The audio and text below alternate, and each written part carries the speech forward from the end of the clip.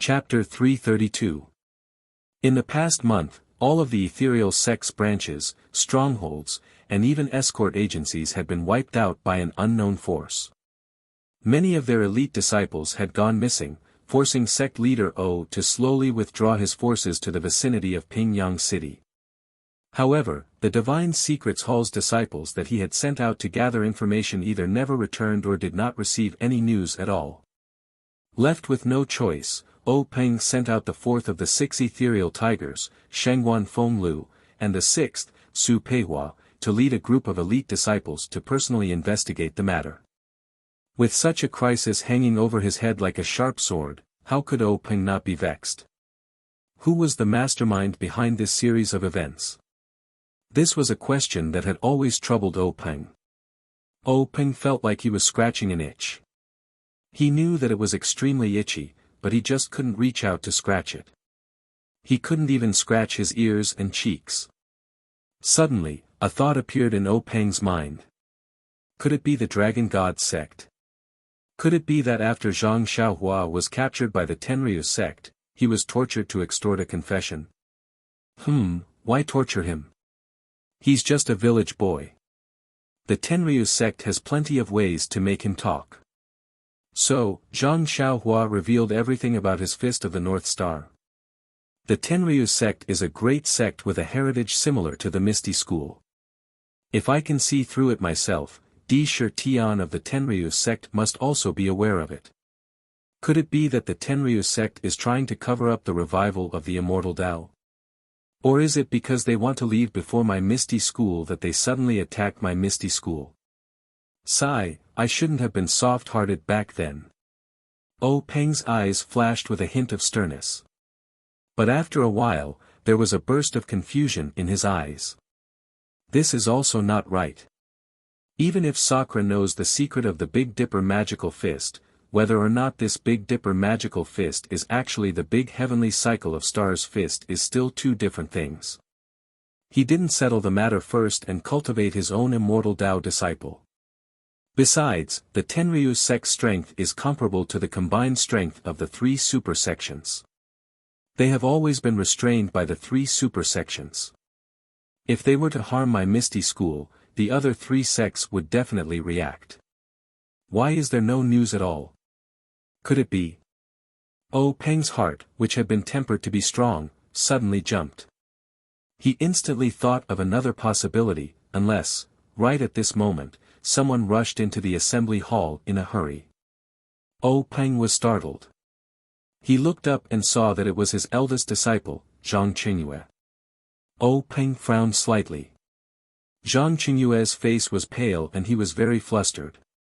Zhang Qingyue had always been experienced and steady in handling matters. He had never been so rude. Therefore, he didn't have the intention to scold Zhang Qingyue and asked, "Qingyue, why are you so flustered?" "Big sect master, there's a big disaster." Hearing O Peng's dissatisfied tone, Zhang Qingyue already knew that he was being rude. However, it wasn't the time to pay attention to it. Big disaster? O Peng's heart jumped and he blurted out, "Did the Tenryu sect besiege my Misty Mountain Manor?" "No, big sect master, no enemies appeared around our Misty School. It's just that." Zhang Qingyue's tone was somewhat hesitant. Then, he looked at O Peng's gaze and said with gritted teeth, "Big sect master, 4th martial uncle and 6th martial uncle." O Peng couldn't help but ask, "What happened to them?" Zhang Qingyue said with some sorrow, 2 martial uncles were killed and their corpses were brought back by the disciples of the sect." "What?" O Peng exclaimed and immediately stood up from his chair. 4th martial uncle, Shengguan Fenglu, was quick-witted and resourceful. 6th martial uncle, Su Peihua, was the best in Jianghu. When the 2 of them were roaming Jianghu, they were always together and had been through a lot. Now, the 2 of them had taken elixirs to increase their power. There were few opponents in Jianghu who could match them. But now, they were both killed at the same time. This was something he never expected. "Quick, where are the corpses of the 2 martial brothers?" Reporting to Big Sect Master, "It's in the square in front of the conference hall." This disciple doesn't dare to act rashly. Hearing this, Peng stomped his right foot and his body floated up. He flew like a gust of wind to the entrance of the conference hall. His figure was 70% similar to Zhang Xiaohua's. From the chair to the door, Peng's feet basically didn't have any place to touch the ground. It was also very similar to Zhang Xiaohua's levitation technique. The square in front of the conference hall was still empty. There was only a broken carriage parked there alone. Beside it, there were a few dejected and injured disciples. Peng jumped down from the high platform. When the disciples saw him, they immediately saluted. Peng didn't even look at them. He walked to the front of the carriage and lifted the mat on the carriage with a trembling hand. Seeing the familiar lifeless face under the mat, Peng's heart couldn't help but ache and almost shed tears. This was the person he had grown up with, practiced martial arts with, and roamed the Jianghu with. They weren't blood brothers, but they were better than blood brothers. Now, this person was quietly lying in this shabby carriage, closing the eyes that had cared for him for dozens of years. Peng raised his head and shouted sternly, "What are you doing? Why didn't you buy the best coffins and use the best carriages to bring the two elders back?" The disciples were submissive. Only one of them mustered up the courage and said, "Sect leader, it's not that I didn't want to buy the coffins for the two elders. It's just that after the attack, the masked man in black had already prepared the carriage and mat. He told me not to move them. He also said that if I moved them and sect leader didn't notice anything wrong, would be responsible for everything.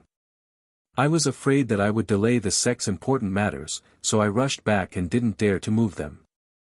Hearing his disciples' words, Peng clenched his teeth and regained his senses. He waved his hand and said, "All right, Cheng Yu, send someone to call eldest martial uncle, second martial uncle, and fifth martial uncle here. Also, carefully carry the bodies of the two martial uncles to the Divine Engineering Hall.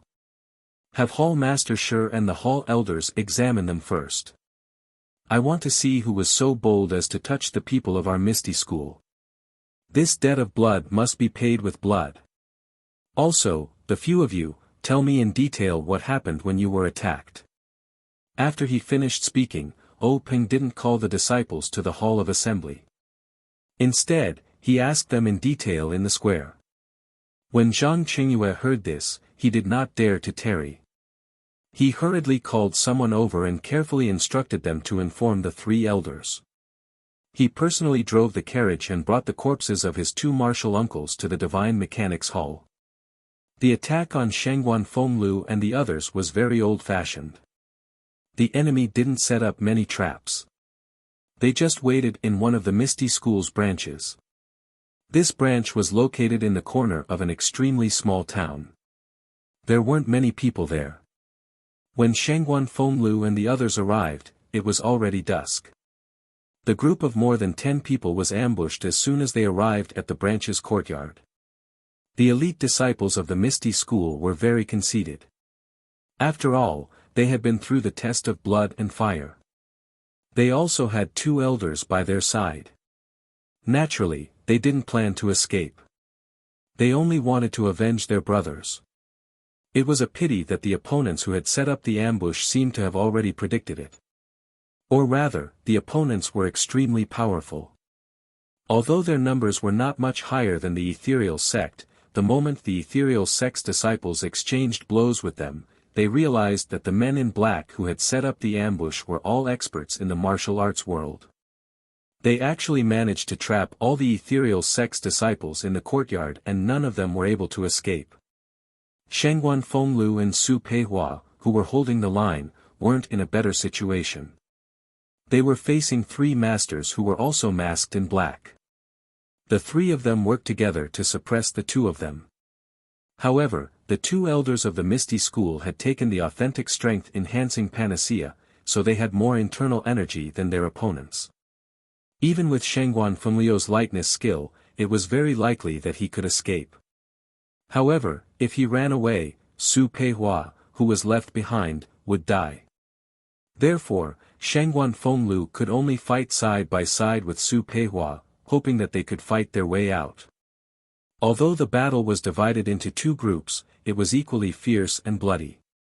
By the time night fell, the disciples of the Misty School had been completely annihilated. Only a few who were waiting to be used were left with their acupoints sealed. Shangguan Fenglu and Su Peihua were also seriously injured. They were barely holding on. At this moment, a yellow-faced old man who hadn't been seen before floated over. Seeing the situation, he was very surprised. "What's wrong? These two people are so difficult to deal with. Why haven't they succeeded yet?" Shangguan Fenglu and Su Peihua were shocked and they saw this person. Just as they were about to call out his name, the yellow-faced old man came in and hit their chests with his palm. In an instant, the two of them spat out blood and fell to the ground, dead before they could even say a word. The yellow-faced old man looked around and said proudly, "Act according to the original plan. Get someone to bring these two bodies back to the Misty School." Then, he floated away. When the injured disciple finished telling the whole story of the attack, Peng's frown deepened. These disciples' kung fu was weak. They were the ones who were supposed to contact and guide the disciples. When they were attacked, they could only take care of themselves. How could they have the time to observe and collect other information? Moreover, when their acupoints were sealed, they only heard a few words and knew that a master of the masters had arrived and killed the two elders in one move. How could they know who this master was? At this moment, another disciple whispered, "Grand Gang leader, this disciple secretly saw something." "Tell me quickly," Peng said anxiously. Among the three people who besieged the elders, one of them was wearing a felt hat. It was very strange, so I took a few more glances at him. Moreover, when they let us go, I took another glance at that person. At this time, his felt hat was gone. I reckon that the two elders had taken it away, but he was bald. The Dalan Temple. Peng called out the name of this sect. If there was a sect that had the strength to wipe out so many elite disciples of the Misty School, and even two elders, then the Dalan Temple should be one of them. If there was a recent grudge with the Misty School, then the Dalan Temple should be at the top of the list. Chapter 333. At this time, from the corner of the square, three people quickly walked over. They were Misty Sect's Hu Yuni, Li Jian, Li Lao, Lu Qingyang, and Lu Laowu. The three of them came together and looked at Peng and the several injured disciples with astonishment. They asked, "Big sect leader, do you have any clues? Who's the one playing tricks behind us?" Peng waved at the disciples to let them go back and recover. He then turned to look at the three brothers who had grown up with him. He bit his lip and tears welled up in his eyes. He opened his mouth but didn't know what to say. Hu Yuni was careful and asked immediately, "What's wrong, third? What happened?" Lu Qingyang smiled. "Third brother, what are you afraid of? The Misty School has been through more than one or two crises. Didn't we get through them all safely? Oh right, where are fourth and sixth? Sixth still owes me 2 rounds of wine. That bastard's external skills are so bad that he's no match for me." His words seemed to have hit the softest spot in Peng's heart. Tears welled up in his eyes. Peng immediately turned his face away and swiped his finger in the air to cover it up. "They're at the Divine Mechanics Hall right now. Let's go take a look. That bastard sixth didn't look for me first. Damn it." Lu Qingyang was still careless and walked towards the Divine Mechanics Hall. Hu Yuni looked at Li Jian in surprise. He was about to ask Peng again when Peng also started walking and followed closely behind Lu Qingyang. A cold light flashed in Li Jian's eyes and he quickly followed. Perhaps he, who was the calmest, had realized something. Just as they reached the front of the Divine Mechanics Hall, they saw Zhang Qingyue rush out. He stopped when he saw the four of them and waited for Peng to approach before whispering, "Sect leader, Hall Master Shi and the others have seen it. Is it the Dalan Temple's technique?" Before Zhang Qingyue could reply, Lu Qingyang shouted, "What? The Dalan Temple's technique? Oh my, is Lu Qingyang injured? I told him to practice the Golden Bell Shield earlier. Now look, the old bald donkeys from the Dalan Temple are so cunning. Lu Qingyang is going to have a hard time. By the way, Old Sixth is injured. Why didn't he go to the pharmacy?" In an instant, Hu Laoda and Li Laoer, who were following behind him, seemed to have understood something. They rushed forward, ignoring O Peng and Lu Qingyang, and rushed into the Divine Machine Hall. O Peng raised his hand in an attempt to stop her, but he only managed to raise his arm a little before it fell limply to the ground. Old Fifth Lu didn't understand and followed him in.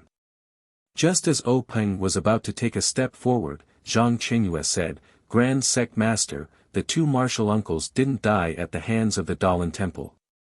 The two fatal palm prints on their bodies were from the Righteous Alliance's Grand Universe Palm." "Ah! Zhang San's Grand Universe Palm? How is this possible?" O Peng was even more surprised. At this moment, Old Fifth Lu's sorrowful shout came from the Divine Mechanics Hall, Old Fourth. Old Six. What followed was a burst of wailing. O Peng looked at the door of the Divine Mechanics Hall. His feet moved slightly, but he quickly retracted them. Standing there silently, O Peng stroked the short beard on his chin and frowned deeply. After a while, he instructed Zhang Qingyue, "Qingyue, hurry and inform the disciples to be on full alert from now on. I reckon that there will be strong enemies coming soon. Be prepared to drag Ethereal Peak in. Also, send more men to move all the precious items in the manor to the secret chamber. If anything happens, we'll defend against the enemies with the mountain. This manor is easy to attack but hard to defend. We can only rely on Ethereal Peak. Oh right, also, find someone to send the young mistress to Ethereal Peak. This has to be done first." Zhang Qingyue's expression froze when he heard that. He hurriedly accepted the order and was about to leave. O Peng stopped him and whispered in his ear. Zhang Qingyue was shocked and puzzled. He asked, "Master, are we really going to do this?" O Peng nodded. "Let's do it. It's either the fish dies or the net breaks. Even if we die, we'll make sure that their efforts are in vain." "But, Master, will this person succeed?" "Sigh, man proposes, God disposes. Who knows?" Zhang Qingyue nodded and left with the order. O Peng sighed as he watched Zhang Qingyue leave in a hurry. Then, he took a deep breath and tidied his clothes before walking steadily into the Divine Secrets Hall. In the Divine Secrets Hall, two tall wooden coffins were placed in the middle. Although the sun was shining brightly and a lot of sunlight shone in, it was still desolate. The Divine Secrets Hall's Shiyukun and two white-haired elders stood beside the coffins with their hands clasped behind their backs. They looked sad. Big Bro Hu and Li Laoer stood on the other side, staring at their two junior brothers in the coffins. No one knew what they were thinking. Only Old Fifth Lu held onto Su Laoyo's hand like a child. Tears streamed down his face. O Peng quietly walked to a corner of the coffins. He did not speak and just looked at it quietly, as if he was reminiscing about the past. The entire Divine Secrets Hall had long lost its former solemnity. Only sorrow filled the entire hall. After a while, Old Fifth Lu had cried enough. He jumped up, wiped his tears and ran to O Peng. He tugged at O Peng's clothes and shouted, "Lao Lu, who did it? Was it the bald donkeys from the Dalan Temple? Which one? I must settle this with him today so that sixth brother can rest in peace in the underworld." O Peng looked at Lu Qingyang and said softly, "Lao Lu, calm down and listen to me." "Calm down my ass. How can I calm down? Lao Lu and Lao Lu were killed and they even sent someone to their doorstep. Isn't this a slap to the Misty School's face? If I don't take revenge, my surname is no longer Lu. Lao Lu, tell me who it is. Is it Chang'ing or Changsheng? Did Changqing do it himself? O Peng said with a gloomy face, the fatal injuries on Lao Lu and Lao Lu were caused by Zhang San from the Righteous Alliance. However, it was said that there were monks involved. I suspect that the Dalan Temple was involved. Zhang San. This ruffian has never interfered with our Misty School. How dare he do this? I'm going to find him. After old Fifth Lu finished speaking, he swung his arm and was about to rush out. How could O Peng let him go? He pulled him back and advised, Lao Lu, where are you going to find him? Are you going to kill your way to the Righteous Alliance's main peak?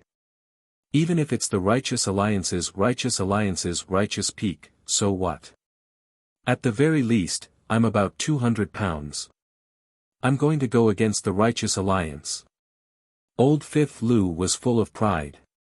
He threw O Peng's hand away and was about to leave. At this moment, Big Boss Hu scolded, Lao Lu, stop. Don't you think it's chaotic now? Do you want us to worry about you? Do you want us to watch you get sent back by someone else? Old Fifth Lu listened to Big Boss Hu the most. Naturally, he didn't dare to move half a step. He only said loudly, but, Big Brother, Lao Lu and Lao Lu. After saying that, he stomped his feet vigorously. In the end, he squatted down and used his fists to hit the ground. After a few hits, blood dripped from his fists. Seeing this, Big Boss Hu sighed and didn't stop him. O Peng walked over and patted Lu Qingyang's shoulder, saying, Lao Lu, get up. Don't worry, we'll definitely avenge Lao Lu and Lao Lu.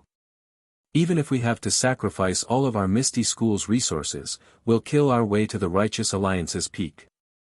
Good. Lu Qingyang immediately stood up. He ignored the blood on his hands and asked, when are we leaving? O Peng smiled bitterly, Lao Lu, don't worry. Even if we don't kill our way to the Righteous Alliance's peak, they'll immediately send us to our door. Is that so? Big Boss Hu and Old Fifth Lu asked in unison. However, while Lu Qingyang was pleasantly surprised, Hu Yuni was somewhat astonished. What's going on here? Lao Lu, tell us in detail. Big Boss Hu frowned and asked. After O Peng explained the matter in detail, Big Boss Hu frowned even more and said, if that's the case, our Misty School is now facing the most serious situation. If anything goes wrong, we'll be in danger of being exterminated. However, why would the Righteous Alliance join hands with the Dalan Temple? O Peng smiled bitterly, I'm just guessing. I don't have any real evidence. Maybe that baldy is just a baldy. Our Misty School can't afford to offend either of these two sections. Just one of them is enough for us to deal with, let alone two sections. I can't find any reason for the two sects to join hands against our Misty School. Could it be that they're shifting the blame to others? What Big Brother said makes sense. There's another possibility, which is the Tenryu sect. Hearing this, Hu Yuni gasped and said, the Tenryu sect is a colossus. It's an existence that can contend with the entire Righteous Alliance. When did we get into such trouble? O Peng explained, Big Brother, there's only one possibility. If it's the Tenryu sect, they wouldn't be so troublesome. They could just directly attack us. This method isn't their style. But if it's not them, then it's the Righteous Alliance. The Grand Heaven-Earth Hand isn't something that ordinary people can imitate. Yes, Big Brother, it's most likely the Righteous Alliance. But they have no reason to do such a heinous thing in Jianghu. Could it be? At this point, the two of them said in unison, it's the secret plane. But we've kept the news about the secret plane very well. Even the Hall Masters know very little about it. How could they leak it? Alas, Big Brother, we didn't leak it, but we can't guarantee that the Yanming Villa, the Tan family, and the Wan Jianfeng didn't leak it. But it's not very likely. Yanming Jisher is an extremely cautious person. His Yanming Villa is not easy for outsiders to enter. The Tan family is a big family that practices martial arts. It's even harder to sneak in than the Misty School. Wan Qingjiu of the Wan Jianfeng is even more scheming. He even spies on the Five-Claw Peak. How could he leak the news? I estimate that there are no more than 5 people on his side who know about the secret plane. Alas, Big Brother, there's no such thing as an impenetrable wall in the world. We've been operating the secret plane for 3 or 4 years and have reaped endless benefits from it. In recent years, the development of the Misty School has relied on the medicinal materials in the secret plane. It's hard to guarantee that no one will find out. Moreover, we've also obtained the life-prolonging pill from the secret plane. Such a heaven-defying thing will definitely shorten one's life if we have it. Misfortune is a blessing in disguise. The ancients didn't deceive us. Chapter 334. When the two of them analyzed up to this point, they had already determined that the news of the secret plane must have been leaked, which attracted the attention of the Righteous Alliance. Success is because of the secret plane, failure is also because of the secret plane. Hu Yuni sighed. Earlier, when they obtained the treasures of the secret plane, they had naively fantasized that if there was a critical moment like today, they would hand over the map and the life-prolonging pill. A wise man submits to circumstances and can barely survive the crisis of the sect being exterminated, even if they had to be a coward, so what? However, the current situation developed greatly beyond their initial expectations. The Righteous Alliance actually acted ruthlessly and destroyed 2 of the Misty Six Tigers in one fell swoop. This deep hatred had already been formed, how could there be any room for negotiation? Could it be that the Righteous Alliance had the idea of exterminating the Misty School? Could it be that they were not afraid of the other sect's attention? At this time, Hu Yuni did not need to think about which power leaked the news of the secret plane, nor did he need to let Peng send people to investigate this news, nor did he need to ask Peng about the whereabouts of the map and the life-prolonging pill. All these doubts could only be asked in the future when the Misty School was able to survive. Now, the only thing they needed to do was to face the Righteous Alliance, who they did not know when they would attack. This was a martial arts sect that rose again after the immortal Tao was annihilated. In fact, if Peng and others blamed all the crimes on the secret plane, it may not be completely correct. As a martial arts sect, the Righteous Alliance had long been aware of the immortal Tao and had long coveted the immortal Tao inheritance. The previous Xing Long family was just the tip of the iceberg of the Righteous Alliance's immortal Tao inheritance. The Misty School, as a sect with thousands of years of inheritance, had been in decline for a long time and had long been targeted by the Righteous Alliance. If it was not for fear of the other sects with immortal Tao inheritance, the Righteous Alliance would have already made a move on the Misty School. And this secret plane was just a fuse. Even if there was no secret plane, sooner or later, the Righteous Alliance would inevitably make a move on the Misty School. Who told the Misty School to have the immortal Tao inheritance but was unable to protect it? This annexation of the Misty School was nothing more than a drill that the Righteous Alliance had been preparing for a long time. Peng continued, Big Brother, Second Brother, Fifth Brother, the Righteous Alliance came in a menacing manner. First, they reduced our forces in the periphery of our Misty School. Then, they set up a trap to make us lose our brothers. I presume that they have been plotting this for a long time. Moreover, they sent the remains of 4th brother and 6th brother back. This is not only a blow to our confidence, but also a signal for us to attack. I estimate that the Righteous Alliance will launch their final attack on us tomorrow at the latest. Aha! Old Fifth Lu shouted and jumped up. Third brother, I'll go get my axe. I'll guard the archway. I'd like to see if that yellow-faced Zhang San can step on my body and walk into the Misty School. With that, he ran out of the Divine Mechanics Hall like the wind. Peng raised his hand to stop him, but Hu Yuni said, let old Fifth go. Then he said to Li Jian, Second brother, go and watch him. Don't let him do anything stupid. Li Jian didn't say anything and chased after him. After the two left, Hu Yuni asked, Third brother, do you think we should send a message to the Dalan Temple and the Cult of Incense? Ask them to come and help us. Well, the Dalan temple hasn't been cleared of suspicion. They might not, maybe it's just a bald man. Even if it's a monk, it doesn't mean that the Dalan temple is involved. After all, they are all part of the path of immortality. They might help us. Help us? Oh, Peng sneered. According to the records, when the Shundao sect was destroyed, the Dalan temple didn't help us. That was then and this is now. If we don't have the Dalan temple and the cult of incense as help, even if we barely make it through tomorrow, the Misty School's vitality will be greatly damaged. Why don't we give it a try? Oh, Peng sighed. Now that things have come to this, we can only give it a try. The Righteous Alliance has been plotting for a long time.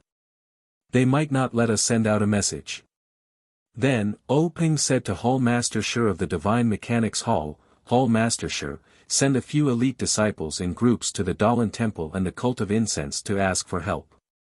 Shi Yukuan cupped his hands and said yes. Then, he quickly left with 2 elders. For a moment, the Divine Mechanics Hall fell into silence. O Peng and Hu Yuni were like stone statues. They stood in front of the coffins and stared at the 2 people who seemed to be sleeping.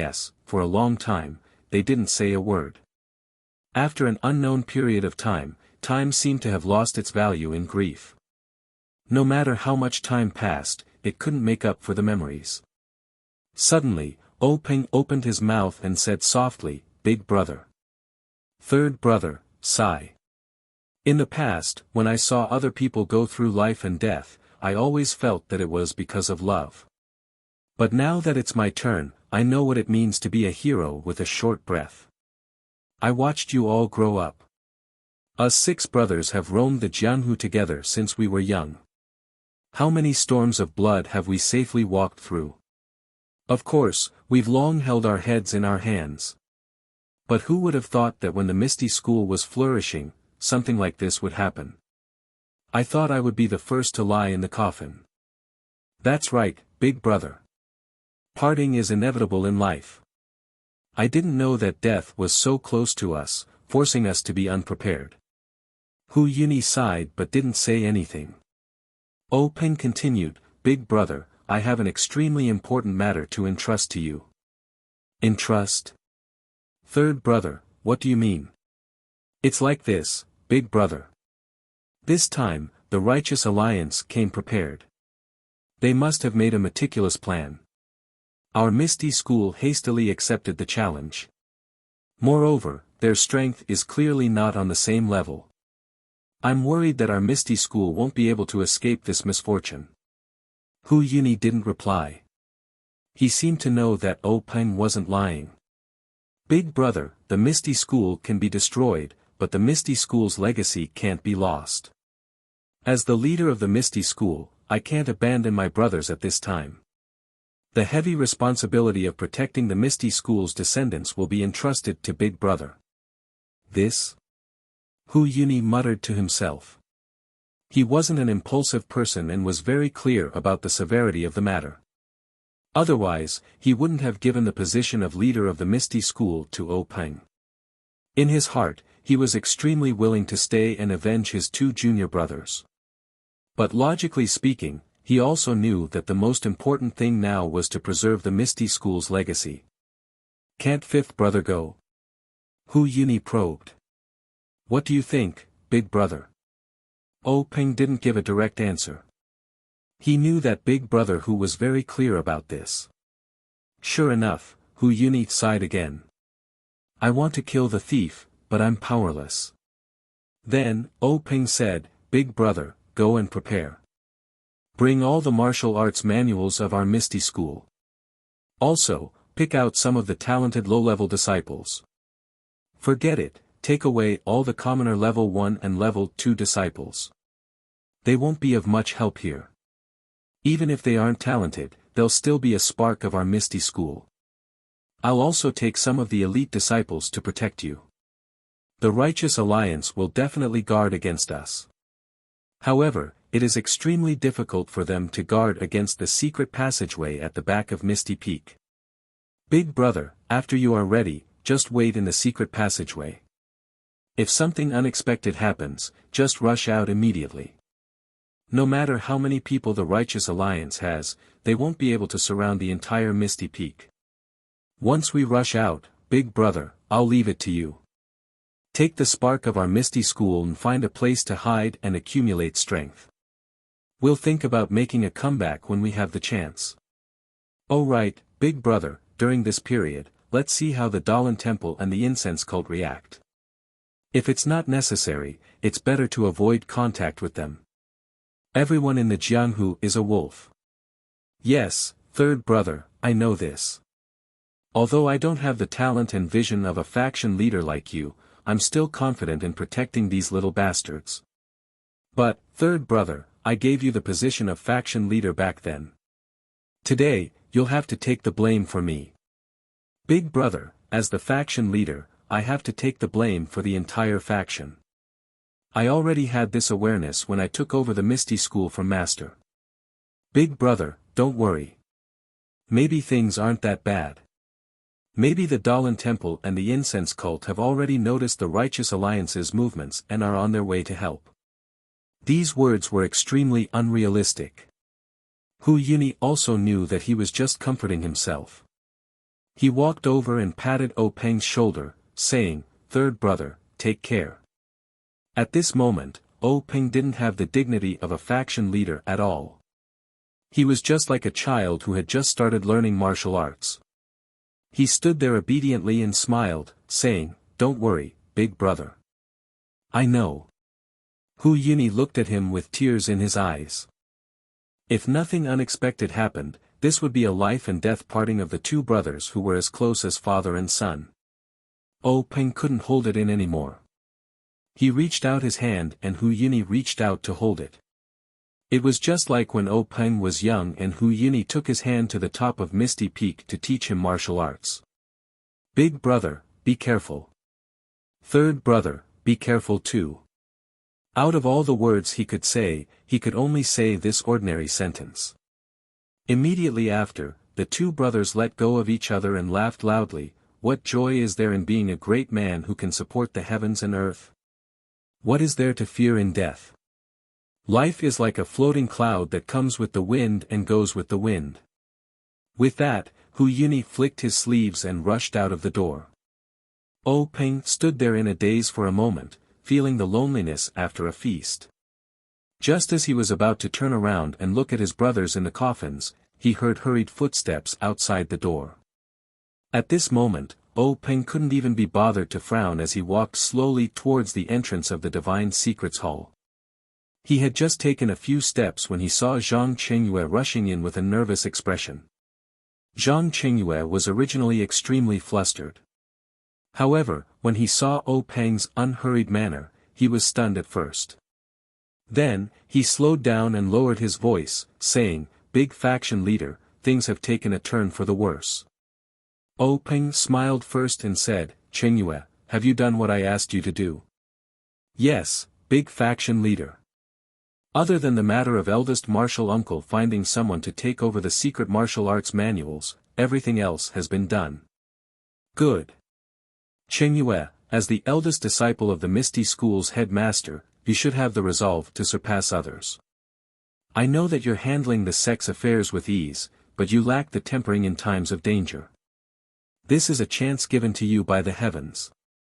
As long as you get through this crisis, you'll be able to look down on others, and I can also rest assured that the entire Misty School will be in your hands. Chapter 335. Zhang Qingyue listened with his hands down and nodded repeatedly. How could he not know in his heart that at this time, other than O Peng, he, the chief disciple, should be the one to straighten his back in front of all the disciples? He did not have the slightest room to retreat. He was also clear about what eldest martial uncle wanted to do, but this very important matter could not be done by him. He could only stand beside Master with a smile. This was the pride of a direct disciple, but also the sorrow of a direct disciple. After O Peng finished speaking, Zhang Qingyue regained his composure and said in a low voice, Great Sect Master, the disciples of the Divine Mechanics Hall have sent news that there are countless masked people surrounding the Misty Mountain Villa. They are advancing towards us. They failed to break through the encirclement and lost a few brothers. They have already retreated.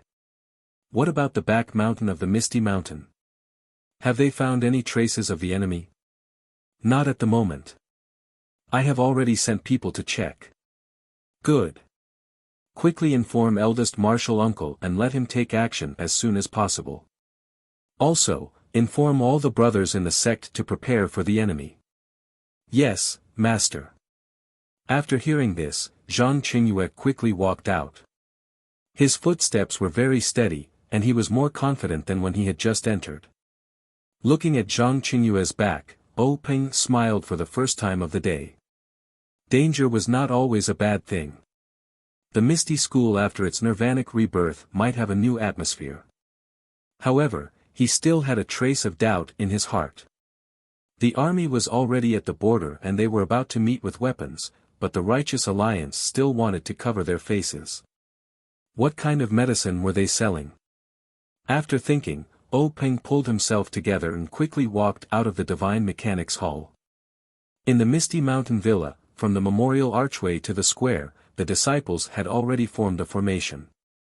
They were all holding various weapons and were waiting for battle. In the pavilions behind the square, there were also many disciples moving things and setting up traps. Although there were many people and things were complicated, they were still in good order.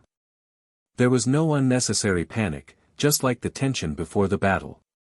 Seeing such a situation, Peng was extremely gratified. Even though these disciples did not have as much information as Zhang Qingyue, causing them to feel a heavy psychological pressure, but this passion to serve the ethereal sect, as long as they could get through this hurdle, would definitely be synonymous with iron and blood in the future. In an instant, Peng was even more confident that he could survive this ordeal. Before Peng could return to the meeting hall, Zhang Qingyue came over to report, "Sect Master, according to the scouts of the Divine Mechanics sect, not only has the front of Misty Manor been surrounded, but there are also traces of enemies at the back of Misty Peak. There are even Righteous Tao Alliance disciples at the back of the mountain." "How many are there?" "There's a lot of vegetation at the back of the mountain, so I can't see clearly. However, they're about to surround us." "Where are your eldest martial uncle and the others?" Disciple has already informed eldest martial uncle of the situation. "They are preparing to enter the secret passage." "Alright, quickly send someone to inform them to break out of the encirclement immediately. If they are surrounded, it will be even more difficult for them to break out. Let the disciples of the various halls mix with the elite disciples. Let them be led by the hall masters of the various halls. Let the female disciples of the Mingcue Hall, the third-generation disciples, and the other disciples set up a defense on the Misty Peak. Their martial arts are limited. If they face the enemy at the front line, they will only be killed." Zhang Qingyue accepted the order and left. He returned not long after. Peng frowned and asked, "Qingyue, don't you think the Righteous Tao Alliance is being too ostentatious this time? Our Misty School, Misty Mountain Manor, and Misty Peak occupy such a large area. They actually want to surround us. Don't tell me Zhang San of the Righteous Tao Alliance is not afraid of the Dalan Temple and the incense cult. What if the two sects send a mantis stalking the cicada, unaware of the oriole behind? Won't the Righteous Tao Alliance go for wool but come home shorn?" Zhang Qingyue was also puzzled and said, "That's right, sect leader. Disciple has also been thinking about this problem. Don't tell me the Righteous Tao Alliance also had a fortuitous encounter in the past few years. Even if they have more disciples than us, if they kill 1,000, they will lose 800 of their own. If they don't have full confidence, why would they dare to do such a desperate thing? That's right, there's something fishy about it." "That's right, Qingyue, did you notice that the Righteous Tao Alliance is covering their faces in broad daylight? Aren't they trying to hide something?" "Ha ha ha, sect leader is right. This kind of small fry, I'm afraid they don't dare to see the light." Both master and disciple laughed heartily. However, their laughter hid deep sorrow. If something was out of the ordinary, there must be something fishy about it. It's just that they didn't know about it. Time passed bit by bit and it was already close to noon. In front of the memorial archway, there were already many masked people in martial attire. They were all armed and just by looking at their figures, one could tell that they were all valiant people. It was as if they were waiting for something. Sure enough, when noon came, a whistling arrow rose from the back mountain of the misty peak. With a loud bang, the masked man immediately shouted and drew his weapon, rushing towards the misty mountain manor. Like a tidal wave, he charged towards the defensive line that the Misty School's disciples had already set up. Hearing the whistling arrow from the back mountain, Peng's expression changed. He immediately said calmly, "Qingyue, how is the defensive line at the back mountain?" "Don't worry, sect leader. I've already sent the elite disciples over. The back mountain is easy to defend and hard to attack. It shouldn't be a problem." Peng nodded slightly. He knew that the back mountain of the Misty Peak was mostly steep cliffs and there were many paths that didn't lead up. They only needed to send a few elite disciples to block the enemy. The battle was very fierce. Not long after, there were casualties and screams could be heard from time to time. Peng stood there with his hands behind his back. His eyes were slightly narrowed and his teeth were slightly clenched. He had a rare impulse in his heart. He really wanted to swing his sword and fight side by side with his brothers in the sect. However, he knew that a sect leader wasn't meant to swing his sword. Sensing the change in Peng's expression, Zhang Qingyue said, "Sect leader, I'll take command here. You should go to the Misty Peak first. Fifth uncle and miss are both there. You can only take command of the situation if you go there." Peng nodded slightly and said, "Then I'll leave this place to you. Qingyue, if things don't work out, retreat to the Misty Peak. As long as there's life, there's hope." "Yes, sect leader.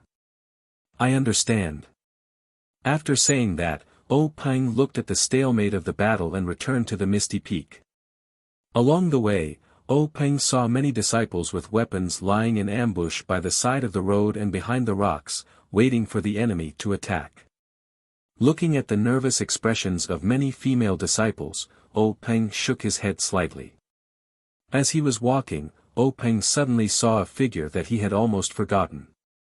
He waved his hand and said, "Zhang Xiaohu, come here for a moment." "Sect leader." Zhang Xiaohu walked over quickly.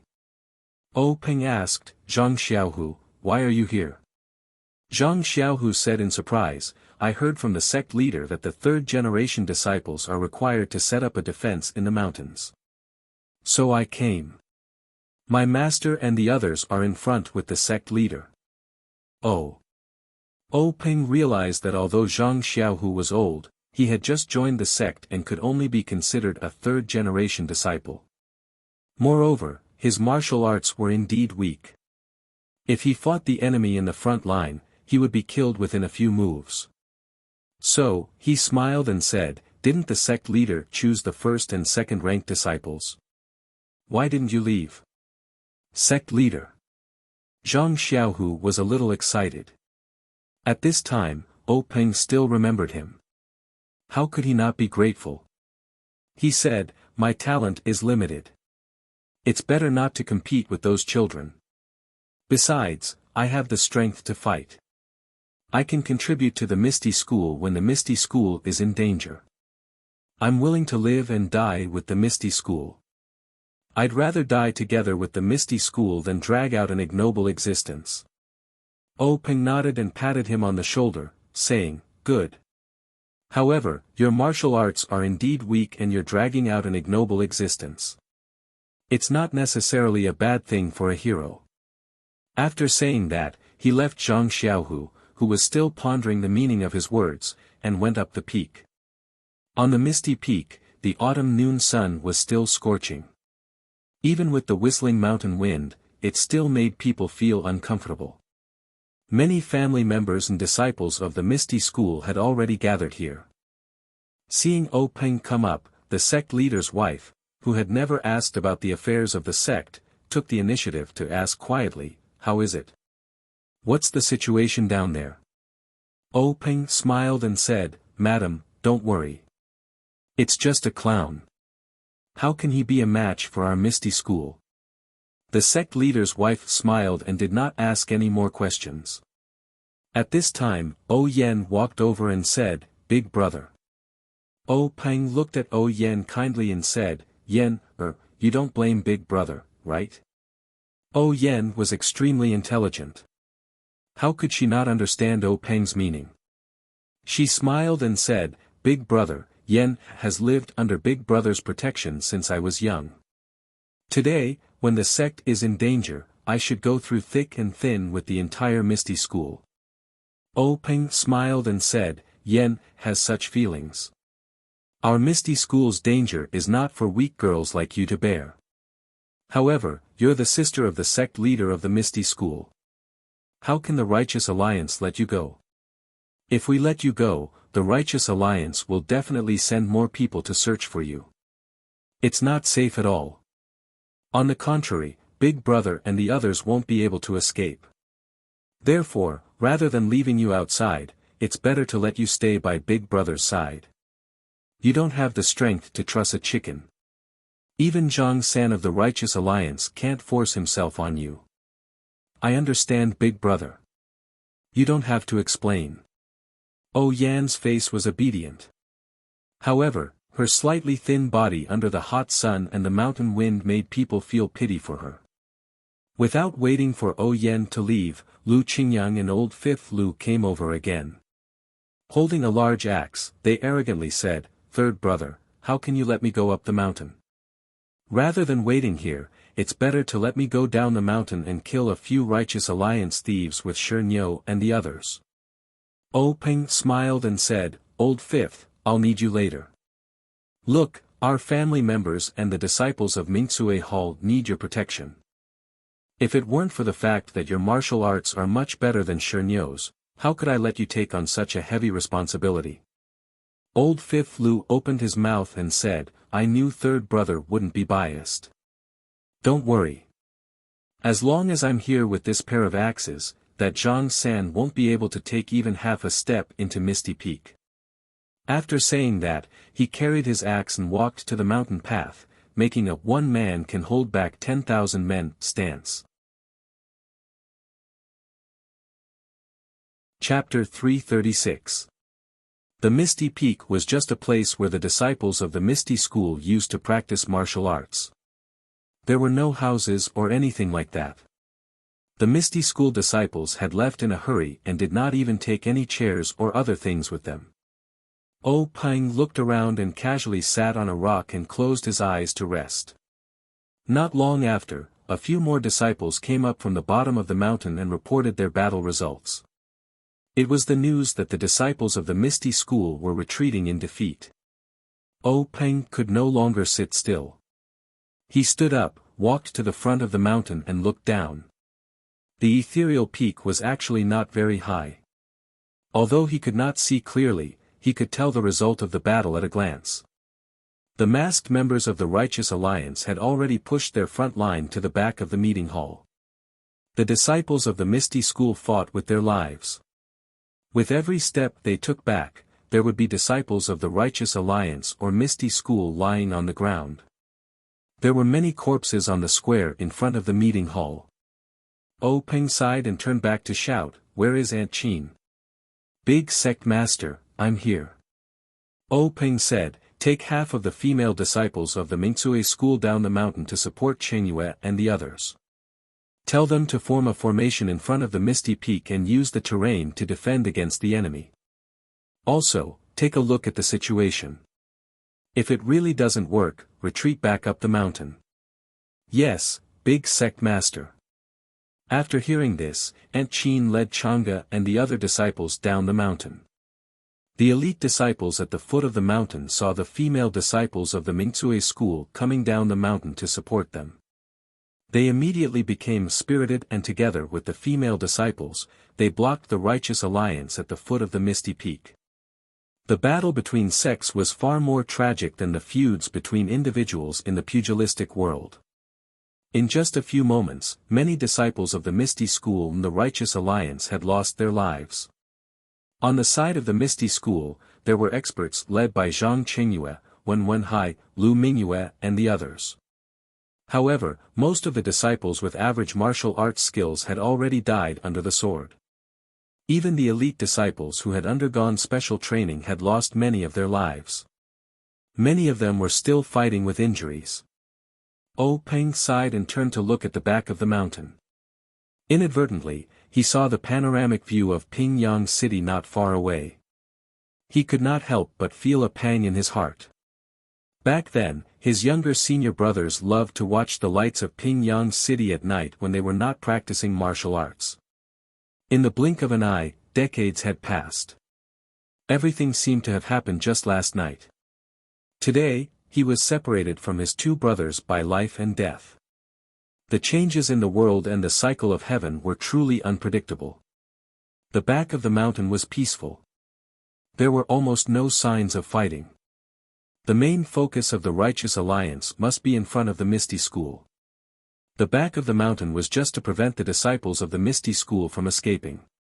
Peng estimated that Hu Yuni should have led a group of disciples through the secret passage by now. Perhaps, they would be lucky enough to avoid the disciples of the Righteous Alliance. Unfortunately, just as he was thinking, he saw a commotion in the back of the mountain. The faint sound of swords clashing could be heard. Wasn't it the direction of the exit of the secret passage? Could it be that the Righteous Alliance knew about the exit of the Misty School's secret passage? However, before Peng could think further, a whistling arrow was heard from the secret passage. Peng was shocked. He hurriedly ran to the front of the mountain.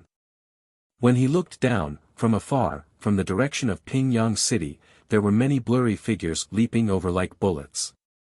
A long howl was heard from one of the figures in front. The sound was so loud that it shook the surroundings. It showed that the person's inner strength was extremely profound. Hearing this long howl, Peng's eyes flashed fiercely. His entire person exuded a shocking murderous aura. At the same time, he circulated his qi in his dantian.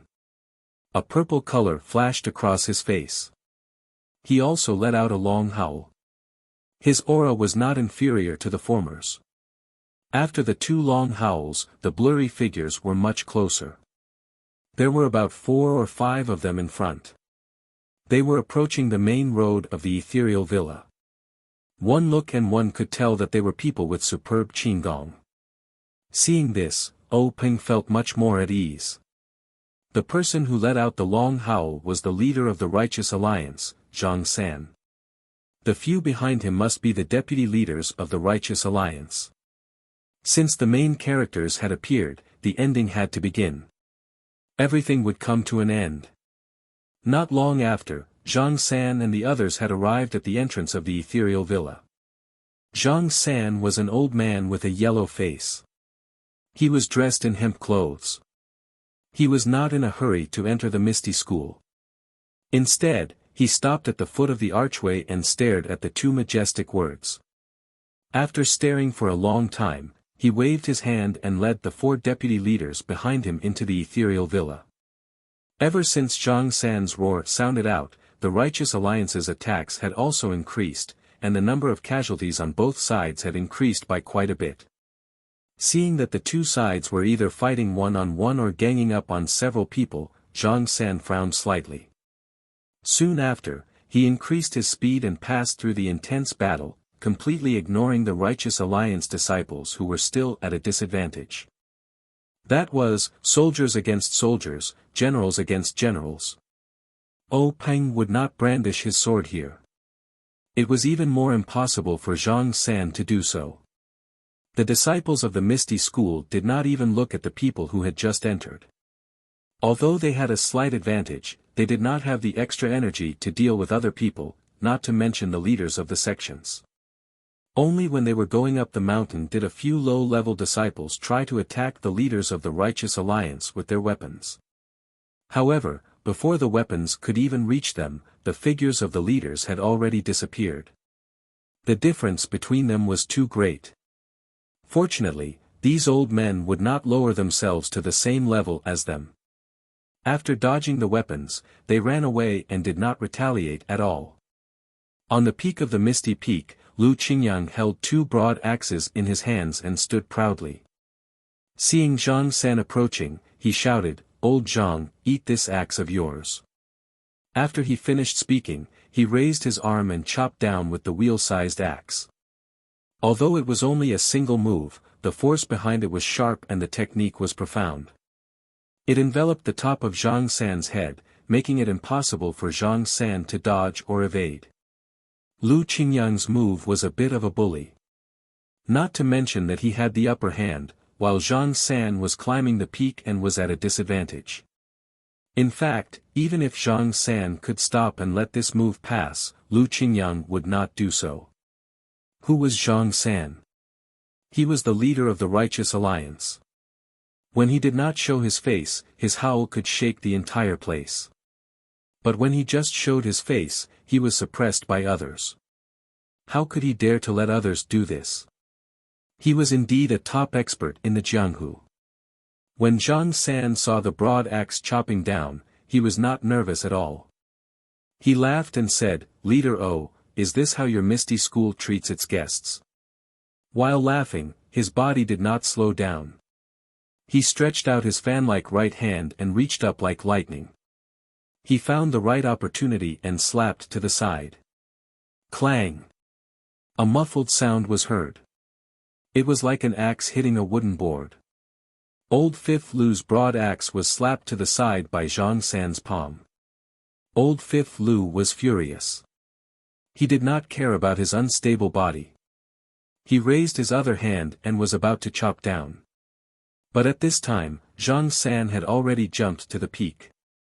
He laughed coldly and slapped towards Old Fifth Lu's chest. If this universal hand hit him, wouldn't Old Fifth Lu be the same as the other two brothers? Although Old Fifth Lu was reckless, he had also fought in life and death situations. He hurriedly blocked the broad axe in front of his chest. Seeing this, Zhang San did not change his move. He directly slapped the broad axe.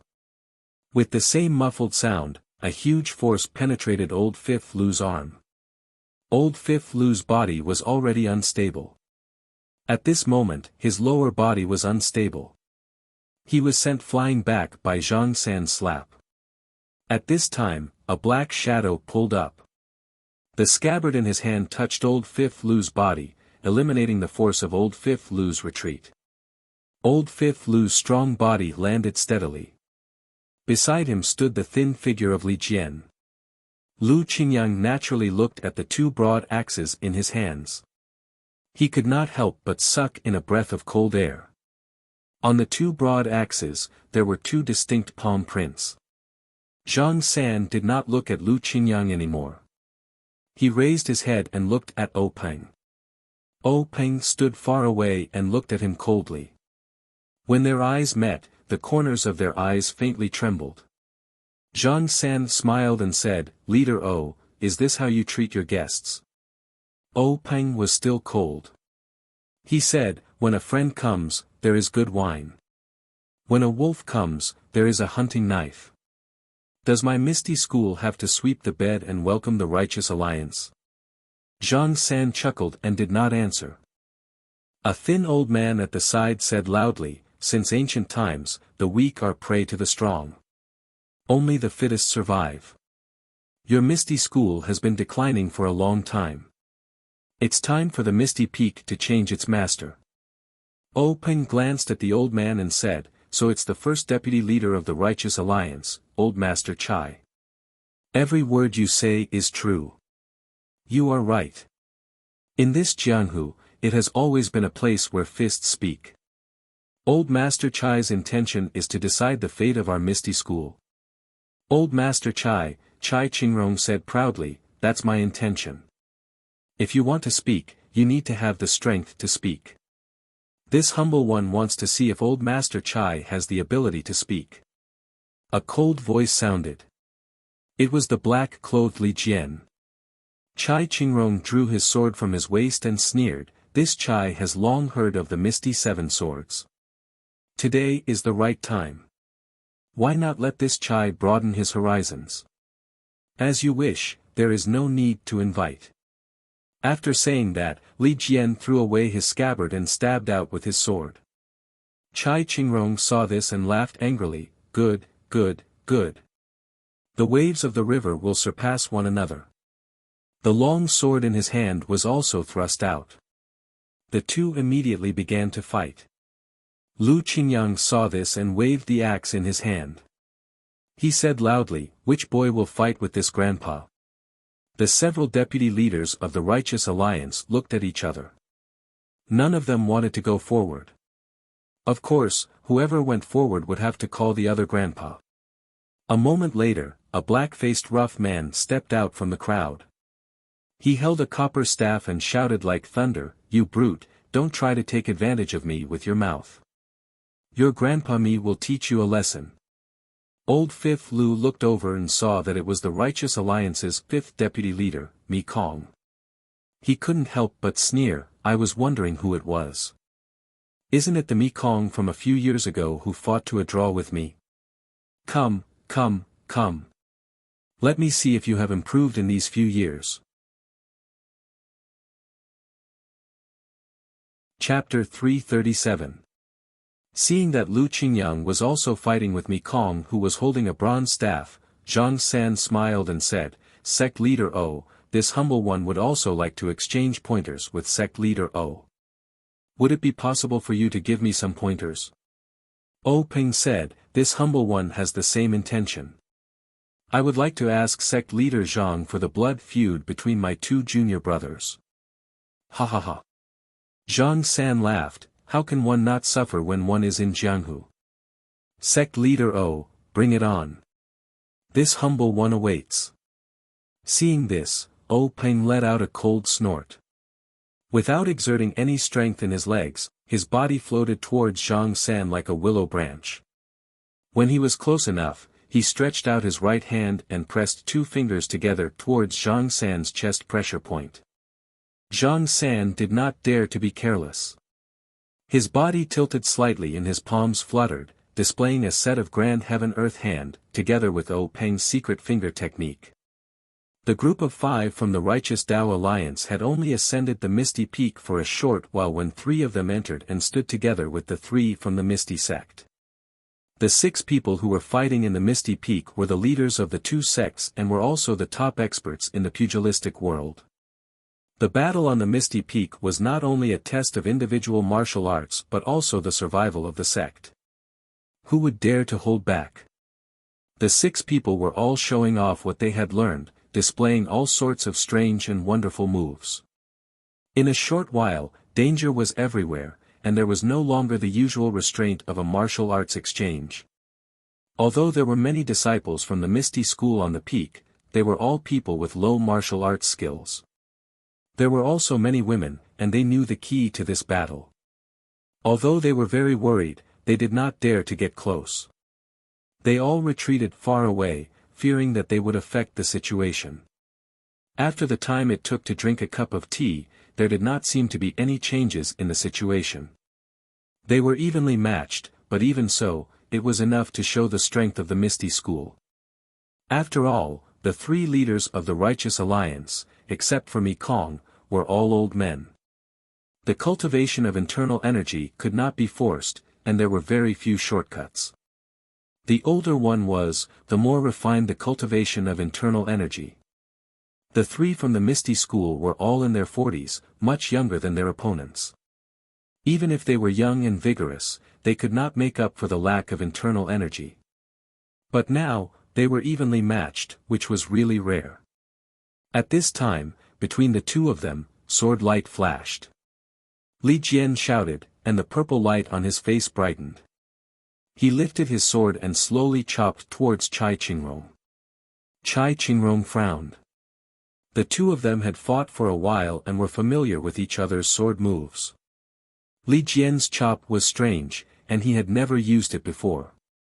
It was also very rare for swords to have such a chop, not to mention his sword that was wrapped in a scabbard. How could it hurt someone? But Chai Qingrong was an old man who had lived for decades, and was used to being cautious. He did not dare to be careless, and raised his sword to meet the attack, preparing to block this extremely crude sword move. But just as the two swords were about to meet, Chai Qingrong suddenly realized that there was a faint green light on the scabbard that Li Jian stretched out. He did not know what it was, but his heart tightened, and he knew that it was not good.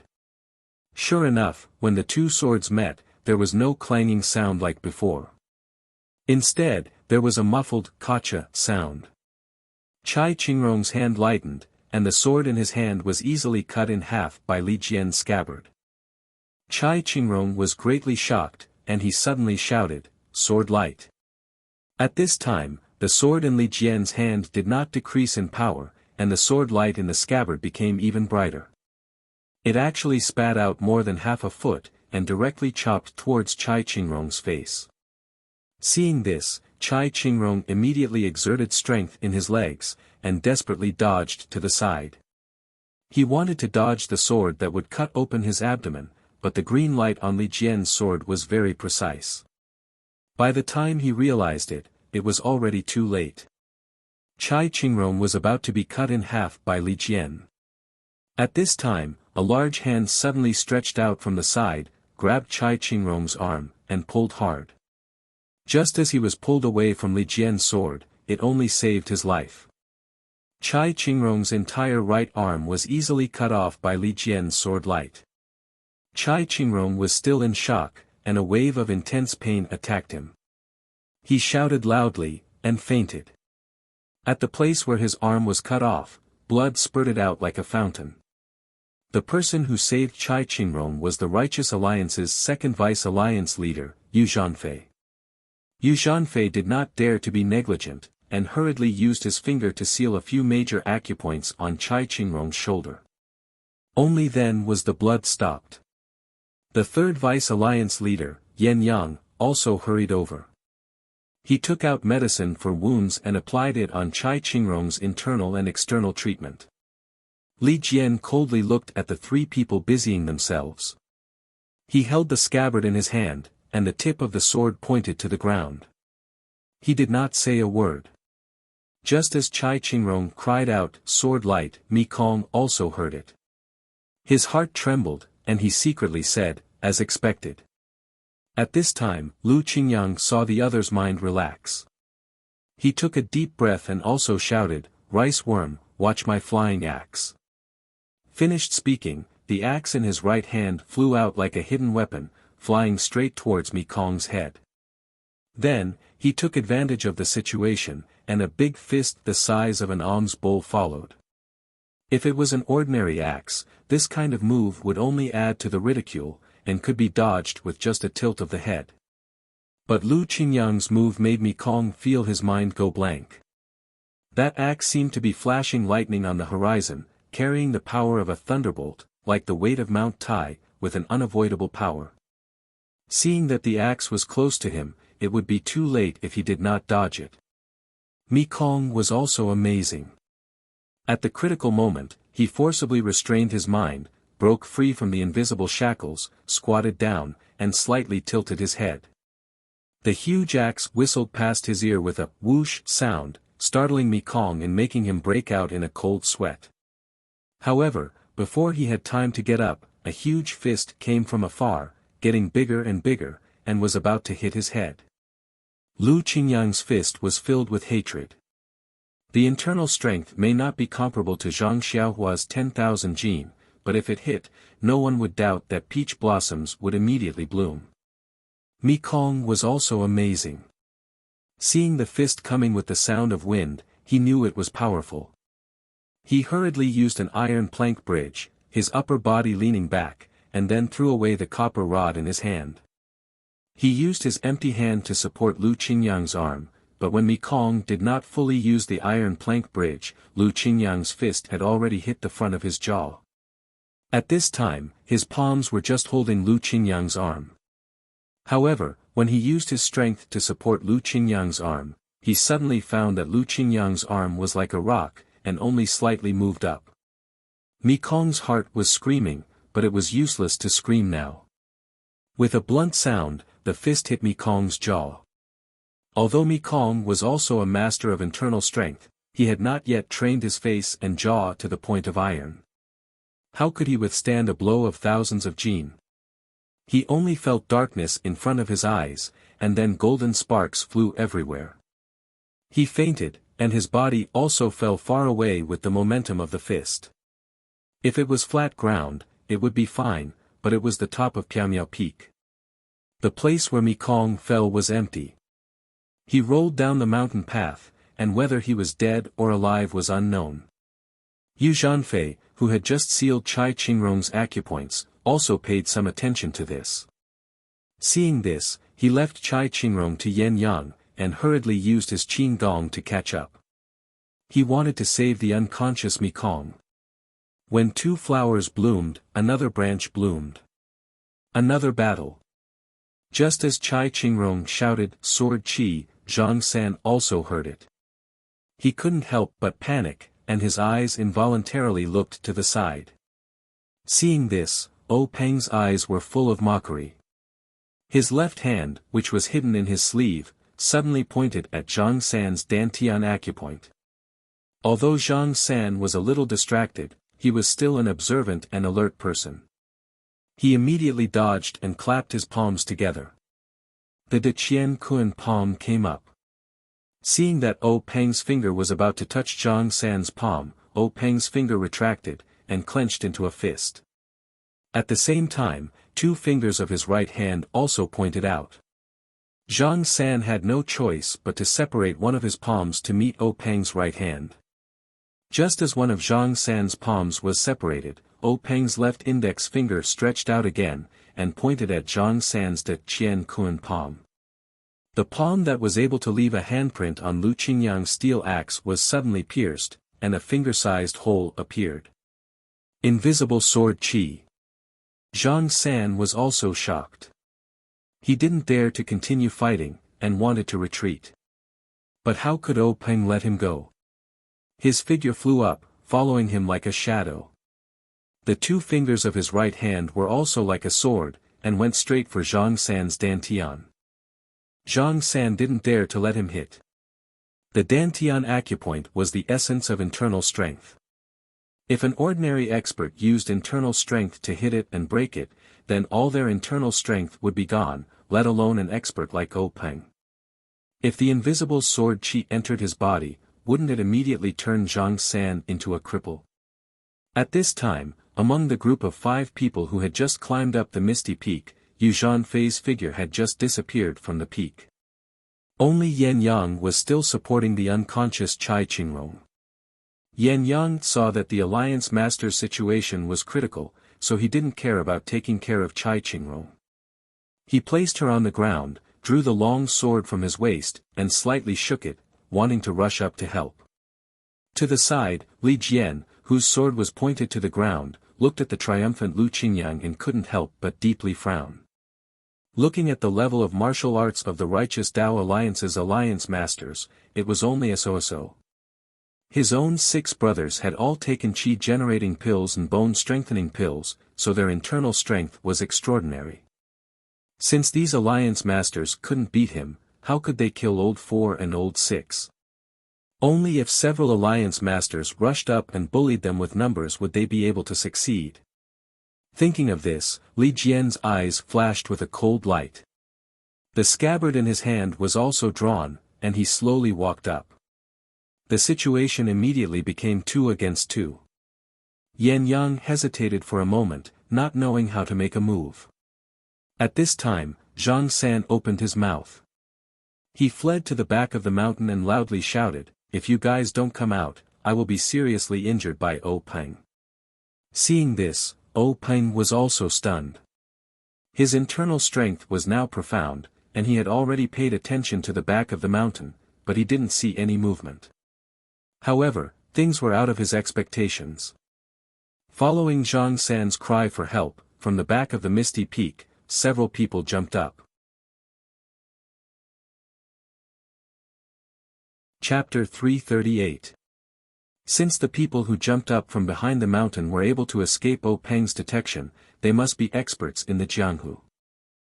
Peng originally thought that they were the hidden experts of the Righteous Alliance, but when he saw the three old monks standing in the wind with a majestic aura, and the masked woman dressed in palace attire beside them, as well as three other short and strong old men who looked similar, Peng could not help but change his expression. He raised his arm and pointed at them, saying, "You, how can you collude with the Righteous Alliance?" This sentence was said with surprise at first, but in the end, it was said with gritted teeth. Yes, those three monks were the Dalan Temple's elder Changsheng, the Arhat Hall's elder Changxing, and the Disciplinary Hall's elder Changgung. The other four were the famous and mysterious members of the Dalan Temple. Although the woman in the palace dress was veiled, since she was able to appear with the Dalan Temple's elder Changsheng, who else could she be but the leader of the Dalan Temple, Abbess Jingyi? The three similar-looking old men in hemp clothes were the outstanding figures of the previous generation of Jianghu. The three of them were secretly cultivated by the Dalan Temple and knew a set of joint formations. In their early years, when they roamed Jianghu, they had never been defeated and were known as the world's number one. How could Peng not be shocked by such a spectacular lineup? Never in his wildest dreams would he have thought that the two major sects, which were both immortal Dao legacies and specialized in martial Dao, would actually work together with the Righteous Dao Alliance to deal with Ethereal Sect. Even though he had just sent a disciple to ask for help, even though he knew that there were monks among the attackers, he still tried his best to exclude this thought. Moreover, even though he had a faint feeling that by taking down the Luo Shui gang, he had already offended the Dalan Temple's disciplinary hall and that the Dalan Temple might intervene, he never thought that the Dalan Temple, which had never shown its face in Jianghu, would also intervene. In an instant, Peng understood why the members of the Righteous Alliance besieging the Misty Mountain Villa had to cover their faces. They were indeed afraid that the people of the Misty sect would recognize them because many of them were not disciples of the Righteous Alliance. Perhaps even more of them were lay disciples of the Dalan Temple. Understanding this, Peng could not help but feel disheartened. He cupped his hands and said, "Elder Changsheng, why are you not at the Dalan Temple but at my Misty Peak?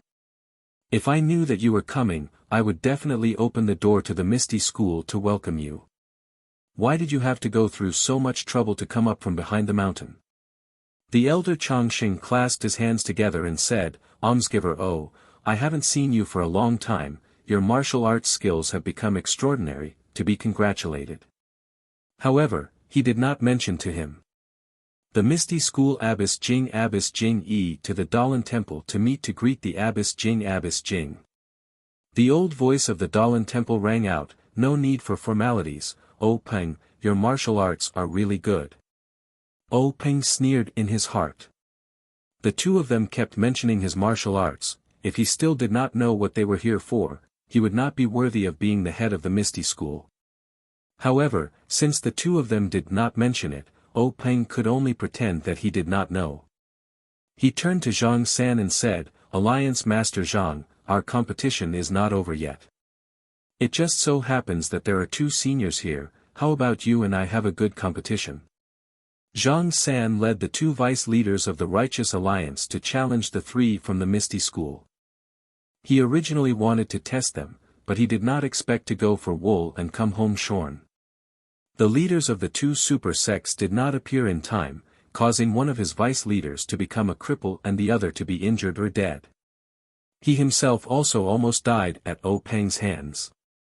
Now that he saw Peng challenge him again, how could he still participate? He only smiled and said, "Alliance Master, let's not beat around the bush. Since things have come to this point, let's be frank. Alliance Master's Misty School's strength has increased too quickly in the past few years. Even Alliance Master and the Misty School's 6 tigers have high martial arts, don't you think you should give us an explanation?" Peng said, "This is the result of my Misty School's hard work. If Alliance Master Zhang is interested, you can join our Misty School and experience it for yourself." Zhang San sneered and said, "Hee, Peng, you're still stubborn. The secret plains matter has long been spread from Wanjian Peak. Do you know where the other vice leaders of the Righteous Alliance, the other elders of the Dalan Temple, and the other leaders of the Fragrance Cult went? O Peng sneered and said, could it be that they also went to Wanjian Peak to destroy the sect? A small Wanjian Peak can't afford such a big battle.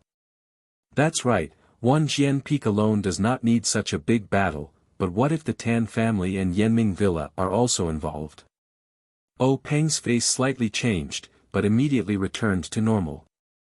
He smiled and said, you're right.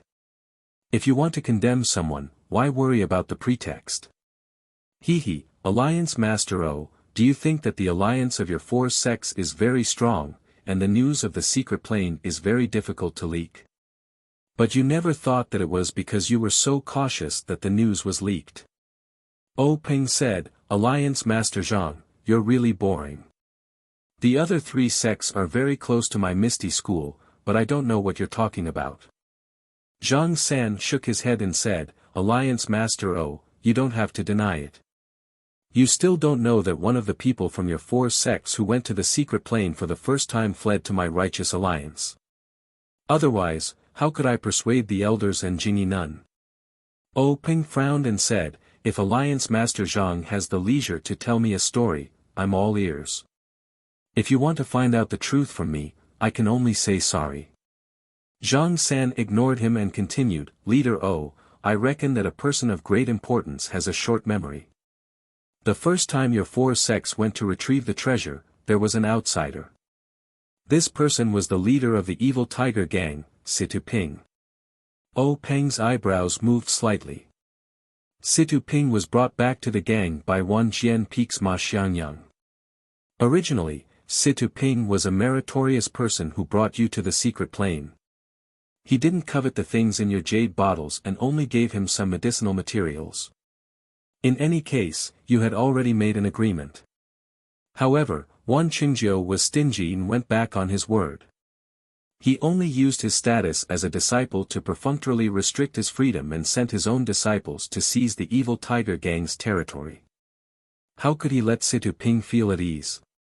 If it weren't for Situ Ping sneaking out of the Myriad Sword Peak a few days ago and coincidentally joining our Righteous Tao Alliance, how would we know such details of such a secret?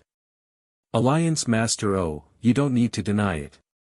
We have already been to the secret plane and we don't want to disturb the peace of your four sections. However, the secret plane is too dangerous. Without the sheepskin scroll to enter the secret plane, my Righteous Alliance has already lost a lot of disciples. We had no choice but to use this method. I hope Alliance Master O can be magnanimous enough to forgive us. When O Peng heard this, he looked up to the sky and laughed, let's not talk about whether your story is true or not. Even if it is, you killed two of my junior brothers, destroyed a lot of my disciples, and destroyed a lot of my branches. With just a few words, you want my Misty School to hand over some sheepskin scroll? Aren't you too naive? Then, he turned his head and asked the leaders of the two large sects, two seniors, don't you think so? At this time, the masked nun Jingyi's old voice sounded again, O Peng, you have wronged me in Elder Zhang. The Righteous Alliance's attack on your Misty School was their own action. Our two sects didn't participate. The matter of your two junior brothers was just an accident. At that time, we only wanted to capture the two of them and didn't have any intention of harming them. However, this Zhang San acted on his own initiative and killed them. This matter is what Elder Zhang Xing and I just heard about it from Elder Zhang Xing. The reason why we came up the mountain so late was to let your Misty School and the Righteous Alliance resolve this enmity first. You see, now that one of the two vice leaders of the Righteous Alliance is dead and the other is crippled, we can be considered even with the Misty School. What do you think? Hearing Nun Jingyi's words, O Peng was startled at first. Then, he looked up to the sky and laughed, what do you think? What do you think? My two junior brothers lost their lives just like that. You all just played a trick and said that we're even. Nun, ask yourself, can we be even like this? My Misty School and Himimi's 6 Misty Tigers are no longer complete. Can we be even? Moreover, the death knot between the Misty School and the Righteous Alliance has already been formed. Only a life and death struggle can break it. Don't tell me Nun doesn't know. Nun Jingyi didn't reply. Peng asked again, Nun, please tell me. Was my senior brother also killed by the Righteous Alliance? Nun Jingyi looked at Elder Zhang Xing and said, Hu Yunyi was only seriously injured. Your Misty School lost more than half of its elite disciples. The lower-level disciples were all unharmed and have already broken out of the encirclement. Yes, Nun, thank you for holding back. I think, at this time, no one in the Righteous Alliance has the strength to seriously injure my senior brother. Seeing that the Dalan Temple and incense religion didn't speak, Peng turned to Zhang San and said, Alliance leader Zhang, there is one more thing I need to ask. Zhang San was expressionless and said, Leader Zhang, please speak. Peng pointed to Yen in the distance and said, This is my younger sister. The whole Jianhu knows that she doesn't know martial arts and doesn't have the strength to truss up a chicken. But when she went south 2 years ago, she was unexpectedly attacked by people in Jianghu. I want to ask, does your Righteous Alliance still have the morals of Jianghu to attack a weak woman? Hearing this, Zhang San smiled and said, Leader misunderstood. Although my Righteous Alliance isn't a great sect with a history of 10,000 years, we still follow the morals of Jianghu. We can't do something like bullying a weak woman. However, this matter about your younger sister, I only recently found out. I don't know if Leader Zhang is interested in hearing about it. Peng cupped his hands and said, Leader Zhang, no matter how hostile we are now, I still admire your Jianhu morals of not bullying a weak woman. Elder Zhang Xing and Nun Jingyi are also here. They also heard it. I hope you can be like this as always. Zhang San didn't understand, but still smiled and said, This is natural. The 2 sect leaders also know about this.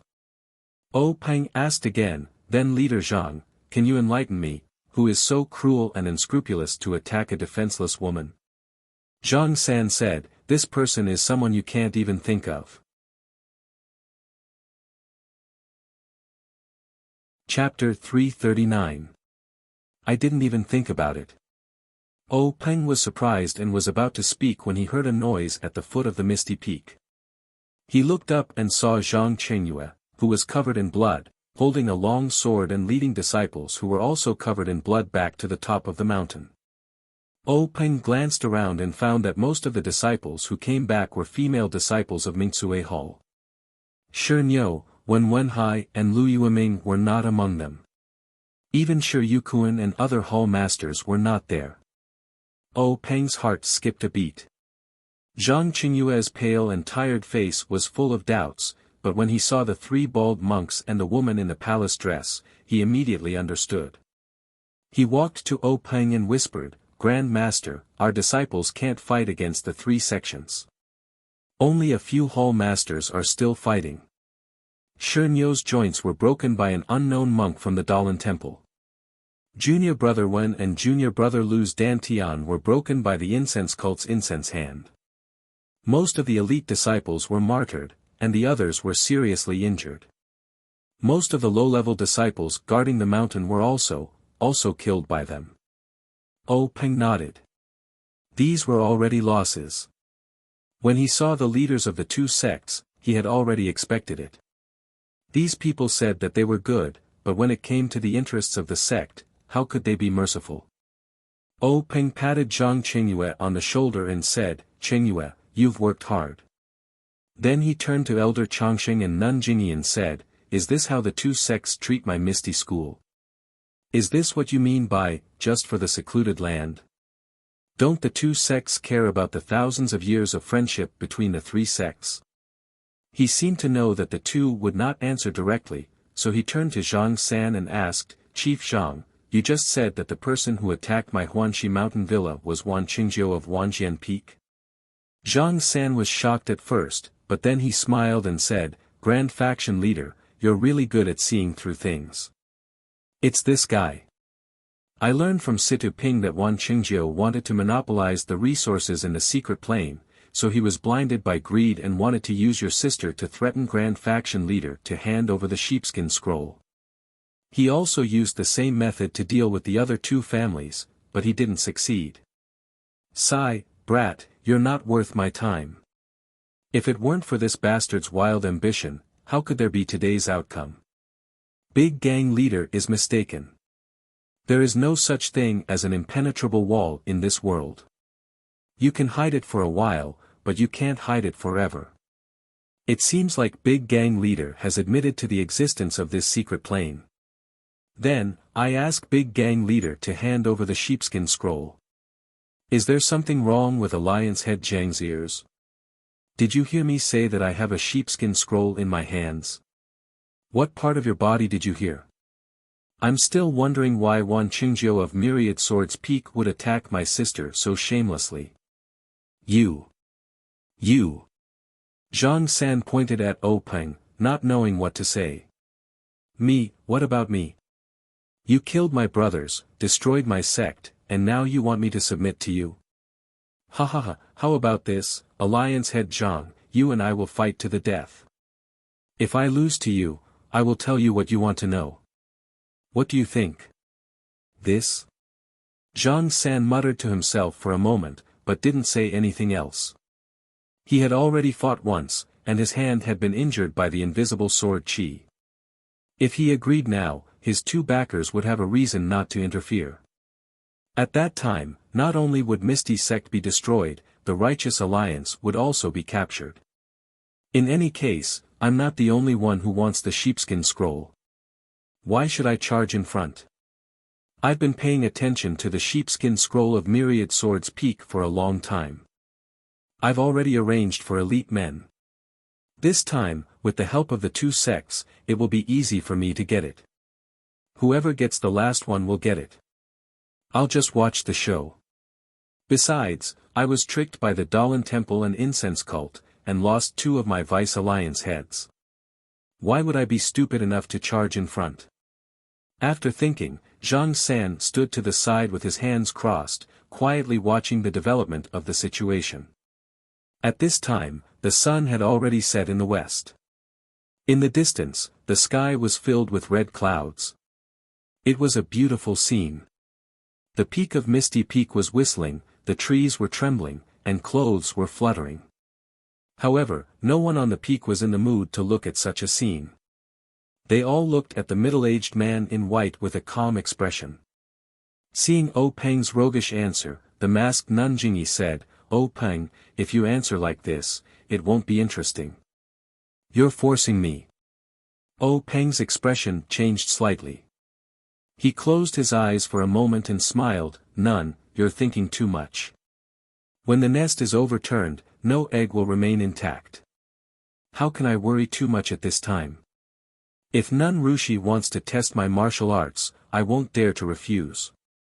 Nun Jingyi laughed and said, your master was no match for me when he was young. Although your invisible sword Qi is powerful, it is no match for me. How can I bully the weak? Then, she raised her voice and said, Rupiang, come out. Rupiang. As soon as the two words came out, the whole Misty Peak fell into silence. Everyone looked at each other, wondering what Nun Jingyi was up to. However, Peng and gang leader O's faces were a little pale. Seeing that no one answered, Nun Jingyi raised her voice again and said angrily, Rupiang, don't you want to recognize me as your master? Then, a middle-aged beautiful woman with a pale face walked out slowly from the Misty School. She came to Nun Jingyi and bowed deeply, Rupiang greets master. In an instant, the whole Misty Peak fell into silence. Even people's breathing was almost inaudible. That was because everyone was astonished. This middle-aged beautiful woman was the wife of gang leader O of the Misty School. She was the wife of gang leader O who had never interfered in the affairs of the Misty School. O Yan's phoenix eyes widened. Her small mouth opened and closed, as if she was calling for her sister-in-law. Li Jian and Lu Qingyang were surprised at first. Then, they seemed to have realized something. Their eyes were full of complicated emotions.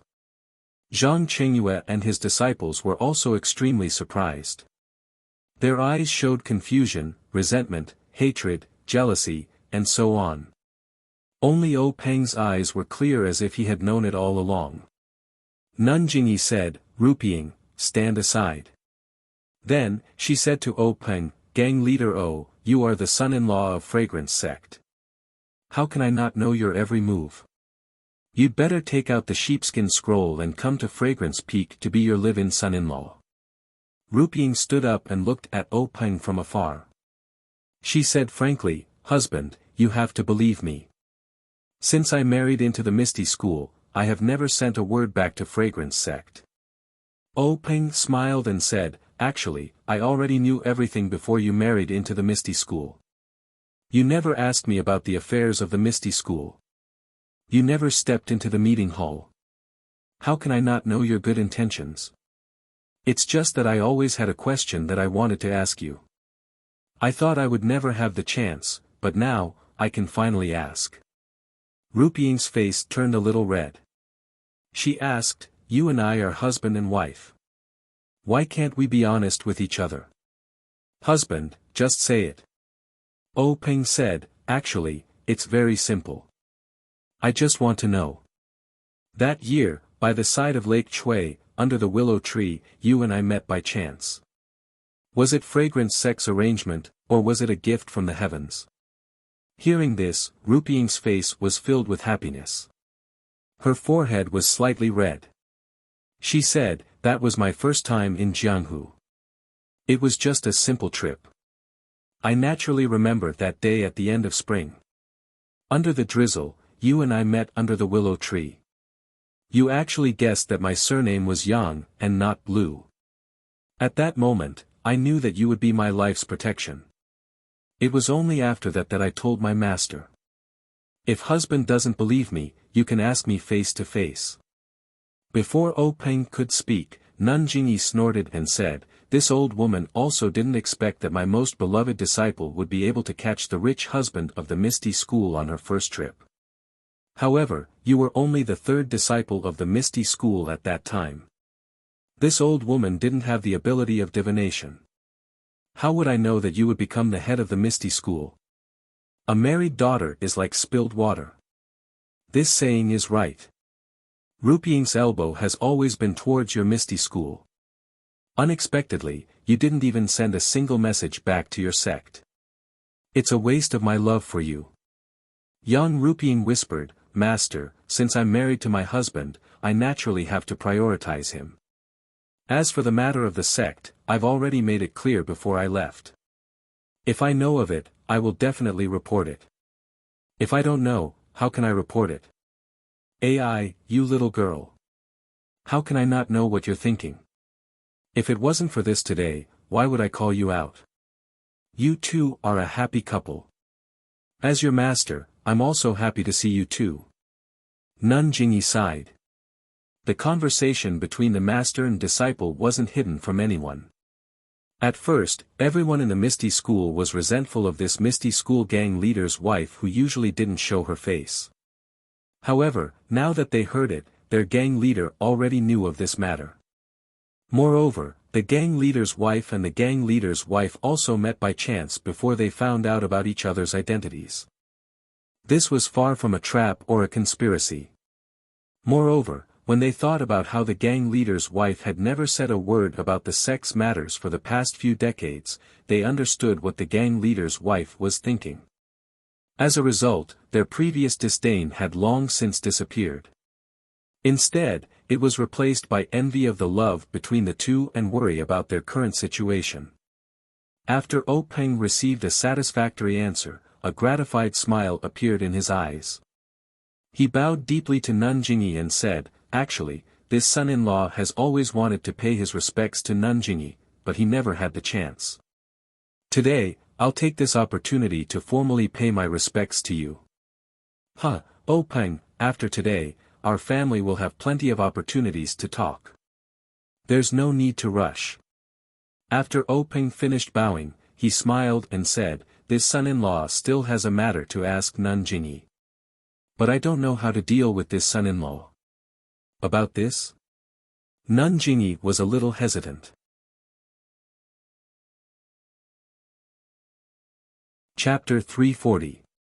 At this time, the elder next to him put his palms together and said in a low voice, "Leader O, since things have already come to this, there is no point in saying more. Earlier, Nun Jingyi has already said a lot of good things about the Misty School. My Dalan Temple and the Righteous Alliance have also made a lot of concessions. However, since the Misty School has already come to this point, do you think it still has any meaning to exist? In fact, Nun Jingyi and I don't want the Misty School to bleed too much. We also don't want to take too many lives. Your junior brother's matter was only an accident. It was done deliberately by some people. I can guarantee that it was not the intention of the Dalan Temple or the Cult of Fragrance." O Peng smiled and said, "Thank you, Elder, for your kindness." The elder continued, "However, for you, Leader O, there is only one path you can take. Please speak. That is to cripple your own martial arts and take the remaining disciples of the Misty School to join the Cult of Fragrance and be your free son-in-law." Once this was said, everyone was shocked. Only O Peng's eyelids didn't move. He smiled and said, "It seems that Elder thinks highly of me. However, I don't know if there is any other path I can take." "No. As early as your Misty School's elder who took the disciples to escape from the back of the mountain, you already had no other choice." O Peng suddenly understood. Indeed, the back of the mountain was guarded by the Dalan Temple and the Cult of Fragrance. How could they let his senior brother and a group of low-level disciples escape? It turned out that it was just a compromise. Of course, he still had another path to take. With the Misty School's Qinggong, ethereal steps, even if he faced the former number one in Jianghu, he still had a chance to escape. However, would he do that? Hearing this, Yang Ruping begged Nun Jingyi in a low voice. Nun Jingyi just sighed and shook her head slightly. O Peng looked up to the sky and laughed. He said to the Misty School's disciples, "Brothers and sisters of the Misty School, I am not talented enough to lead the Misty School to glory. Instead, I have brought disaster to the Misty School. I have mistreated you." After he finished speaking, he bowed deeply to the people of the Misty School and continued, "I hope that you can use this crisis to see the dangers of the martial world and see clearly who the culprit behind the destruction of my Misty School is. I hope that one day, you can once again rebuild Misty and take back Misty Heights." All the ethereal disciples had tears in their eyes. Zhang Qingyue took half a step forward and said, "Master. Where there's life, there's hope. Didn't you just educate your disciple?" O Peng patted his shoulder and smiled, "I know. Qingyu, I've made things difficult for you." Then, O Peng raised his eyes to look at Li Jian and Lu Qingyang. He knew that he had been predetermined. How could these two outstanding martial arts brothers escape? Then, O Peng looked at O Yen who was standing in the distance. O Peng's eyes were full of love as he smiled and nodded. Finally, his eyes finally returned to Yang Ruping. He smiled and said, "Ruping, I really didn't expect that they would prepare such a happy ending for us. Even if we don't grow old together, we can't." "Husband!" Yang Ruping cried. O Peng continued, "Ruping, in the future, my Misty School will rely on you to take care of me. I hope you can promise me a few things." Yang Ruping nodded. O Peng said, "I only have one sister, Yen Er. You know this. We have depended on each other since childhood. I hope you will treat her well in the future. This Huanxi Manor is Yen Er's property. It does not belong to the Misty School. Please uphold justice." Yang Ruping's eyes were wet. She nodded slightly. O Peng said, "From now on, your husband will be a cripple. He will no longer be able to protect the disciples of the Misty School. Even if he joins the Misty School, he will be bullied. I hope you can hold up the world for them." Yang Ruping's tears fell. She nodded desperately. O Peng said, "One last thing. Ruping, after knowing your identity, I have been afraid of such an ending. I was afraid that we would turn against each other because of the power behind us. So, I didn't dare to have children. Now, it seems that this is good. You must promise me that you will take care of yourself. If there is a chance, you will find your own happiness. Yang Ruping's tears fell like rain. She shook her head desperately and shouted, "Husband, don't think too much." After saying that, she rushed over recklessly. However, it was too late. O Peng's mouth was already bleeding. When Yang Ruping ran to the front of O Peng, she only heard O Peng's last words in this world. I have guessed the process and the ending, but, this ending came too early. Ruping, it's good to meet you. After that, he closed his eyes. O Peng actually broke his own meridians and died. The mountain wind blew. O Peng's face was serene, as if there was happiness on his face. His feet stood firmly on the high mountain peak. He stood firm. Big brother, O Yen, saw this scene from afar. How could she endure it? Her eyes turned black and she fainted. Master Zhang Chengyue, who was the closest, screamed. He then smiled sadly and said, I know the pain in my heart. Master, wait for me. I will go with you. After that, he put the sword in his hand to his neck and killed himself. Li Jian and Lu Qingyang saw this and were shocked. They shouted, "Fourth brother." Then, the two of them raised their swords and axes, and attacked Zhang San in unison, saying, "Old Zhang, leave your head behind." When Zhang San saw this, he hurriedly dodged. What a joke, old Fifth Lu was naturally not his opponent. In addition, there was also Li Jian who could use sword light. He could only dodge. His old life was more important. Things like face were all nonsense. Zhang San dodged and shouted, "Elder, help me. Nanjing Yi, save me." Nanjing Yi waved her hand. The three consecrators beside her stood up and surrounded the two in a few moves. They began to fight. Li Jian's sword light was rare and Lu Qingyang's axe was powerful. However, they were not invincible. Not long after, they were forced to reveal many flaws by the three former Jianghu's number one. Fortunately, the two had already thrown their lives to the back of their minds. Their attacks were often suicidal. For a while, they were not defeated. The elder frowned and whispered a few words. Monk Changxing and Monk Changgung waved their long sleeves and also joined the fight. When the two elders of the Dalan Temple joined the fight, the situation changed immediately. Usually, the three people who were once famous in Jianghu and the two who were now famous in Jianghu would shake the whole Jianghu with a stomp of their feet. It had never been seen in Jianghu that these 5 people joined hands to deal with 2 people. The 2 brothers from the Misty School could be considered to have gained some face. Li Jian and Lu Qingyang had long given up their lives. Why would they be afraid of 2 more monks? After a few moves, under the attacks of the 5 people, they were almost powerless to fight back. The 2 looked at each other and saw the determination in each other's eyes. Ha! The 2 laughed. They gathered their strength in their palms and suddenly slapped their own foreheads. Unfortunately, under the joint attack of these 5 people, they didn't even have the chance to kill themselves. The old man in the linen robe suddenly rushed forward, and with a quick move, he actually sealed the meridians and acupoints of the 2 people, making them unable to move at all. But things didn't end there. When the 3 turned around and returned to the side of Nanjing Yi, the 2 monks from the Dalan Temple attacked again. One of them punched Li Jian's dantian. Blood spurted out from Li Jian's mouth. His dantian, which had been refined for many years, was broken at this moment. The other monk's 10 fingers danced like a dragonfly skimming the surface of the water. It didn't take long for him to caress all the joints in Lu Qingyang's body. Lu Qingyang instantly collapsed on the ground. This was Jianghu, pure Jianghu.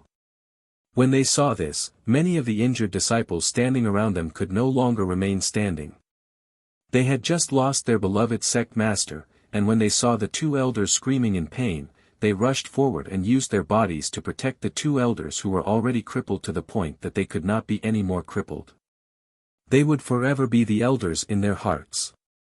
Looking at the disciples who were looking at him with eyes burning with anger, Zhang San smiled. If looks could kill, the first one to be killed on Misty Peak would be him. But can looks kill?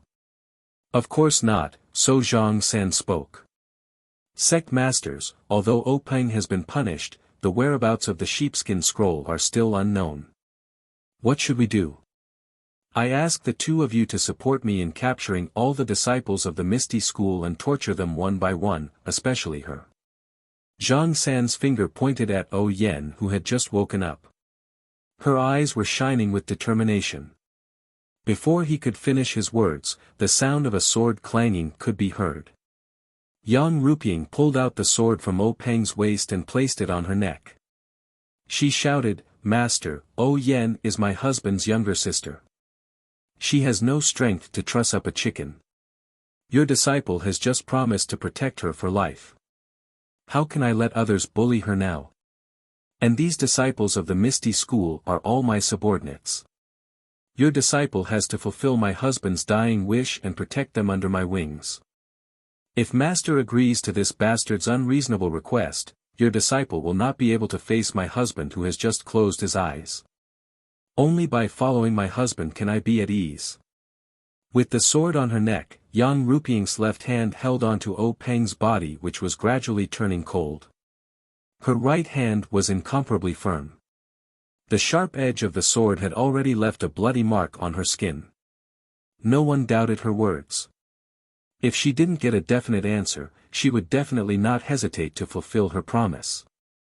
That promise was, willing to be lovebirds in heaven, willing to be intertwined branches on earth. That promise was, hand in hand and grow old together. That promise was, live on the same bed and die in the same cave. A simple sword could be fulfilled. But, a simple sword, could it solve all the problems? Nun Jingyi seemed to care a lot about her last disciple. She said hurriedly, "Ruping, don't be so impulsive. I will also listen to O Peng's words.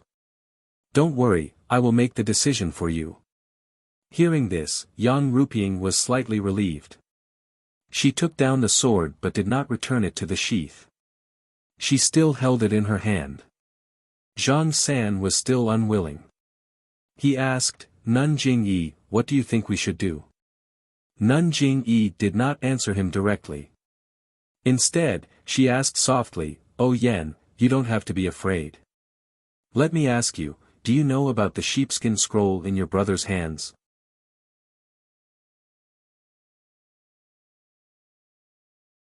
Chapter 341. The delicate O Yen was very determined at this time. She bowed from afar and said loudly, "Master, my elder brother didn't tell me anything about the sheepskin scroll." "Good." Master Jingyi nodded and turned to Zhang San, "Leader Zhang, did you hear that clearly?"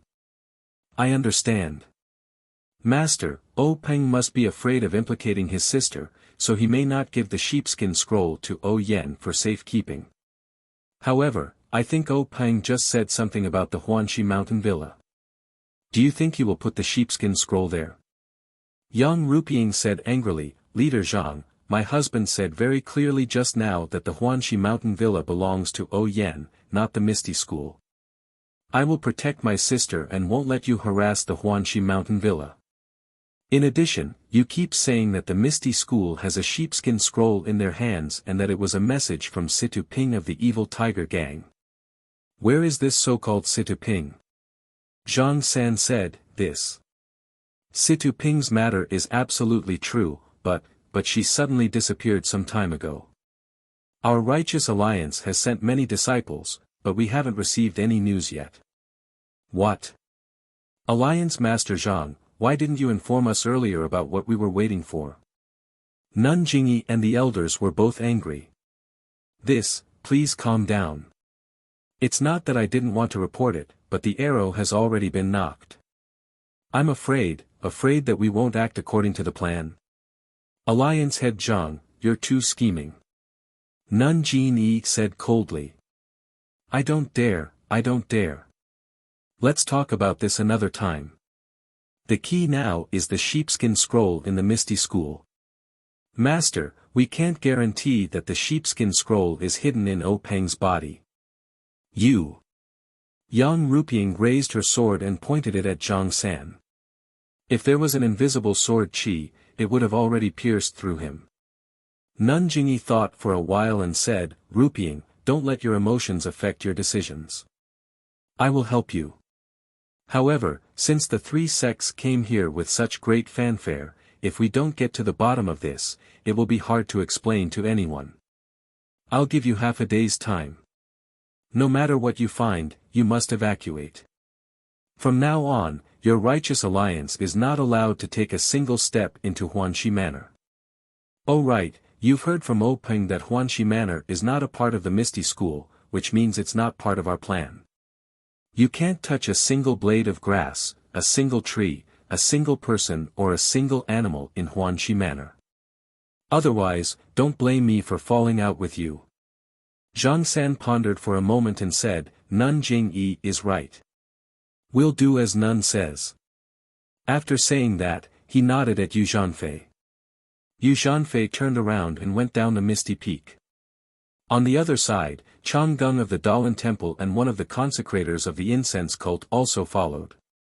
Then, the elder put his palms together and said in a low voice, Nun Jingyi, what Nun Zhang said makes sense. There are many disciples in the Misty School. It's hard to guarantee that someone is hiding the sheepskin scroll.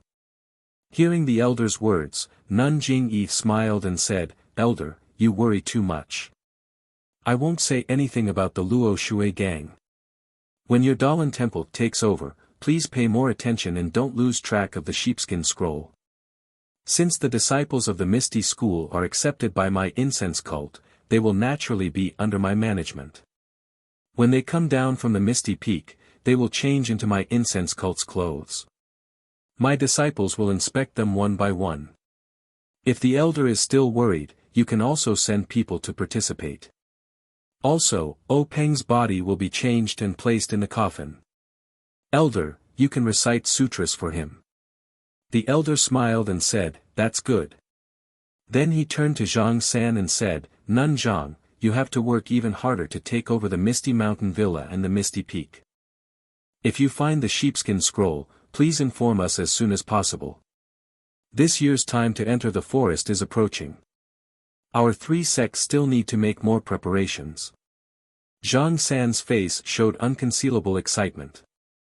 He cupped his hands and said, that's right, that's right. Master and Nun don't need to worry. This one will definitely worry. I hope that our three sects can find a way to enter the secret plane soon so that our three sects' strength can be further improved. Others were the meat on the chopping block, while others were the meat on the chopping block. In the blink of an eye, the incense cult, the Dalan Temple and the alliance of the righteous Tao had settled the Misty School's 10,000 years of inheritance. As the master of the Misty School, the disciples of the Misty School could only watch from the side and listen. They were at the mercy of others without the slightest bit of argument. Even Yang Ruping, who was now the barrier, could only wipe her tears and endure in order to complete her husband's unfulfilled wish.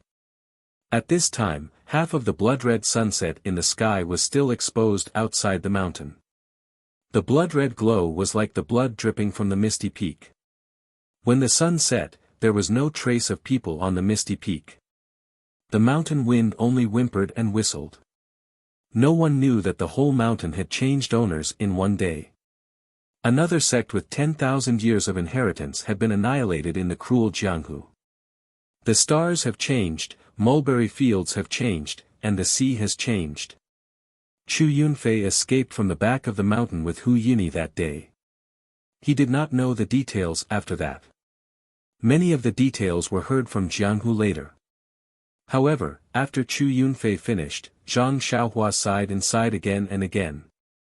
She only regretted that she was not at the top of the Misty Peak that day.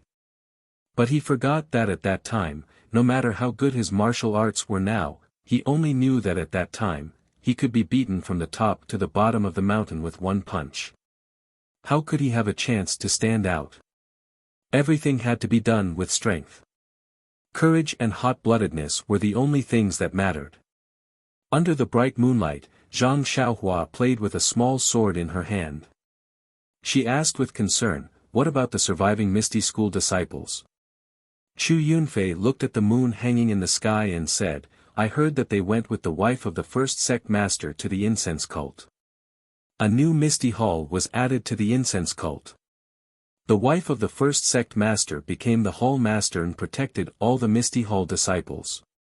Wife of the first sect master. Do you still recognize her as the wife of the first sect master? Yes, of course. She and the first sect master are in love. She did not marry into the Misty School for the benefit of the sect. She even protected the surviving disciples when the Misty School was in danger. Why don't we respect her? Even the great elder said the same thing. First elder? Oh, right, it's Elder Hu.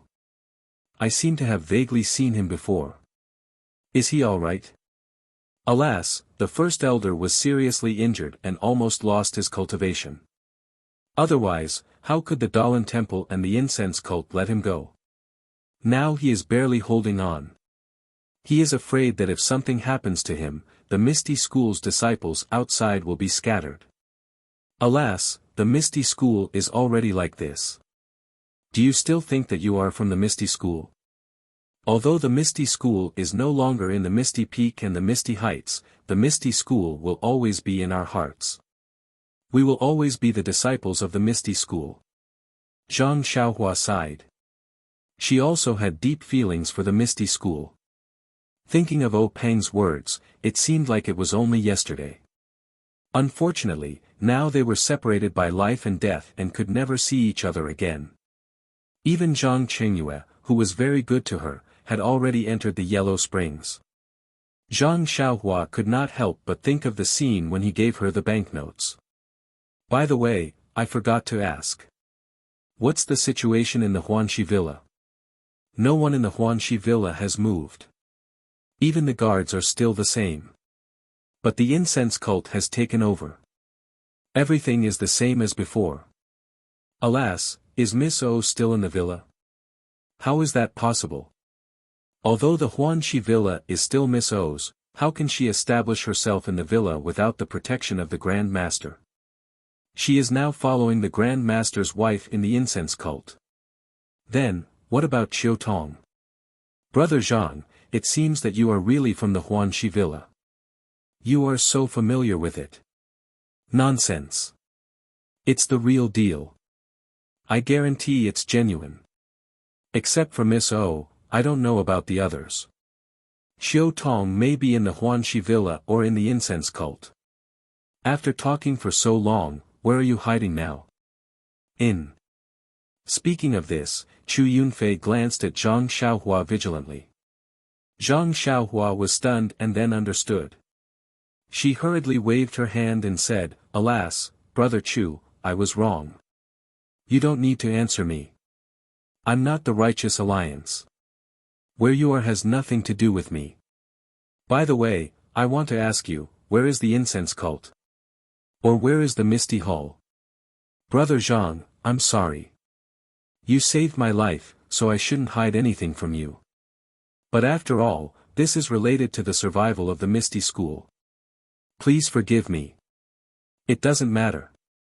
I was just asking." Zhang Xiaohua looked up at the moon. It was getting late. She got up and said, "Brother Chu, I want to ask you one last question." Chu Yunfei smiled and said, "Just say it. Do you know where the incense cult is?" "Well." Chu Yunfei bitterly smiled and said, "The incense cult has always been mysterious. They rarely appear in Jianghu. How would I know where they are? Even Zhang San of the Righteous Alliance wouldn't know." Ah. Zhang Xiaohua was surprised. Is the Misty School and the incense cult so complicated that you don't know where they are?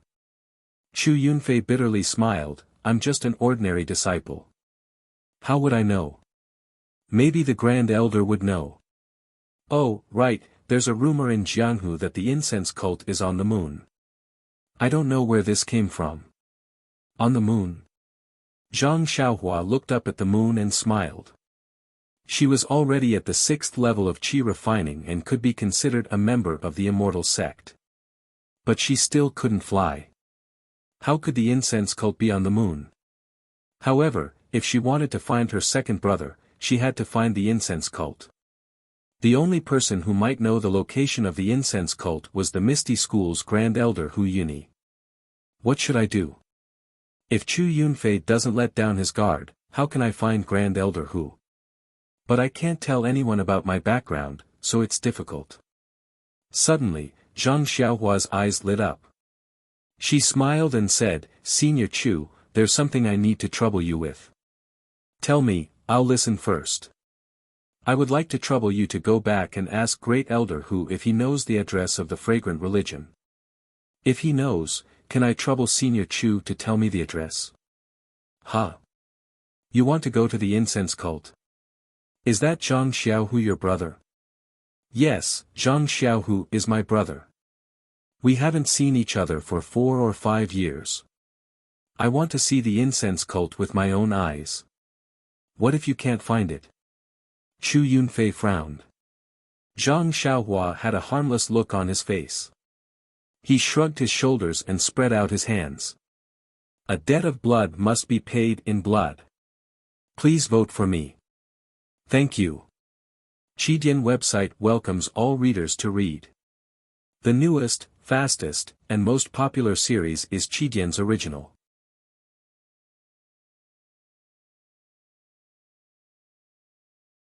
Chapter 342. Chu Yunfei frowned when he heard this.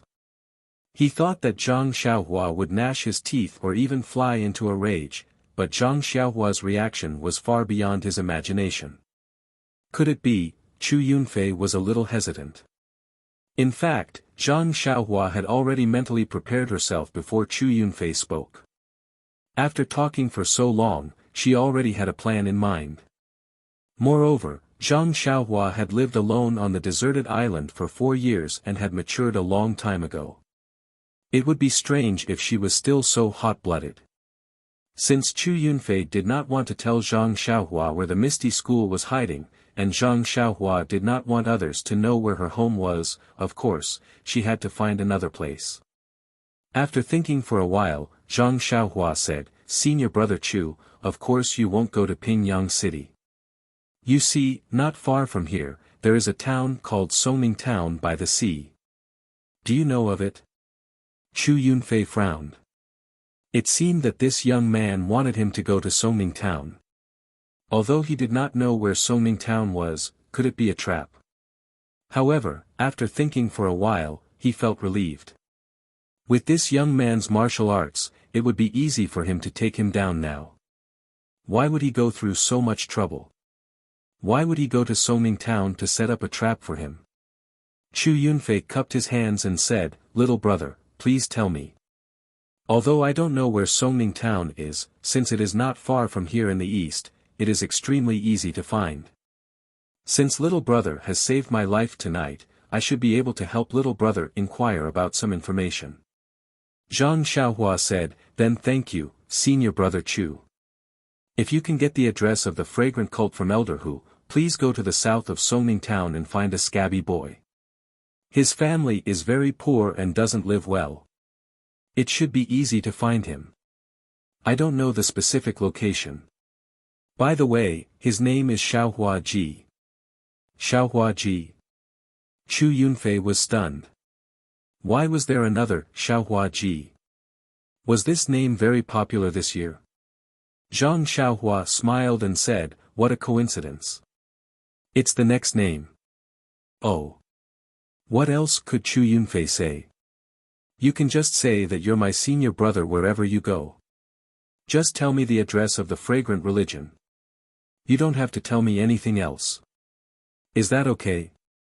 Chu Yunfei pondered for a moment and said with a smile, Didn't I just say that little brother saved my life? How could I forget? This isn't something that requires me to climb a mountain of swords or plunge into a sea of fire. How can I not agree? It's just that I've just come out this year, and I've already encountered so many things. This time, I might not be able to come out so easily. However, little brother, you don't have to worry. It's just a message. Anyone will do. If I can't come out, I'll let the other brothers do it for me. When Zhang Xiaohua heard this, she was overjoyed and said, "Thank you, Senior Marshal Brother Chu." Chu Yunfei repeatedly said that he didn't dare. Zhang Xiaohua looked at the sky and saw that it was getting late. She cupped her hands and said, "Senior Marshal Brother Chu, the night is still long. It's a good time to hurry up. I'm in a hurry to go home, so I can't send you off. Please forgive me." When Chu Yunfei heard this, he also agreed. He said with a smile, "I also have the same idea. Then let's part here. I don't dare to forget the kindness of saving my life. If there's a chance in the future, I'll definitely repay it." Zhang Xiaohua smiled and used her qinggong to go up the mountain. She turned around and waved her hand at Chu Yunfei. Then she jumped onto the David's deer and left. Chu Yunfei was not in a hurry. Seeing Zhang Xiaohua leave, he took his time to clean up and bandage all the wounds on his body.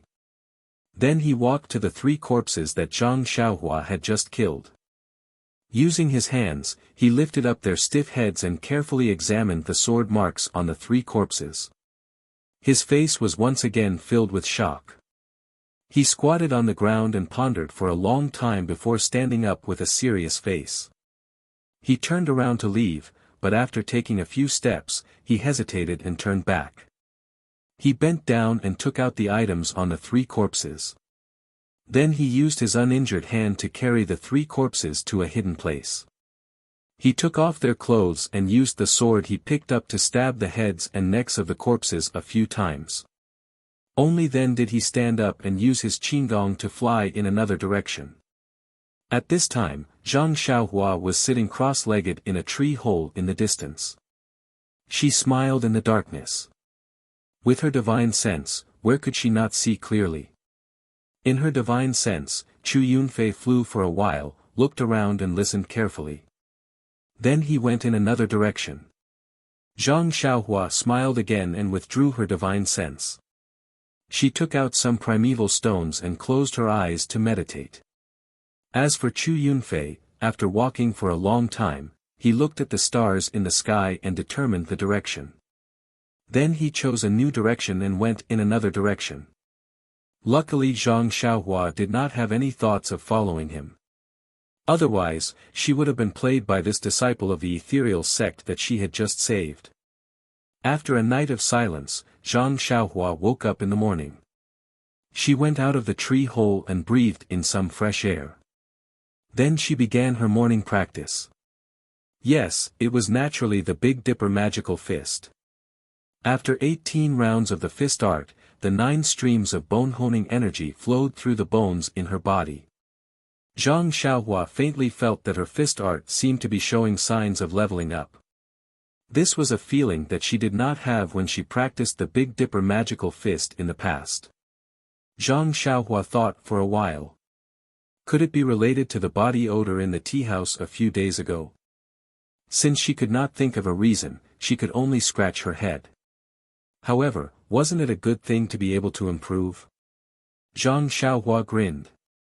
She lifted her leg and got on the David's deer. Without waiting for him to speak, the David's deer galloped forward. Ha ha ha. Zhang Xiaohua laughed like a happy person. Her laughter shocked many birds that had gone to look for insects to eat. In the next few days, there was nothing much to talk about. Zhang Xiaohua was in a hurry. However, there were a few things that were quite troublesome. You say, this person is too much. I'm just traveling alone. I don't have any bags with me and I don't wear any gorgeous clothes. Why would someone want to take advantage of me? Zhang Xiaohua thought about this from time to time. Although the route map that Ji Xiaohua gave him was basically the official road, there were still some secluded places on the official road. There were still some unsafe factors. In Zhang Xiaohua's opinion, he was just an ordinary country boy. Yes, he was riding a mule. How could he be liked by people? However, there were still a few ignorant boorish people who actually asked him to pay for the road. They even took a fancy to Huan and wanted to sell it or kill it to eat. Zhang Xiaohua did not know whether to laugh or cry. It was not worth it to smash them into meat paste. However, if he let them go like this, who knew if they would rob ordinary passers-by like him in the future? By the way, who knew if they had done such things like robbing and killing before? There were too many injustices in this world. Of course, Zhang Xiaohua could not care less about all of them. However, since they dared to bully him, how could he let them go? Therefore, whenever he encountered such a situation, Zhang Xiaohua would give them 2 tight slaps. First, he would slap the teeth out of their mouths.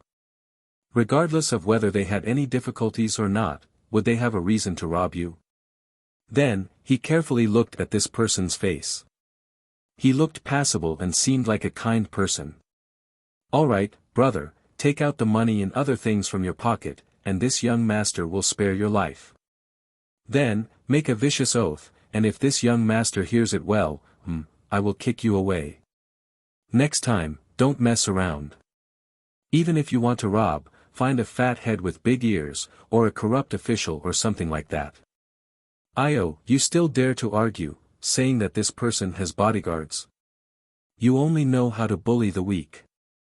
I will teach you a lesson. Let's see if you still dare to go down the wrong path.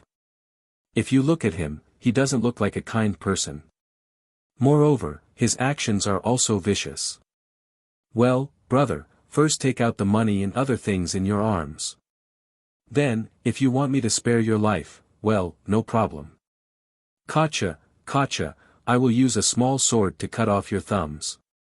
Let's see if you have any way to raise a sword in the future. Cough. Although it was said that one could not judge a book by its cover, perhaps there were people who were wicked beyond redemption who had a likable face. However, I don't have the time to distinguish between them, right? Sorry, I only judge a book by its cover. Zhang Xiaohua could only comfort herself like this. When it came to judging a book by its cover, not only was Zhang Xiaohua like this, but other people were also like this. Why? Wasn't it because of the mule that Zhang Xiaohua was riding on that had a lot of its fur rotted? When it came to using a mule to carry things or drive a carriage, people had seen many of them. However, people who traveled on horseback were all riding horses. Even if a shepherd boy rode an ox, this person was just herding the ox. Moreover, the shepherd boy looked childish and cute. Riding on him would make people feel comfortable. This country boy was not young anymore. He actually rode an ugly mule on the road and swaggered through the streets with his head held high. It was as if he was riding on a handsome horse. He even waved a crutch in his hand from time to time. Yes, that's right. He was also holding a small stone in his hand. Please, he was not small anymore. Was he still playing with stones? With such an image, how could it not attract people's attention? In the beginning, Zhang Xiaohua still felt awkward. That's right. In her divine sense, all the aunties and children on the roadside were pointing at Huan and laughing. Just thinking about it made her want to cover her face and run away. However, after a long time, she naturally turned a blind eye to it. Can't I withdraw my divine sense? Can't I close my eyes and rest my mind and draw the chi into my body? Just as she drew the chi from the vitality stone into her body and refined it, she heard the sound of horse hooves behind her. There was also the sound of the coachman scolding the horse. Without releasing her divine sense, Zhang Xiaohua knew that it was another group of bodyguards protecting the carriage on the official road. Zhang Xiaohua consciously patted Huan. Huan ran to the side of the road unwillingly. These 4 odd beasts were also strange. Not to mention the mountain road, as long as they walked on the main road, they had to walk in the middle. Otherwise, Zhang Xiaohua would not have the reputation of being arrogant. Zhang Xiaohua didn't know how many carriages like this in a day, so he naturally couldn't be bothered with them. When the bodyguards saw that he was tactful enough to make way for them, they also took a few more glances at his ugly Huan and waved their whips to pass. However, at this moment, Zhang Xiaohua heard a bell-like laughter. Miss, quickly come and see. Quickly come and see. There's a strange kid here. He's actually riding a 4 odd beasts. Moreover, this kid is actually sleeping on the 4 odd beasts. 4 odd beasts? Zhang Xiaohua's heart skipped a beat. He really didn't know what Huan was. He only thought that it didn't look like a cow, a deer, a horse, or a donkey. Zhang Xiaohua casually called it a 4 odd beasts. Now, someone actually recognized it and stopped calling Huan a mule. Zhang Xiaohua couldn't help but open his eyes slightly.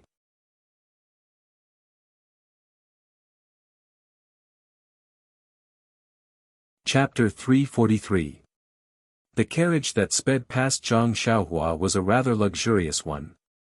It was only slightly inferior to the one that Ou Yen used to sit in. With a single glance, one could tell that it belonged to someone of status. There were 8 bodyguards in the front, back, left, and right of the carriage. They were all riding horses of different colors. All of them were very handsome. They looked 100 times better than Zhang Xiaohua. The carriage was running very fast. However, the odd beast that Zhang Xiaohua was riding was not slow either. Therefore, Zhang Xiaohua could still see everything clearly. The curtain on the carriage was lifted up slightly.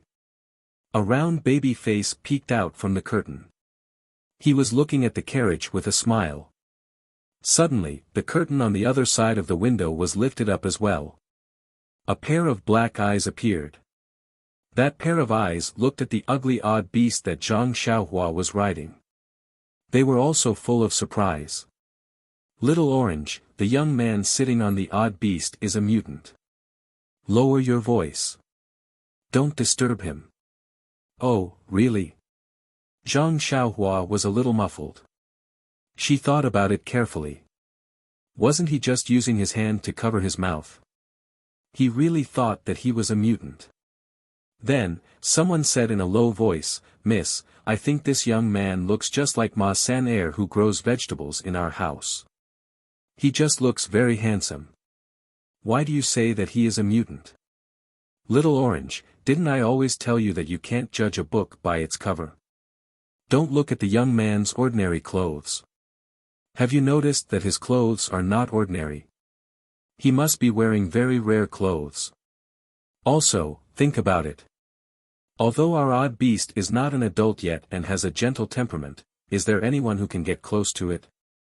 Our odd beast is very alert. As long as there is any movement, it will immediately run far away. Don't even mention being ridden on its back. That's right, young Mississippi. Now that you mention it, I do remember.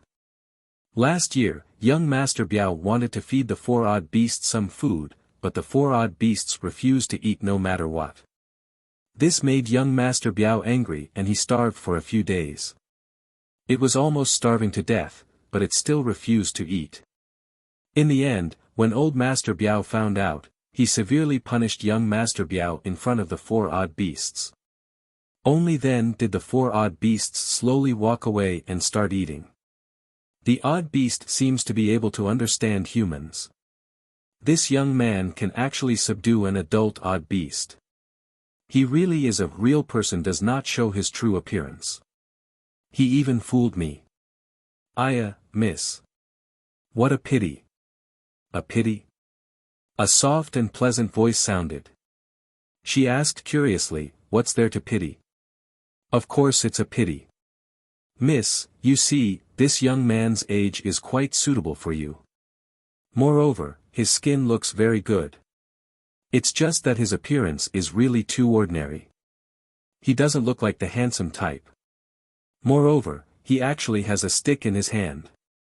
Why isn't it a folding fan or something like that? I reckon that he doesn't even know how to recite poems or paint. Otherwise, miss, you can invite him to have a chat on the horse. Who knows, maybe there will be some kind of marriage linked by a thread. Bah, you little girl. You're really bold. You actually dare to say this to me. Is it because you're moved by love? If you like, I'll stop the car and ask about this young man's origin. I'll just let you marry him. With the name of our villa and the rich dowry that I'll give, this young man will definitely be very happy. As the two girls talked, they looked outside. At this time, they were already some distance away from Zhang Xiaohua. Presumably, they couldn't hear the soft whispers in the carriage clearly. However, Zhang Xiaohua's eyes and ears were very clear now. They were practically talking beside his ear. Hearing this, he was very depressed. He really wanted to find a ditch and see which part of him was not handsome. Then, he would drown himself. Just as he was thinking, he saw that the two girls were looking at him. However, he didn't hear what they were saying. Zhang Xiaohua's heart was moved. He raised his hand and waved at the two girls. He smiled kindly, revealing his white teeth. The two girls were shocked. They hurriedly put down the curtain. Moreover, there was a light bang sound and the sound of someone crying out in pain. Presumably, someone hit their head. Could it be that this person actually heard us talking? The soft voice in the carriage said timidly. Behind the carriage, on the side of the official road, Zhang Xiaohua, who was riding on the odd beast, was very pleased with himself. However, not long after he was pleased with himself, he saw the carriage gradually moving away. He suddenly patted his head and shouted, "Oh, I forgot one thing." After saying that, he patted Huan's head. The odd beast immediately sped up and chased after them. Huan's feet didn't have horseshoes, so she ran very lightly. It wasn't until she was about to catch up with the carriage that the bodyguards behind them noticed. Seeing that the young man they had just seen had caught up, the bodyguards all showed vigilant expressions. When Zhang Xiaohua saw this, he called out loudly, "Miss on the carriage, greetings. I have a question to ask. Please stop for a moment and let's talk." "Oh, miss, that young man really caught up with us. How did he know that we were sitting in the carriage?" "Oh, he really heard us talking. It's all your fault. What should we do? Could it be that he's here to judge?" The girl was anxious. Hearing this, Zhang Xiaohua didn't know whether to laugh or cry.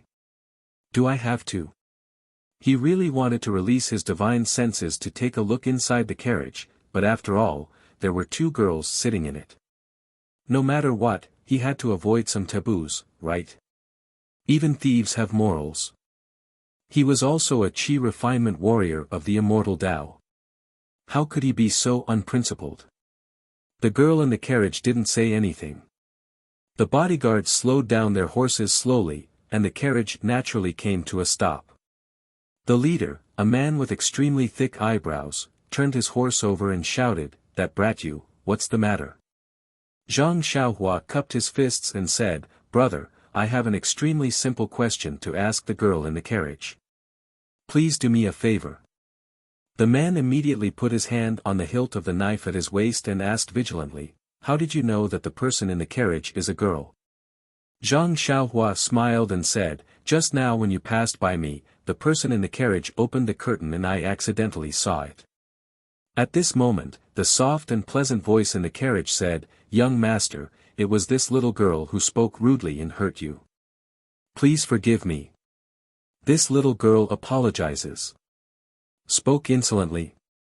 What did you say about me? Are you scolding me?" Zhang Xiaohua looked innocent. Well. The girl in the carriage was speechless. Yes, she apologized as soon as she arrived. What kind of path was this? Yes, my miss was wrong. She said, in the future, not just now. You're disturbing our journey. Who knows, we might be annoyed and scold you later. I'm apologizing to you now, in case you start sneezing all over the place and don't know who to look for, Little Orange said impolitely. Zhang Xiaohua was speechless. How could there be such an unreasonable girl? However, he was too lazy to argue with her. He continued, "If you can answer my question, you can scold me all you want today." Zhang Xiaohua actually called himself a young man. It seemed that he was really holding a folding fan and wearing a scholar's headband. "Young master, please tell me. See if I can answer your question." "Oh, it's very simple. I'm just asking. What do the odd beasts usually eat?" "Fuck, what else can the odd beasts eat?" "However, the odd beasts really like to eat the grass with dew in the morning. If there is a bit of yellow in it, it won't eat it. If that's the case, then thank you for answering my question. This young man thanks you. Please go on."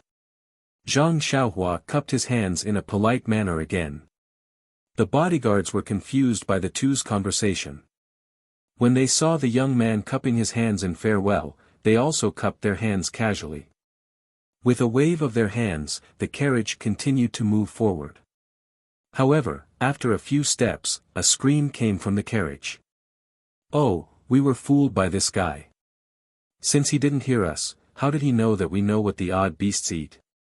After that, the curtain of the carriage was lifted again.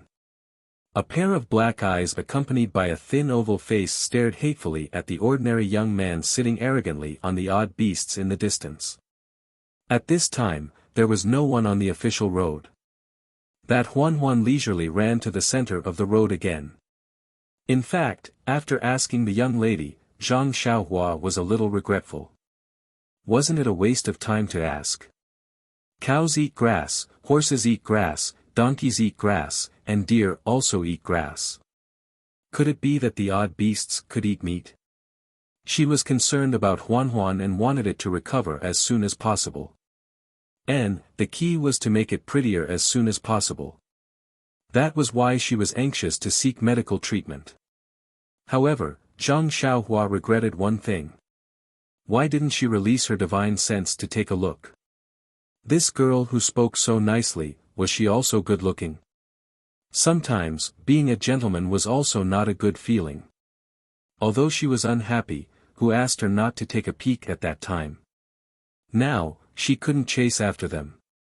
Zhang Xiaohua closed her eyes again. Holding two primordial stones in her hand, she continued to cultivate in a half-asleep state. In the afternoon, Zhang Xiaohua found a place to rest for a while. She let Huan rest and drink some water before continuing on the road. Not long after they walked along the main road, they heard the sound of hurried horse hooves behind them. It was actually louder than the sound of the carriage in the morning. This time, without Zhang Xiaohua's signal, Huan took the initiative to move to the side. Alas, this beast also knew how to bully the weak and fear the strong. Sure enough, just as Huan moved to the side, about 20 burly men dressed in the same clothes and riding horses rushed over from the main road. Zhang Xiaohua scanned with her divine sense and found that there were actually a few people with bulging temples. They were actually inner force experts. This group of people hurriedly passed by. The few people in the lead didn't look at Zhang Xiaohua and only treated him as a youth from the countryside.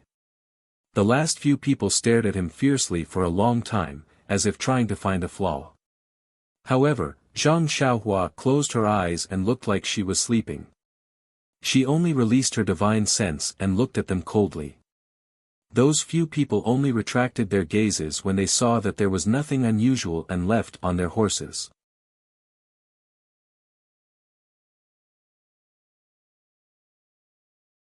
Chapter 344.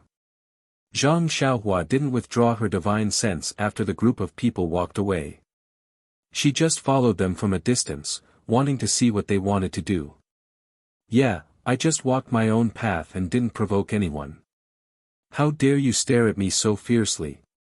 Do you think I'm not pleasing to your eyes and want to cut me down? Really, I just want to go home. Why is it so difficult? If I'm not being robbed, I'm being molested. How dare you guys stare at me? Is this Jianghu? A place where you have to draw your sword if you don't like it? A place where you have to kill and rob for some benefits? A place where there's blood everywhere and where you can only protect yourself with your fists? A series of self-questioning made Zhang Xiaohua confused. Was this the Jianghu that she had painstakingly found after leaving the Guizhuang house? In fact, it was normal. It wasn't as good as the ancient said, people in the city want to go out, and people outside the city want to come in. People in the city and outside the city were always envious of each other and desperately wanted to live the life of the other. The life that they hadn't experienced was always full of novelty and temptation. When she finally lived that kind of life after racking her brains, she found that the taste of it was far from what she had imagined. The price she had to pay was far from what she could bear. Thinking about the years she had spent in Jianghu, she had experienced a lot of conspiracy, darkness, and killing. Oh Yan's attack, the destruction of the Misty School, the evil deeds in Shitsu Mountain, and the murder of the Righteous Alliance.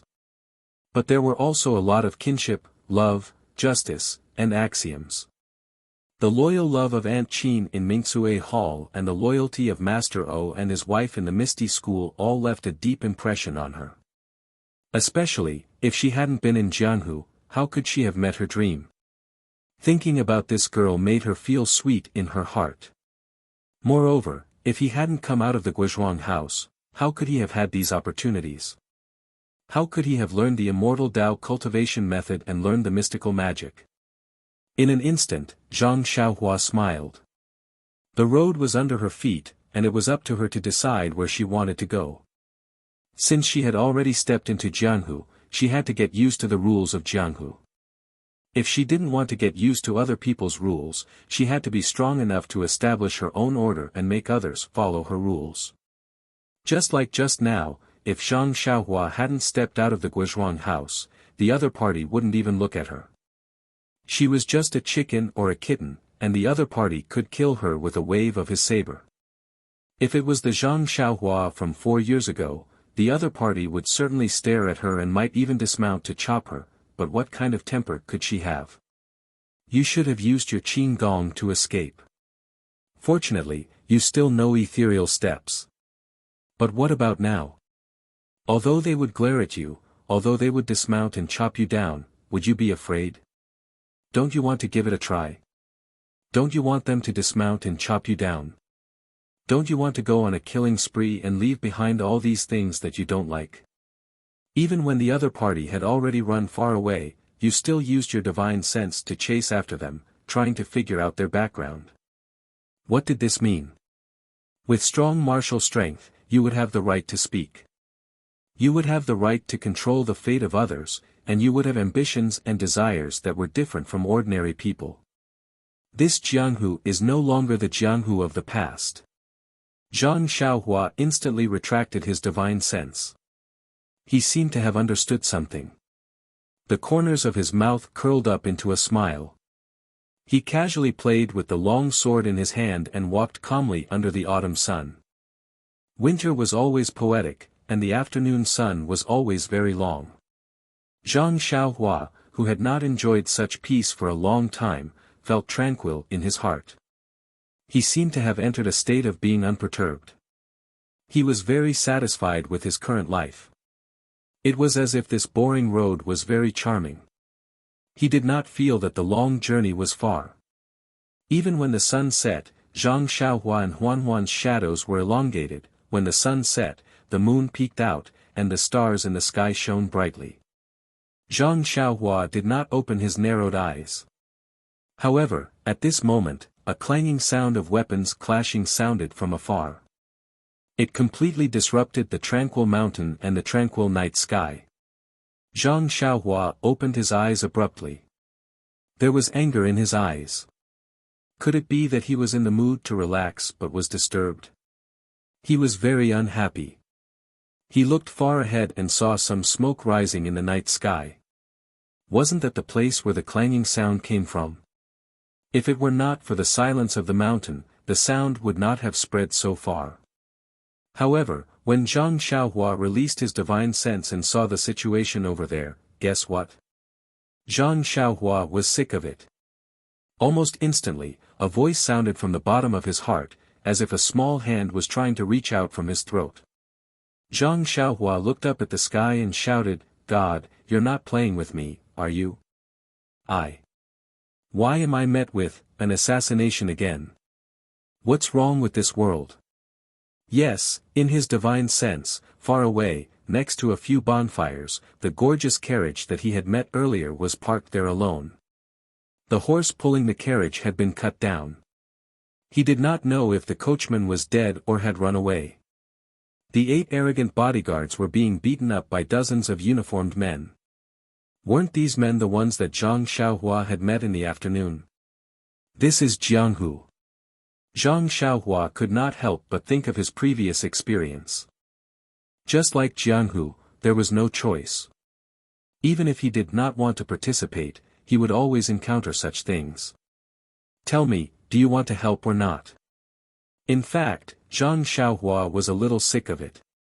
There would always be a time when one's hands would be soft when killing someone. However, looking at the merciless manner in front of him, if he interfered, how could it end without killing? Or rather, if he encountered it, if the other party did not kill him to silence him, how could it end? Thinking of this, Zhang Xiaohua almost wanted to turn the horse's head. Oh, no, turn the mule's head, and go back. I really want to go home quietly. I don't want to cause trouble.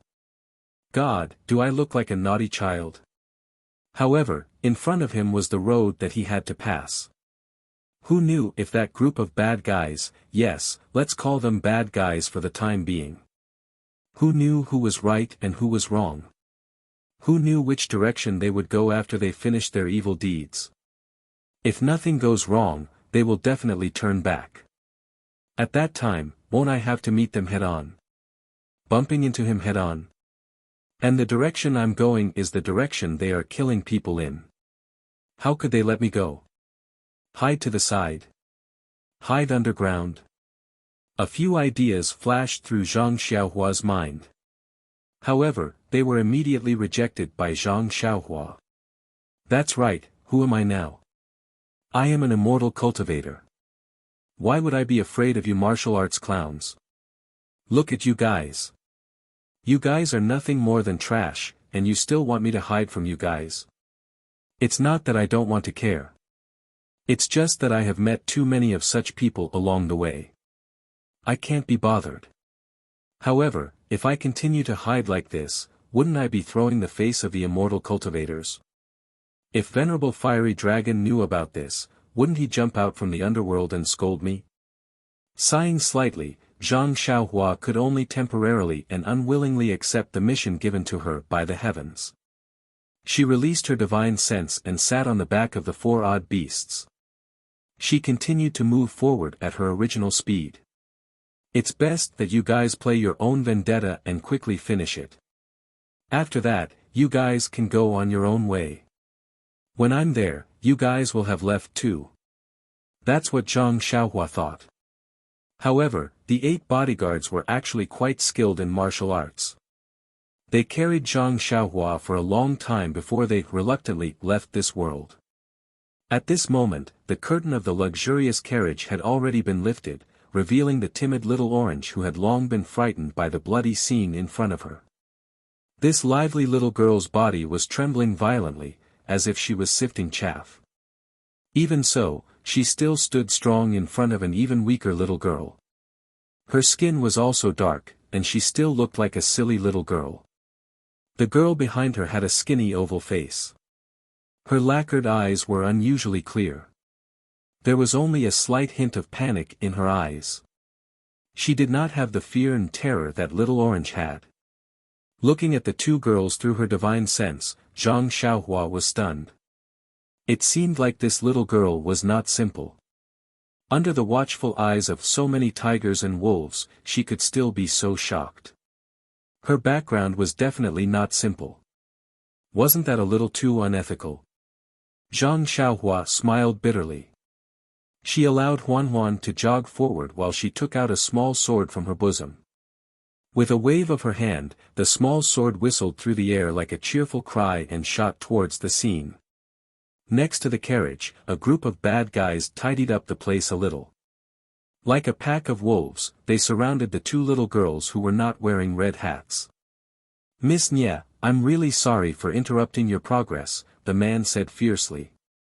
I'm sure you know what we're going to do. I can guarantee that if you hand over the item, we'll leave right away. We won't harm you or the girl's life. Miss Nya stood behind Little Orange and asked very calmly, who are you? How did you know I had something on me? Haha. The man laughed rudely. Miss Nya, are you trying to find out where we came from? If you know, do you think you'll be able to survive? Miss Nya bit her lip, thinking about something.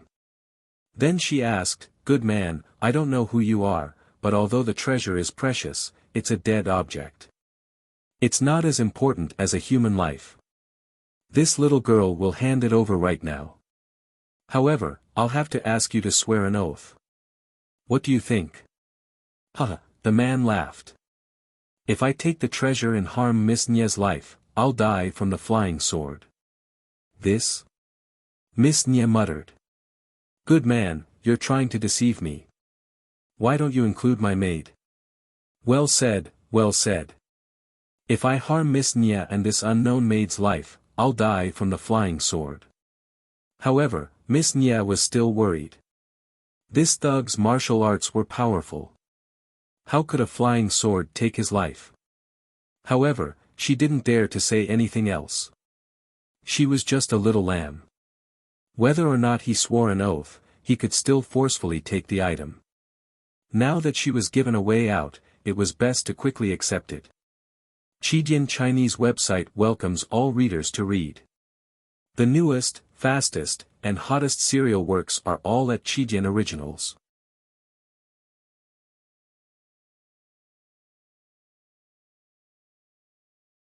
Chapter 345. With that thought, Miss Nya bit her lip and was about to walk into the carriage when Little Orange suddenly said in a trembling voice, Miss, you mustn't trust them. These people have always been untrustworthy. If you give them the item and they go back on their word, what will we do? Miss Nya smiled bitterly. Little Orange, you think I don't know?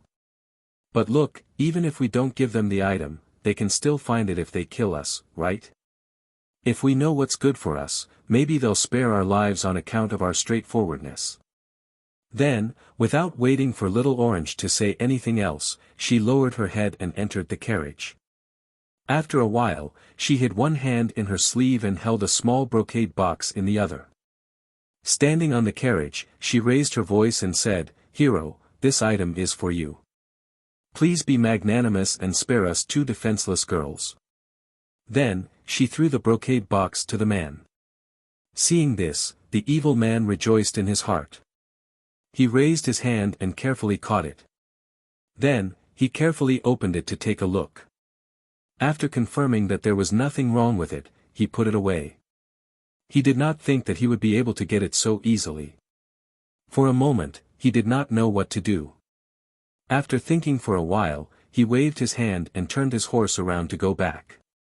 At this time, a man with a scar on his face said, Vice Hall Master, we're going back now. Nonsense, we're done here. Why wouldn't we go back? But how should we deal with these two girls? How to deal with them? Didn't we just talk about it? Let them live.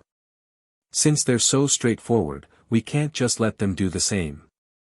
But if we don't kill them and they find out who we are, it won't be good. After all, we're not masked today. But didn't I swear to the heavens just now? Do you want me to die a horrible death? No, Hall Master. How could I dare to curse you like that? It's just that. It's just what? I'll be frank with you. I just feel that it's a pity to let these two girls go like this. Ah. The so-called Vice Hall Master looked at the two thin and weak little girls under the night sky. How could he have any appetite? Then, he turned to look at the lecherous light in the eyes of the scarred man. He smiled and said, Thief, I didn't expect you to like this. Scarface waved his hand and said shyly, Hall Master, you're so naughty. To each his own. The so-called Vice Hall Master immediately had goosebumps all over his body. He shrunk his neck in fear and said, That's good. Later, if you have any goods you don't like, leave them for this hall master. That's right, remember not to take their lives. This hall master has already promised. In addition, after you're done, remember to sell them to a brothel far away. I seem to have only promised to take their lives. After today, I won't care so much. After saying that, he laughed and stood to the side as if he was waiting to watch a good show. At this time, many of the men next to him looked at Scarface with resentment and jealousy. Why didn't they think of that? When Little Orange in the carriage heard this, his face turned ashen. He had already lost his mind. He just hugged his chest and trembled non-stop. Miss Nia clenched her teeth and flames of anger appeared in her eyes. Yes, she was really too naive. He said that he wouldn't take her life, so he naturally had many methods to deal with her. How could these men, who were old enough to be her elders, be so filthy? Suddenly, the hand hidden in her sleeve reached out. There was a small knife in her hand. She resolutely put it to her neck and looked at the moon in the distance.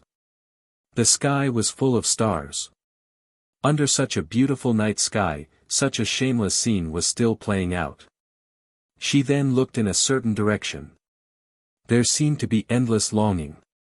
Then, her eyes flashed with determination. She waved her arm and was about to commit suicide. At this time, Zhang Xiaohua, who was sprinting over, saw this scene through her divine sense. She couldn't help but think of O Peng, who was forced to commit suicide, and Yang Rupiang, who put a sword to her neck and used her life to show her determination to protect the disciples of the Misty School.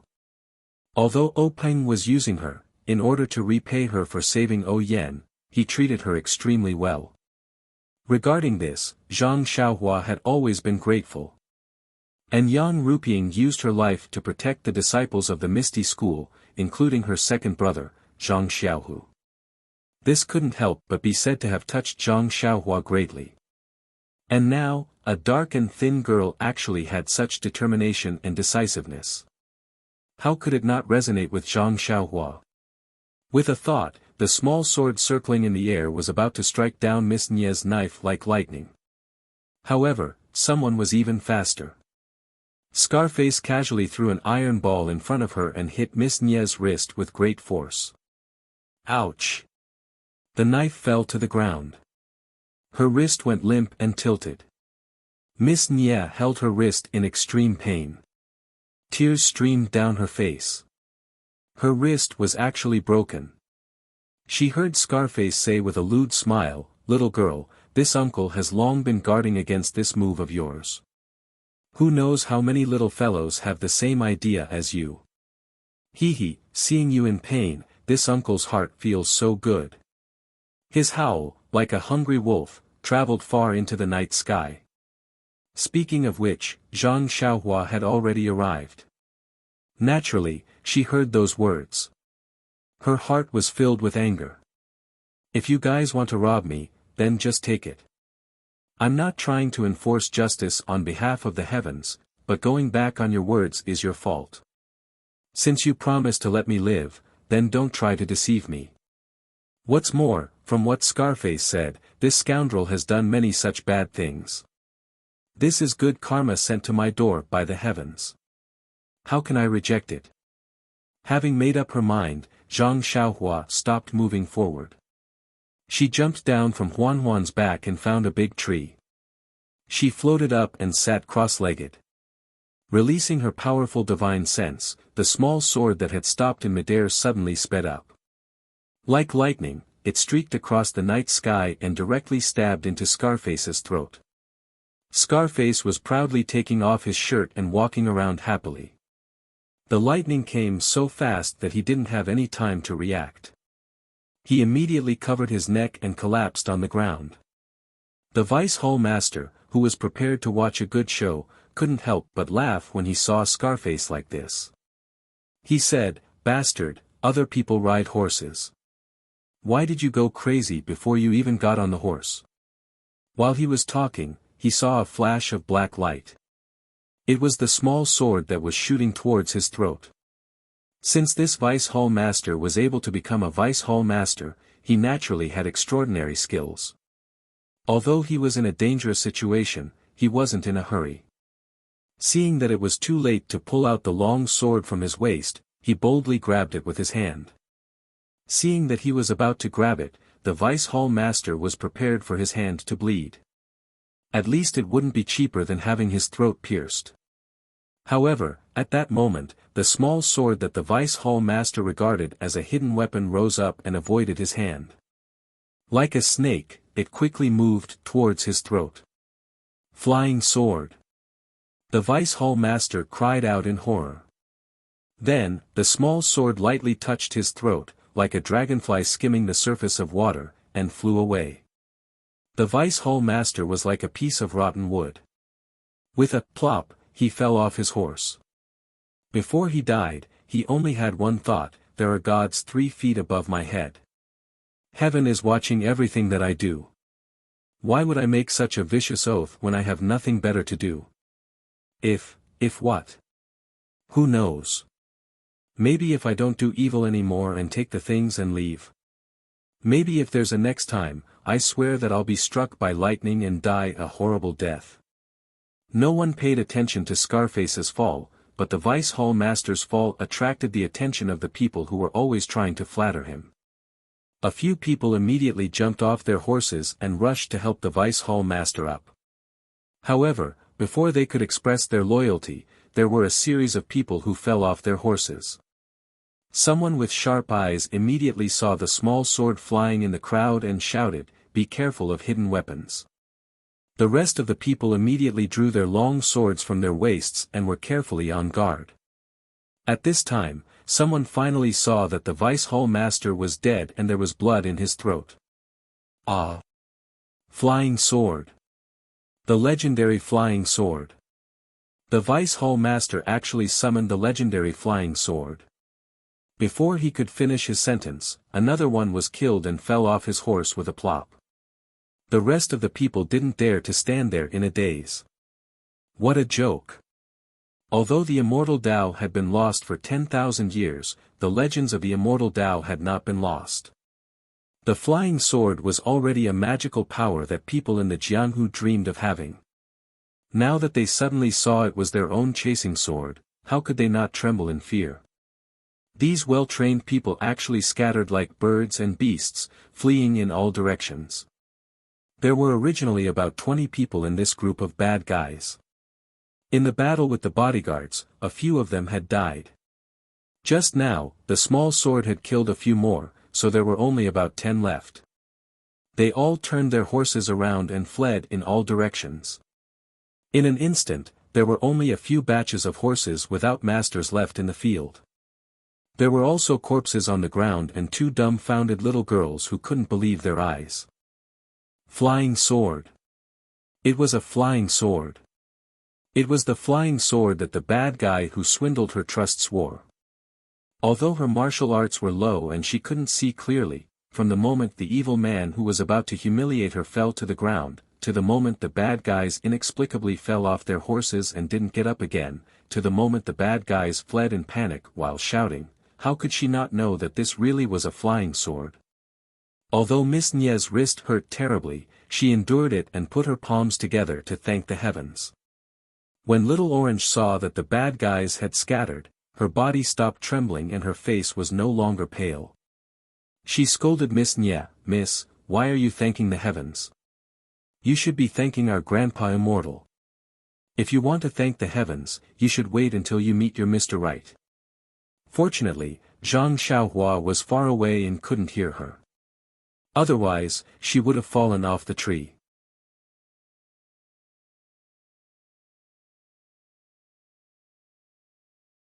Chapter 346. The remaining dozen or so mounted their horses and fled in all directions. In their minds, even if the flying sword was powerful, there was only one after all. By the time he killed one of them, the others would have already fled far away. Even if he killed the others, there would always be a number of people who would be able to escape alive. As long as they could outrun the others, this path of survival would be theirs. Unfortunately, they were extremely wrong. How did Zhang Xiaohua practice the flying sword? It was a real kung fu that was practiced by killing birds and roasting meat. Even the seabirds on the island, which were not afraid of thunder and lightning, could not escape from Zhang Xiaohua's flying sword. How could a dozen bad guys on horses escape from Zhang Xiaohua's evil hands? Zhang Xiaohua made a gesture with her hands. Like threading a needle, the small sword shuttled back and forth in the darkness. Every time it passed by, it would take a life. Every time it turned back, it would take a little bit of blood. Since the secret of the flying sword had been exposed, it was impossible for Zhang Xiaohua to let any of them go back alive. Moreover, looking at their behavior, it was even worse than the bandits of Shichui Mountain. How could Zhang Xiaohua let them go? Not long after, before these bad guys could escape far, their lives were all taken by the small sword. Everyone died with the same question in their minds: I still can't outrun others. It was not that they did not resist. After all, they were a little scared, thinking that there was a white-bearded old man in the sky staring at them angrily. Moreover, the flying sword was really strange. The angle was tricky and the speed was very fast. They could neither catch nor block it, so they had to use their throats to block it. The flying sword completed its heroic feat of saving the beauty and flew back happily. Zhang Xiaohua reached out and caught it. Under the moonlight, she looked at the tip of the sword that had killed a lot of people. There was not a drop of blood. Zhang Xiaohua secretly praised it in her heart. What a necessary weapon for killing and robbing. She put it in her arms casually. With a crooked mouth, Zhang Xiaohua pinched her chin with her hand and looked far ahead. There were still some bonfires shining, but she did not jump down the tree to report the merit and receive the reward. I just used a flying sword to kill people. If I go down now, wouldn't I be putting a label on my forehead saying that I know how to use a flying sword? I can't kill these two little girls to silence them, so why should I go down? A hero saving a damsel in distress. Am I a hero? The two little girls aren't beauties, so there's no need for me to go down. Even if the young lady is a beauty, she's still too young. I really don't dare to be interested. Moreover, I'm not the type that she likes. Why should I ask her to marry me? It's better not to go down. God, I really don't want to cause any trouble. I just want to go home quietly and not cause any trouble. You saw what happened today. You forced me to be a chivalrous person and I satisfied your curiosity. Please let me go. It's already late and it's not good to sleep in the wild. The ground is full of corpses. I'm sure the two girls will be scared. They will drive the carriage away by themselves in a while. I won't go down to greet them. Anyway, we will have to part, so why do we have to meet them? It's already late. If I go down now and see them, I won't be able to talk much to them. How rude would it be if I go down now? Moreover, where do I sleep? How can they sleep? Men and women shouldn't touch each other. I still have this bit of manners. Forget it, I'll sleep on the tree branch.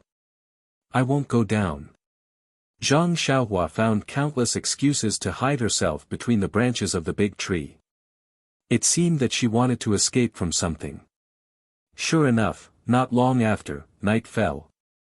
Zhang Xiaohua fell asleep peacefully with a primordial stone in her hand, leaving Huanhuan to walk slowly under the tree. Tonight's tree was found by Zhang Xiaohua in a hurry. It wasn't very tall. When Zhang Xiaohua fell asleep, the starlight in the night sky was still shining around Zhang Xiaohua, forming a cluster of light that was invisible to the naked eye. This cluster of starlight was quite big. At this time, it was already close to the ground. Huanhuan was originally pacing under the tree. Suddenly, its nose sniffed as if it had asked something. It slowly walked to Zhang Xiaohua's body and lay down in the cluster of starlight. Its mouth and nose instinctively inhaled and exhaled endless starlight. Zhang Xiaohua smiled and looked at Huanhuan. Suddenly, her face changed. She instantly released her divine sense and her face changed greatly. "Io, this is bad.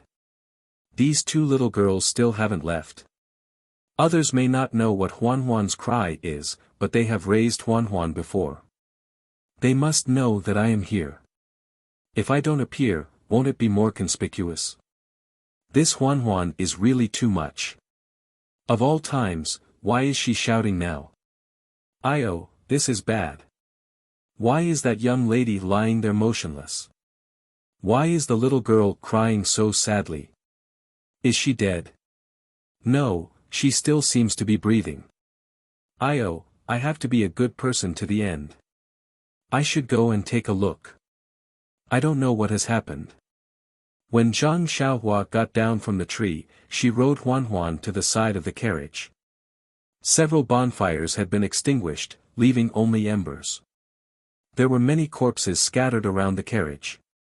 Several horses were also scattered in the surrounding bushes. It was silent and strange. If all of this was not caused by Zhang Xiaohua, she would definitely be scared. Hearing some noise, the crying little orange raised her head in horror. But when she saw that it was the village boy she had teased yesterday morning, she could not help but let out a sigh of relief. However, she was also slightly disappointed. She and the young lady were saved by the flying sword yesterday. They thought that a godlike person would appear and tell them something. But when it was late at night and the bonfires were extinguished, he did not appear. It was very different from the plot in the novel. And in such a dark night, the two of them really did not know where to go. Should they drive the carriage forward? Needless to say, the horse driving the carriage had already been killed, and needless to say, the young lady's wrist had already been broken. She couldn't tame the other horse by herself, not to mention harnessing the carriage. Moreover, so many people had already died here. Even if there were any bad guys coming, they would definitely be terrified and would definitely stay far away. It was much safer than two young ladies traveling alone. After thinking about it, the two of them finally decided to stay in the carriage surrounded by about 30 corpses. However, Miss Nie's wrist had been broken by Scarface's iron ball and was already in extreme pain. In the first half of the night, she fumbled around to fix the bone, applied medicine, and bandaged it carelessly. After that, she could barely hold on. But in the second half of the night, she could no longer hold on. In addition to the shock, she finally fell sick and had a high fever. She started talking nonsense and her wrist was swollen to the point that it was bigger than a steamed bun. Seeing this scene, Little Orange did not even close her eyes for the rest of the night. She kept crying. At this moment, she saw Zhang Xiaohua looking around curiously and looking at the corpses on the ground with curiosity and fear. Little Orange couldn't help but laugh. Could this be the mutant that the young lady mentioned? No matter how she looked at it, it didn't seem like it. However, thinking about how this guy waved his hand with bad intentions yesterday morning, he probably wasn't a good person. Would he take advantage of the situation to rape her? Thinking up to this point, Little Orange became a little scared again. Seeing Little Orange's worried expression, Zhang Xiaohua was very depressed. She had already worked hard enough pretending. "Big sister, can you please say something?" Left with no choice, Zhang Xiaohua could only timidly say, Miss, did you meet some bad people?" This guy was really good at pretending. Little Orange immediately threw her fear to the back of her head and said while crying, "Young master has good eyesight." "That's right. Yesterday, when we came here, some bad people tried to rob us. Thankfully, our bodyguards were capable and killed them all. However, our bodyguards also died together with them. Only one of them survived, and he was also heavily injured. Last night, he already went ahead to seek help. I believe he'll be back soon." "Oh, is that so?" Zhang Xiaohua blinked and said, "I thought that miss would need some help. Since that's the case, this one will take her leave. It's not proper for a man nor woman to be alone in the wilderness." After saying that, she turned to leave.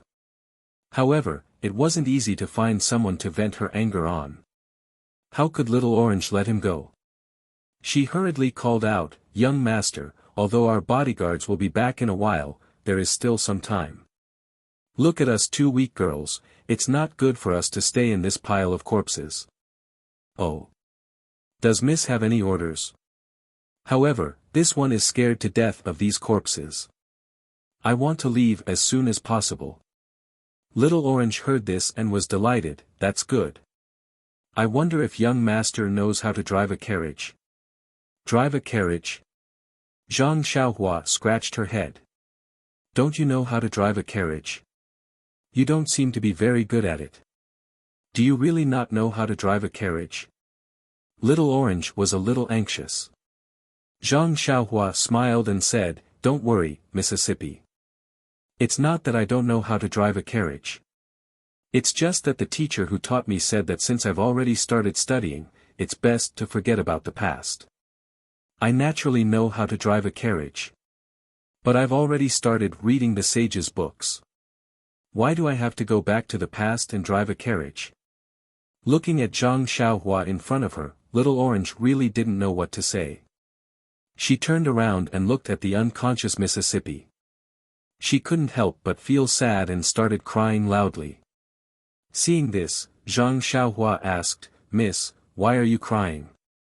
Could it be that you're moved to tears by seeing a village boy go from being ignorant to being knowledgeable?" Little Orange heard this and cried even harder. She choked and pointed at the carriage and said, "You'll know when you come over. Don't, Mississippi. See no evil, see no evil." Zhang Xiaohua waved her hands. Little Orange was anxious and jumped down from the carriage. She grabbed Zhang Xiaohua's hand and said, come over, come over. You'll know when you come over." Zhang Xiaohua covered her face and said, "A gentleman uses his mouth, not his fists. See no evil." Sigh, this guy is really good at acting.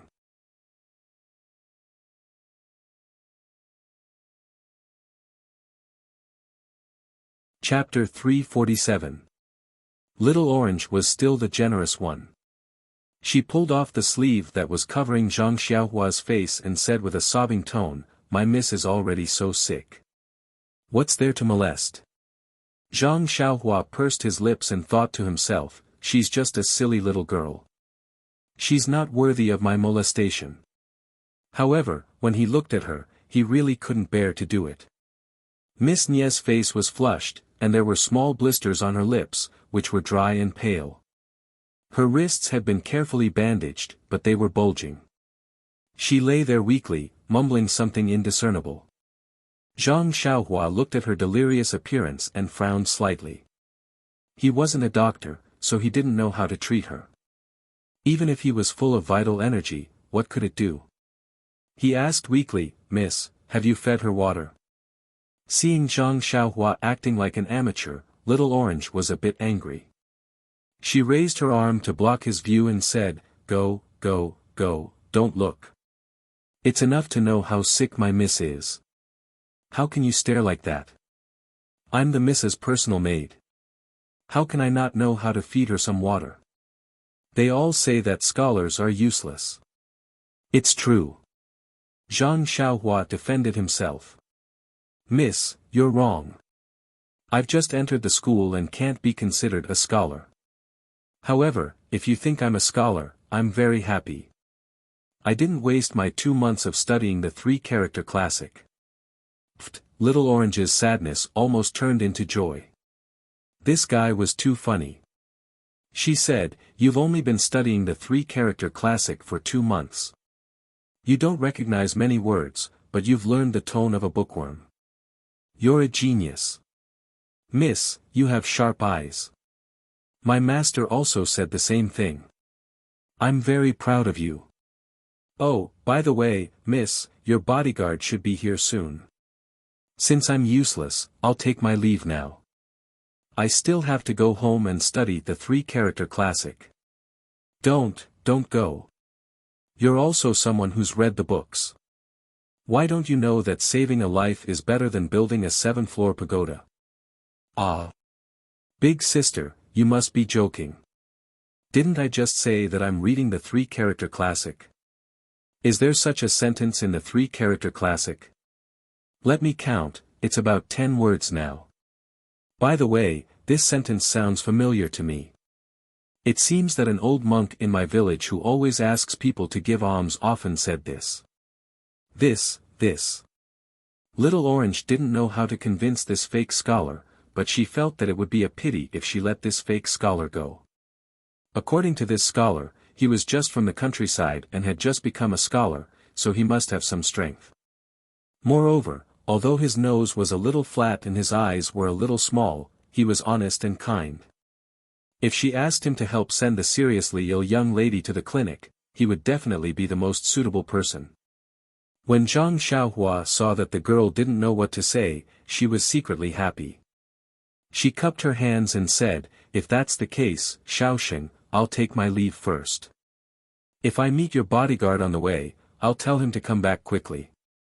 After saying that, she turned around and was about to leave. In fact, the reason why Zhang Xiaohua was like this was because Little Orange said yesterday that he looked ordinary and wasn't a good match. He didn't like it when he thought about it. An 18-year-old handsome young man being belittled by someone else's appearance, no one would be happy. Secondly, Little Orange lied to him and said that there was still a bodyguard alive and that she was asking for help. This feeling of distrust made him a little unhappy. With these two factors added together, he acted as if he was purposely making things difficult for her. Of course, he also wanted to let this girl know that he was just an ordinary person and that she shouldn't associate last night's violence with him. When he turned around, he saw Little Orange biting her lips and tears flowing down her eyes. She looked like she was in a difficult situation. He couldn't bear to see her like this. Sigh, forget it. What kind of act was he putting on this time? If he looked ordinary, then so be it. Why would he be afraid of others talking about him? She had just suffered a great disaster, so she naturally had to be careful. Didn't he often lie to others like this? But after all, he was a young man in his prime. Since he had already turned around, how could he put down his pride and stop? He could only pray inwardly, "Hurry and beg me to stop. Hurry and beg me to stop." However, when he turned around, he didn't hear Little Orange's pleas for help. Helpless, he had already turned around. Zhang Xiaohua felt a little remorseful. Right at this moment, a moan came from the carriage. Don't kill me, ouch. Miss Nye, who was in the carriage, moved and suddenly clutched Little Orange's hand tightly. The last cry of pain must have come from Little Orange touching her wrist again. Sigh. Zhang Xiaohua sighed. In the end, he still couldn't bear to take the first step.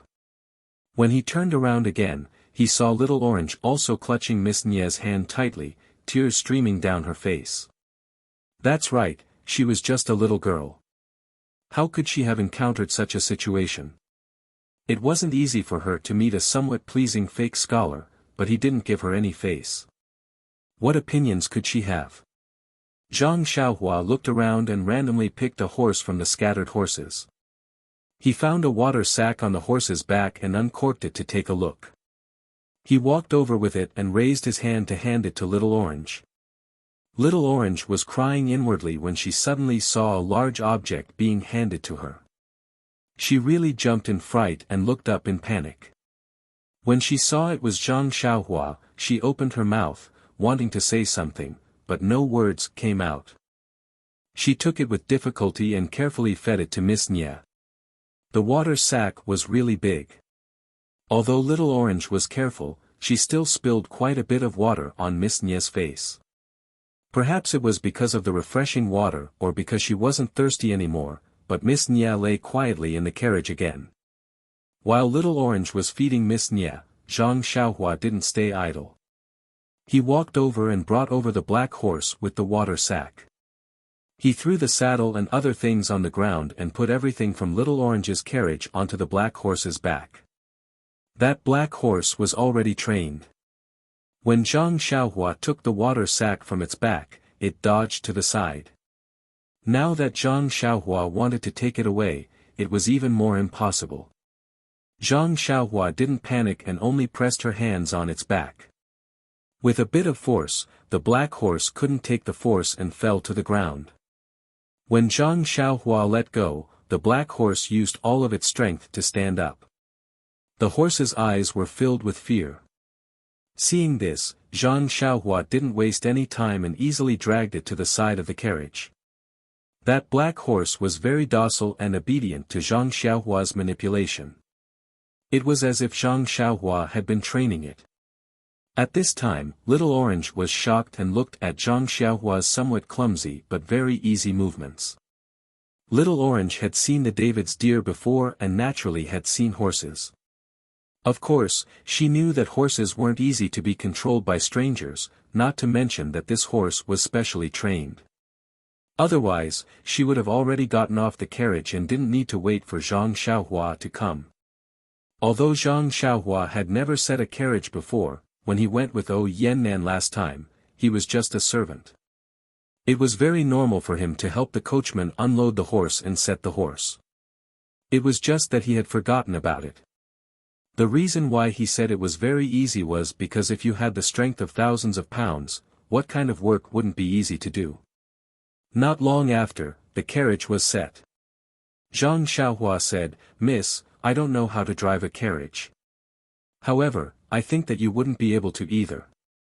Then, I will reluctantly give it a try." Little Orange said gratefully, "Young master, my name is Little Orange. You don't have to be so courteous. Just call me Little Orange. Now that my young mistress is seriously ill, she can't thank you in person. I thank you in advance." Zhang Xiaohua waved his hand and said, "You don't have to be so polite. Miss, Little Orange, I am not a young master. I am just a boy from the countryside who has been studying the three-character classic for a few days. The way I spoke just now was very awkward. I am not used to it. Oh, right, I am Ren Xiaoyao. You can call me Brother Xiaoyao." Seeing this fake scholar reveal his true face, Little Orange's face revealed a trace of a smile. Her anxious heart had a little bit of sunshine. She said, "Young master's personality is very good. So straightforward. My mistress will definitely like it." Ah. Zhang Xiaohua was stunned and said, "This is a good personality. Little Orange, are you saying that all the people in our village are straightforward people? Will your mistress like it?" Little Orange's face turned red and said, "Then I won't be so polite. However, it is not appropriate to call you brother. You are quite tall, but you are about the same age as my mistress. You may not be older than me." Zhang Xiaohua smiled and said, "Then you can call me Ren Xiaoyao." Then, okay, Ren Xiaoyao. Little Orange finished talking to Zhang Xiaohua and looked at the sleeping mistress. She said, "If it is possible, please drive the carriage to the town in front as soon as possible so that you can treat my mistress." Zhang Xiaohua said, "That is exactly what I was thinking." After saying that, she jumped onto the carriage and sat cross-legged on the coachman's seat. She thought of how the coachman used to drive the carriage and imitated him. She picked up the reins and prepared to drive the carriage out. But Little Orange suddenly thought of something and called out, "Ren Xiaoyao, wait." Zhang Xiaohua was stunned and said with a smile, "Could it be that you know that I don't know how to drive? If you can, then just come." Little Orange said embarrassedly, "No, I just thought of something. This. Little Orange said "this" for a long time but couldn't say what it was. Zhang Xiaohua thought for a moment and knew what she wanted to do. She smiled and said, "Could it be that you want to go to the toilet?" Bah! Little Orange's face immediately turned red. She spat at Zhang Xiaohua and said, "No." Actually, how could Zhang Xiaohua not know? She was just saying it casually. Thinking about it, Zhang Xiaohua was now 18 years old. She was in the prime of her life. When would she have the chance to talk to young girls in the past?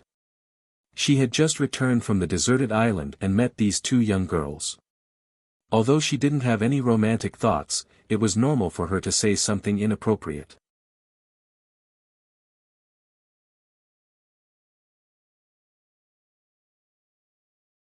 Chapter 348. Seeing that Zhang Xiaohua had misunderstood her, Little Orange thought about it, then gritted her teeth and said, "Yes, you guessed right. Ren Xiaoyao, I do want to pee, so please, can you hide behind the carriage?" Zhang Xiaohua was startled, then smiled, revealing her white teeth. "Of course, I'll go right now." Then she jumped off the carriage and walked to the other side. After Zhang Xiaohua left, Little Orange gently placed Miss Nie's hand on her body, then slowly and painstakingly got off the carriage. She looked behind the carriage and said, "Ren Xiaoyao, you're not allowed to peek." OMG, Zhang Xiaohua almost fell. She thought, do I have to do this? If I wanted to look, I could have just used my divine sense. Why would I need to peek? Plus, do you think I don't know what you're doing? As expected, Little Orange carefully walked and looked behind her. She walked to the place where the Vice Hall Master had fallen off his horse last night. She looked left and right and saw several corpses lying there. Because of the fear last night, no one saw the Vice Hall Master's face clearly. Little Orange had no choice but to crouch down and search the corpses one by one. Soon, she found a small brocade box from one of the corpses. Little Orange was overjoyed and looked behind her again. She didn't see Zhang Xiaohua peeking. Little Orange stood up and put away the brocade box. She was about to go back, but her brows furrowed slightly and she finally walked behind a small tree with a red face. She only came out after a while. After she left, some strange sounds entered Zhang Xiaohua's ears. Zhang Xiaohua also blushed a bit and muttered in her heart, "Oh, luckily I knew what she was going to do, so I didn't release my divine sense. Otherwise." However, Zhang Xiaohua now had a good impression of this bold and scheming little girl. She no longer criticized her like she did when they first met. When Little Orange got onto the carriage, she called for Zhang Xiaohua to come out. Zhang Xiaohua tactfully didn't ask anything.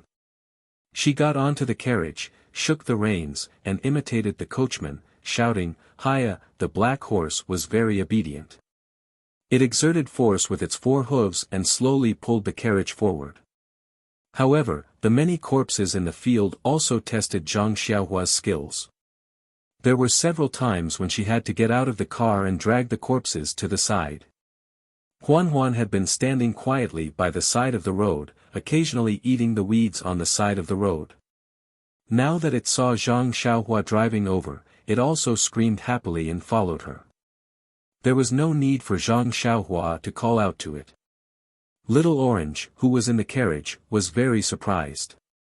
She originally wanted to ask out of curiosity, but looking at the young miss lying on the sick bed next to her, how could she still be in the mood? At this time, Zhang Xiaohua asked, "Little Orange, do you think we should go forward or back?" Little Orange said, "Of course we're going forward. But I remember that there's a village not too far behind us. Maybe there's a doctor there. Let's go forward. Our escorts are supposed to go forward. Maybe we'll meet them after we walk for a while." Little Orange said it like it was real. In fact, she had neglected one point. Zhang Xiaohua had seen their 8 escorts before. If Zhang Xiaohua had looked carefully at the corpses, she would definitely have seen them at the scene. How could there be an extra bodyguard? But in Little Orange's eyes, Zhang Xiaohua was just a young man from the countryside. How could he be so scheming? So she directly ignored him.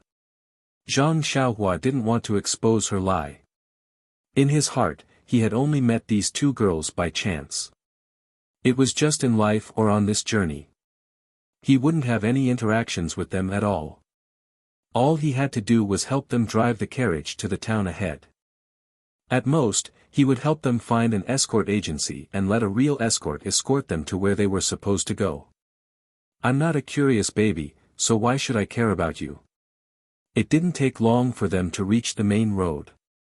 Zhang Xiaohua didn't care about the two maidservants in the carriage and focused on driving the carriage. Although he hadn't really driven a carriage before, the horses he used to pull the carriage were trained by others. They were much better than ordinary horses, so he didn't have to worry too much about them. Moreover, the carriage didn't go very fast, so naturally, it became more and more convenient for him. Sitting in the carriage, Little Orange could feel that the carriage wasn't going very fast. Although she was burning with anxiety, she didn't want to rush them. It wasn't until it was almost noon that they arrived at a slightly larger town. The first thing Zhang Xiaohua did when he entered the town was to find out if there were any escort agencies or medical centers in the town.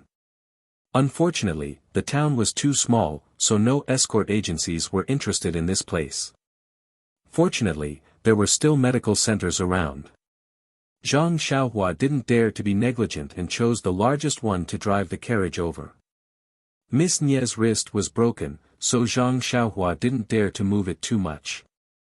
He wanted to get the doctor to take a look at her in the carriage, but the doctor only sat in the hall and didn't come out.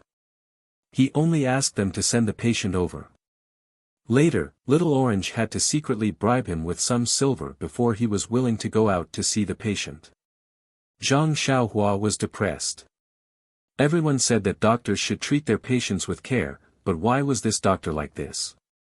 Because he had received the silver, the doctor was especially meticulous. After examining her, he frowned slightly. Zhang Xiaohua asked curiously, "Is there a problem?"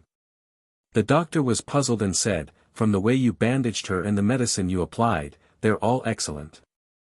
It looks like you're only slightly worse than me, so how did you get a fever and faint?"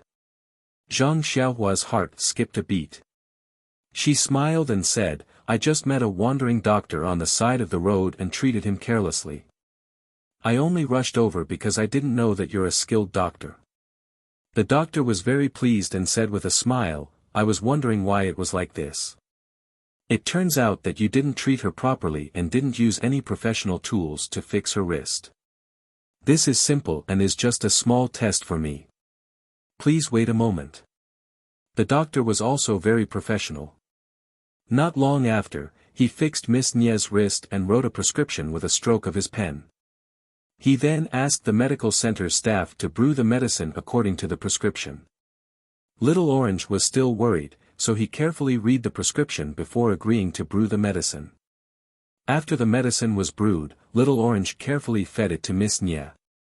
Zhang Xiaohua carried a lot of medicine bags and put them on the carriage before driving the carriage away from the medical center. When they reached the side of the road, Zhang Xiaohua asked, "Little Orange, do you think we should continue to walk forward, or?" He didn't finish his sentence and wanted to let Little Orange choose to go forward. However, Little Orange had his own ideas and said with difficulty, "Ren Xiaoyao, can I trouble you to find an inn first? It's not good for Miss Nie's health if she continues to travel like this." Zhang Xiaohua sighed. Why didn't he know that patients needed rest the most? However, he was also in a hurry to go home. His family in the Guizhuang house hadn't heard from him for 4 years. His mother must be missing him every day. He just wanted to hurry back. Forget it. Anyway, a few days won't make a difference. I'll wait until I find an escort agency. After making up his mind, Zhang Xiaohua wanted to drive the carriage to find an inn. However, just as he was about to start the carriage, Zhang Xiaohua thought of something. He turned around and asked, "Little Orange, I have an idea.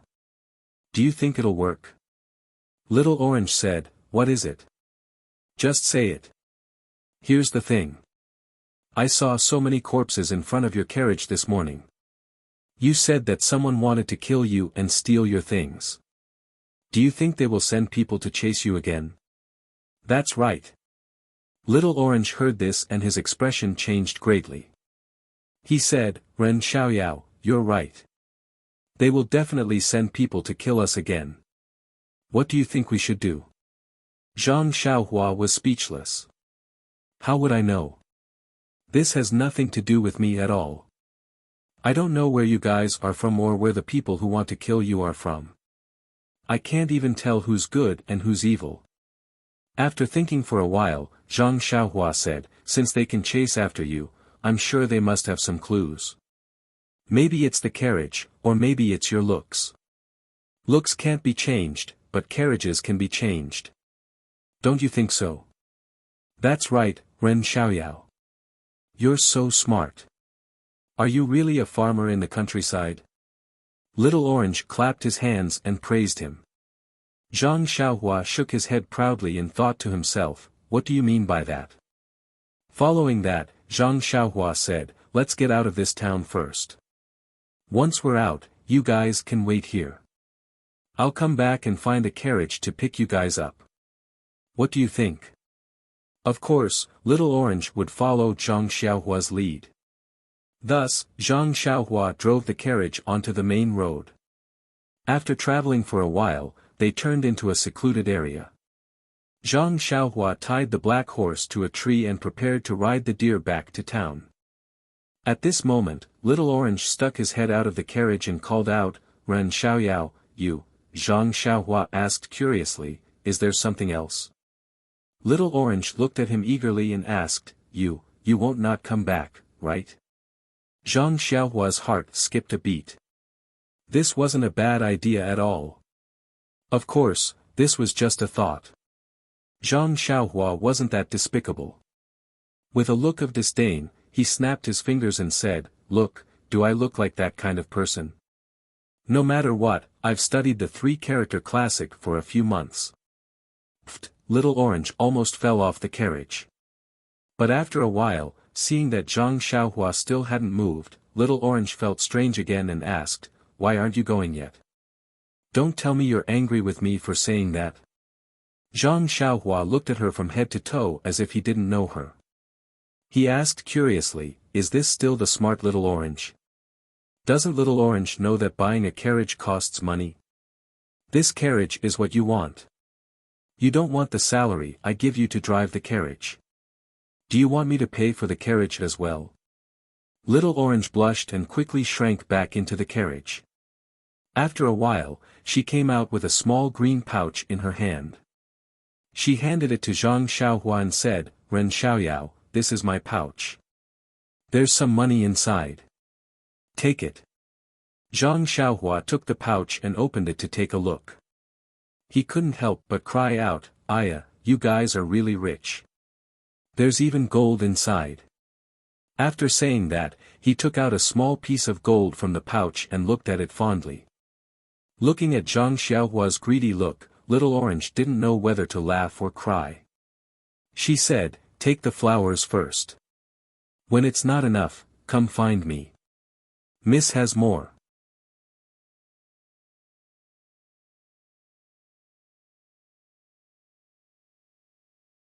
Chapter 349. Is that so? Zhang Xiaohua looked at Little Orange maliciously and said, aren't you afraid that I will rob you? Ah! Little Orange's face was also full of fear. She trembled and said, young master, may I ask, are you going to rape me? Zhang Xiaohua's face immediately turned red. She slapped the head of the deer and ran away. I was teased, I was teased. Zhang Xiaohua thought as she ran away. Seeing Zhang Xiaohua gradually disappear into the distance, Little Orange's mouth revealed a smile. But when she looked at the young miss next to her, her face became a little worried. At this time, Zhang Xiaohua's voice came from not far away, Little Orange, tidy up the things in the carriage. Wait for me to come back and rob you. This guy, Little Orange said as she stood up. Yes, there were a lot of things in this luxurious carriage. There was still a long way to the young Mrs. Villa. If she didn't tidy it up properly, what would she use in the future? Fortunately, Little Orange was a servant girl. Tidying up was her job. In a short while, she tidied up everything neatly and waited for Zhang Xiaohua's carriage to pick her up. But after waiting for a long time, there was still no sign of her. Little Orange couldn't help but feel her heart beat faster. Could it be that her good eye for people was not accurate? Could it be that this seemingly honest young man from the countryside took the money and ran away? Moreover, when she thought of the assassin that could appear at any time, her heart was in her throat. Just as Little Orange was about to get out of the carriage and draw circles on the ground to curse Zhang Xiaohua, he heard the sound of a carriage not far away. He looked up and saw a worn-out carriage being pulled by Huan Huan, the four odd beasts. Ji la, the carriage was slowly moving towards them. In an instant, the cold of early winter disappeared. Little Orange had the urge to jump up. Huan Huan pulled the carriage very slowly, as if it was very unwilling. Zhang Xiaohua was not in a hurry. She sat cross-legged and let it do as it wished. When they arrived, Zhang Xiaohua jumped down from the carriage and smiled, "Little Orange, you must have been waiting for a long time." "Yeah, you're dead. Where did you go?" Little Orange immediately realized that something was wrong and quickly changed his words. He looked down at the ground and squinted at Zhang Xiaohua. "What took you so long?" Zhang Xiaohua didn't seem to hear anything and said embarrassedly, "I'm not very familiar with this place, so I asked a few people. Moreover, there are no places that sell carriages, so I had to look for several places before I found a seller and bought this carriage. Look, isn't it very inconspicuous?" Little Orange was still thinking about its slip of the tongue and did not notice this. It just nodded randomly. Zhang Xiaohua continued, "Besides, Huan Huan is supposed to pull firewood. Now that it's pulling the cart, it's not happy. That's why it's walking a little slow." "Oh, is that so? Huan Huan? Who is Huan Huan?" Little Orange answered casually, but suddenly froze. Huan Huan, who was beside it, did not agree. It hissed in a low voice and said, "Please, I've already condescended to pull your cart, but you don't even know my name." Alas, this animal was just like a human. It had just left Songning town and it was already tired of pulling carriages. Little Orange finally understood that this animal's name was Huan Huan. If it was any other day, it would have jumped over to look at it. However, last night's incident seemed to be a catalyst that made her mature. He smiled and said, "Then I'll have to trouble your mount. When we go back, I'll find something it likes to eat as compensation." Zhang Xiaohua heard this and said happily, "That's great. Huan Huan, aren't you going to thank Little Orange?" Huan Huan shook its head and wagged its tail. It stuck out its big head and stuck out its big red tongue to lick Little Orange's face. Little Orange was scared and quickly hid. Huan Huan hissed in a low voice and said, "This girl doesn't give me any face." Zhang Xiaohua saw this and laughed in her heart. She said, "Also, when I was looking for a carriage, I found a decent inn. I used the money you gave me to reserve a small courtyard. We can go there later." Little Orange heard this and was very happy. He praised, "Ren Xiaoyao, you're so thoughtful. Miss will probably need to recuperate for a while. It won't do if she doesn't have a secluded courtyard." "Ah. What do you mean she needs to recuperate for a while?"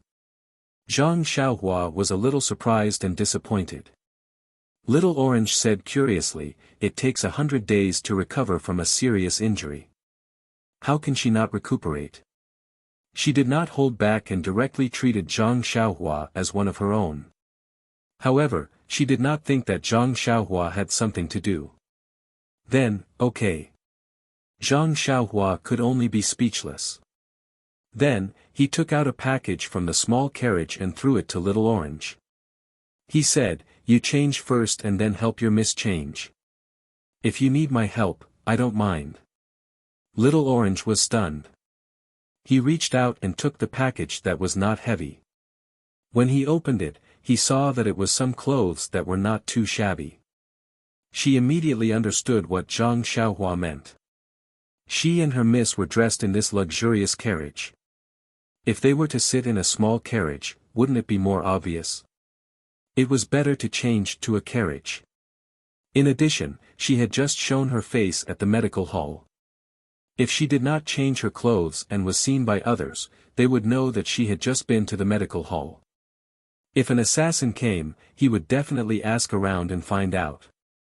Why didn't she think of this? Little Orange could not help but pat her forehead. Usually, she was the smart one in the manor. Otherwise, her miss would not have brought her out. Why was it that in front of this Ren Xiaoyao, her cleverness disappeared?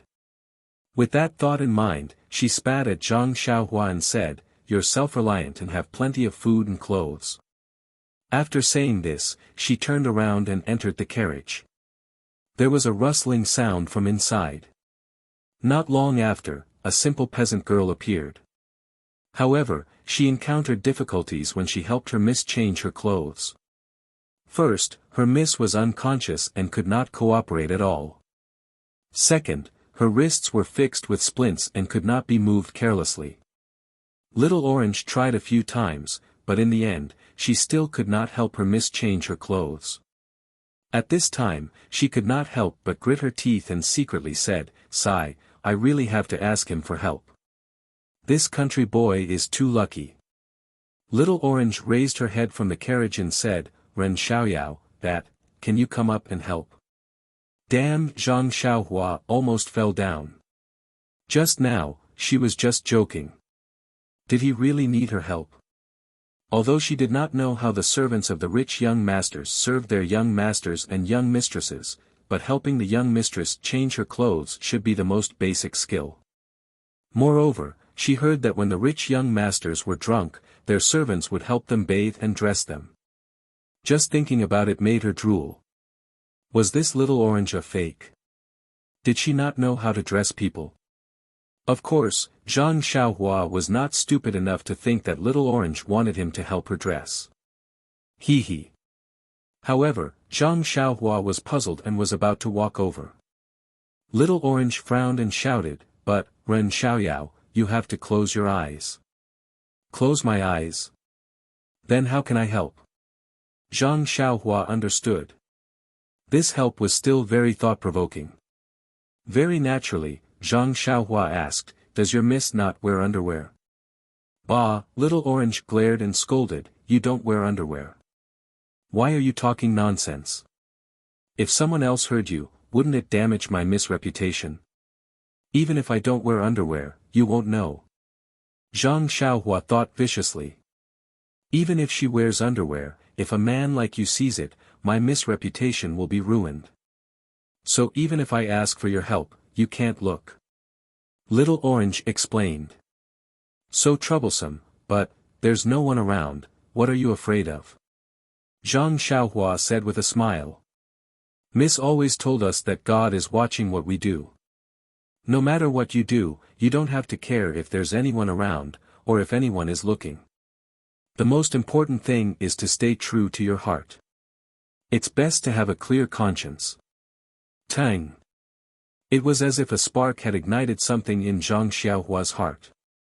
At that moment, Zhang Xiaohua's state of mind was growing at a perceptible speed. That's right, when she saw Little Orange and the others being hunted down last night, Zhang Xiaohua felt extremely repulsed. If it wasn't for something in her heart, or if it wasn't for the fact that the bad guys left without killing anyone, Zhang Xiaohua might not have done anything. This was all because Zhang Xiaohua was afraid of getting into trouble and delaying her journey. But now, Little Orange's words reminded her. If she really didn't do anything last night, how could she face her own conscience?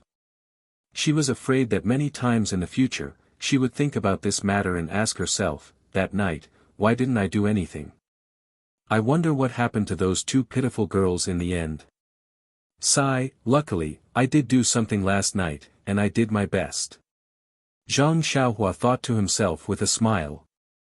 At this moment, he felt that his cultivation that had been loosening up had improved again. What are you laughing at? Forget it, you should just stay aside, I'll do it myself. Little Orange saw Zhang Xiaohua suddenly smile and thought that he had thought of something. She blushed and said angrily. "Oh, Little Orange, you're saying that it's a misunderstanding." Zhang Xiaohua realized that Little Orange had misunderstood and quickly explained, "I heard you say that your miss was scolding you, and I thought of something that a friend of mine from the academy told me." Is that true? Don't lie to me." Little Orange did not believe her at all. "It's true. I once knew a scholar who loved to read books. He read a lot of miscellaneous journals, travelogues, supernatural novels, and so on. But one day, he suddenly wanted to write a book of his own. So he started writing excitedly. Who would have thought that after writing for almost 10 months and writing 2 million words, not many people would read it. But he didn't know how to revise it or change to a new topic. So one day, I asked him, "You've worked so hard for so long, but no one applauded you, so what's the point of doing so?" Can you guess what he said? What did he say?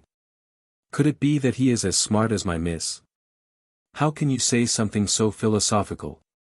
Zhang Xiaohua clapped and praised, "Yes, that's right." That scholar smiled and said, "No matter what others think, I have kept my heart and wrote down the story that I wanted to tell. I feel that it does not lose to any book, and it is their loss if they don't read it." See, isn't he as smart as your miss? That's true. Such an amazing person, I wonder when I can meet him. Little Orange looked forward to it. Zhang Xiaohua looked into the distance, as if he had seen through endless time and space, and smiled, "You will, that day will come."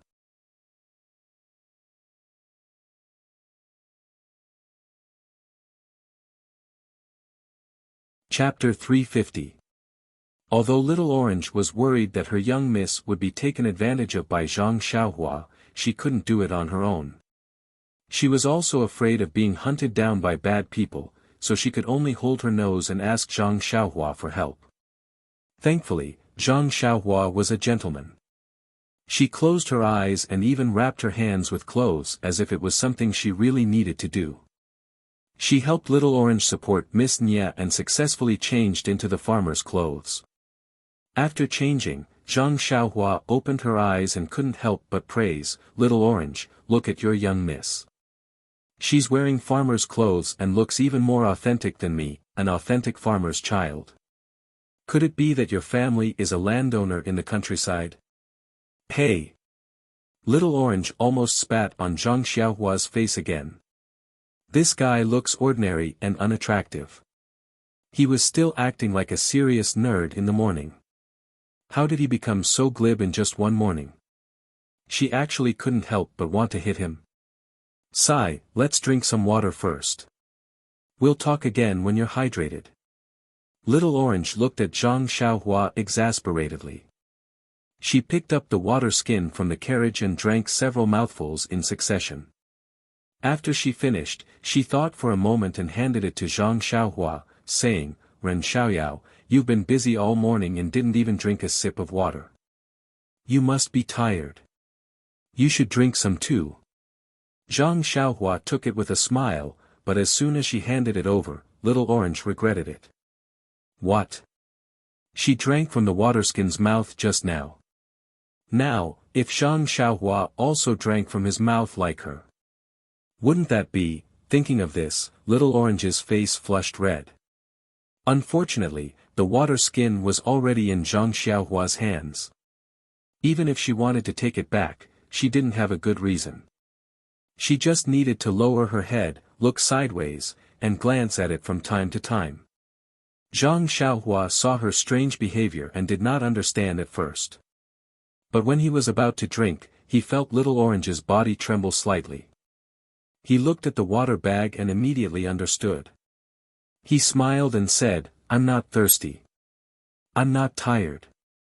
I'm working hard for Little Orange in Mississippi. My heart is sweet." Then, he threw the water bag back into the carriage and said, "This water bag belongs to someone else. Let's not take it." When Little Orange saw that Zhang Xiaohua did not drink any water, he could not help but heave a sigh of relief. But immediately, a trace of disappointment appeared in his heart. Then, with Zhang Xiaohua's help, Little Orange carefully carried his miss onto the worn-out carriage. Actually, Zhang Xiaohua thought that he could do it by himself. Who knew that this Little Orange was so loyal? He was afraid that his miss would be bullied and insisted on doing it himself. So, Zhang Xiaohua could only help hold his miss's injured arm. Sigh, he had no choice. Zhang Xiaohua put on some clothes on his arm and went to help. After moving the most important Miss Nye onto the worn-out carriage, the rest of the things were naturally taken by Zhang Xiaohua. This time, Little Orange did not stop him at all. The luxurious carriage was not too big, but there were a lot of things inside. It was hard for Little Orange to clean it up so well. It almost filled up all the extra space in the worn-out carriage. Zhang Xiaohua looked at it and could not help but frown. How could this be? It did not look like something from a country family. Zhang Xiaohua told her concerns to Little Orange. Little Orange also felt that it was inappropriate. But looking at these things, he could not bear to throw this away or throw that away. He wanted to use this and that too. He was really a money grubber just like Zhang Xiaohua. In the end, Zhang Xiaohua had no choice but to coax and scare him to throw a small portion of the things that were not too valuable and took up a lot of space back into the luxurious carriage. As for the rest, she covered it with a worn-out felt cloth to hide it. Zhang Xiaohua led the black horse and drove the luxurious carriage onto the main road. She walked forward a bit, looked around, and saw that there was no one around. Then, she slapped the black horse's butt. The black horse cried out in pain and galloped forward. Zhang Xiaohua easily jumped down from the carriage and ran back. Little Orange sat in the small and narrow roof of the worn-out carriage and felt extremely uncomfortable. When he saw Zhang Xiaohua coming back, he asked, "Ren Xiaoyao, why didn't you find a slightly bigger carriage?" Zhang Xiaohua shrugged and said, "This is already not bad. This town isn't big, so there aren't any places that specialize in selling carriages. Besides, we're just farmers in the countryside now. If the carriage is bigger, it won't look like it." Little Orange muttered, "I know the reason. I'm just afraid that Miss won't be used to it when she wakes up and will blame me. Oh right, I even threw Miss's carriage away. Do you think Miss will scold me?" After Miss Nye finished taking the medicine from the medical hall, her complexion looked better and her fever gradually subsided. Therefore, Little Orange's heart, which had been on edge all this time, finally returned to its original position.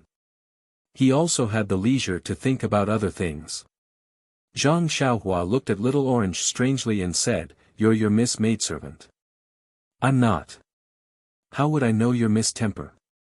Who knows if she'll blame you or not? All right, forget it. Hurry up and drive the carriage. Don't let the bad guys catch up to us." In fact, Zhang Xiaohua knew very well that the news of all the bad guys being wiped out would probably only be sent back this afternoon. The next time they would send someone over would probably be tomorrow. That was not including the time they would have to study it. Therefore, he had plenty of time to spare. However, since Little Orange was urging him, he did not say anything else. He walked in front of the David's deer and patted its head affectionately. The David's deer slowly pulled the cart forward while Zhang Xiaohua walked beside the David's deer. The inn Zhang Xiaohua found was not big or new. It was located in a rather remote part of town. She didn't know what the innkeeper was thinking. Why would anyone come to a place like this? However, looking at the innkeeper's indifferent attitude when he saw the customers, she could probably guess the reason. The courtyard Zhang Xiaohua rented was not inside the inn but next to it. It was a very small courtyard that was similar to the one Ji Xiaohua lived in. The shabby appearance of the courtyard was also similar. Presumably, a family used to live there. The courtyard had its own entrance and a small door that was connected to the inn. Zhang Xiaohua led the carriage to the courtyard under the guidance of a waiter. Then Zhang Xiaohua gave the waiter a few copper coins and sent him away. The waiter was very happy when he received the copper coins. It seemed like there weren't many people who tipped him, which made Zhang Xiaohua feel very regretful.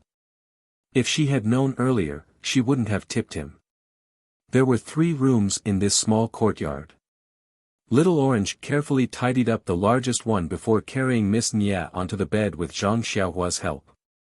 Before Zhang Xiaohua could say anything, Little Orange kicked him out and said nicely, Miss Nie's boudoir is not for trespassers. Zhang Xiaohua didn't know whether to laugh or cry. This little girl didn't regard herself as an outsider at all. She couldn't wait to get rid of this big burden so she could go on her way. Who would want to provoke her? Of course, she was just thinking about it. Since she had already helped to this extent, there was a saying from ancient times, if you do a good deed to the end, send Buddha to the Western paradise. 1 or 2 more days wouldn't make much of a difference. If she just gave up now, would she still be human? Looking at Little Orange's appearance, Zhang Xiaohua swallowed the words she wanted to say. She turned around and went out. She untied Huan from the carriage and casually threw the broken carriage in a corner. Then, she found a small room nearby and pushed the door open. This small room was clean and tidy, but it was a small town after all. The room emitted an indescribable smell of soil. Zhang Xiaohua felt very comfortable when she smelled it. She couldn't help but think of her own Guizhuang house. Didn't it have the same smell? Sigh. Zhang Xiaohua sighed. She wished she could grow wings and fly back home to Guizhuang house. But now, she had to wait for Miss Nie's body to recover. Then, Zhang Xiaohua took out a primeval stone and sat cross-legged. Just as she was about to cultivate the Carefree Heart Sutra, a thought suddenly entered her mind. Grow wings. If she could obtain the cultivation method after the ethereal steps, perhaps she could fly into the sky. Wasn't the Misty School already destroyed? When she had the opportunity, she should go to the Misty Mountain Villa to take a look. Their restriction must have some immortal Tao items. If there were some suitable cultivation methods inside, then she would be rich. Hee hee. Thinking about it, Zhang Xiaohua couldn't help but reveal a trace of a smile. What would it be like to fly into the sky? That day at the tea house in Songning Town, I felt like I was flying into the sky. I flew higher and higher. That shouldn't be my divine sense. Then what could it be? Could it be my consciousness? During this period of time, I was in a hurry to return home and didn't properly comprehend what I learned that day. The comprehension of flying into the sky isn't something that can be obtained easily. Moreover, I risked the danger of my consciousness drifting away to obtain it. After thinking about it, Zhang Xiaohua secretly operated her cultivation method to absorb the primeval qi while carefully comprehending what she had learned from flying into the sky. That day, Zhang Xiaohua sat in the tall building and looked down at the bustling crowd below. It was as if she was high above, looking down at the various states of the world. In an instant, her consciousness left her body and flew towards the boundless horizon. It was similar to the unity of heaven and man realm in the immortal Tao cultivation. The unity of heaven and man realm, as the name suggests, was to combine one's consciousness with the consciousness of the heavenly Tao. The boundless horizon in Zhang Xiaohua's perception was only the simplest manifestation of the heavenly Tao. The cultivation of the immortal Tao was the process of exploring, and grasping the heavenly Tao. This unity of heaven and man realm was a shortcut to integrate the essence or meaning of the heavenly Tao into one's consciousness. And the appearance of this realm was extremely rare. Even during the peak of the immortal Tao in the ancient times, there were only a few that appeared. And these few that appeared were all the outstanding cultivators of the immortal Tao. They all borrowed the moment when they glimpsed the essence of the heavenly Tao and grasped some of the rules of the heavenly Tao. From then on, they had a great improvement in their cultivation, reaching a level that ordinary cultivators could not imagine. The reason why Zhang Xiaohua was able to enter this exceptionally precious realm was not only because of the deep accumulation of his 4 years on the deserted island, but also because he had left the mortal world for a long time. When he returned, he had many feelings. It was as if there was a saying, there is no Bodhi tree, nor is there a bright mirror. If there is nothing at first, where can there be dust? The moment Zhang Xiaohua's clean mirror came into contact with the mortal world, everything in the world became so clear. It could not help but arouse his feelings towards the heavenly Tao.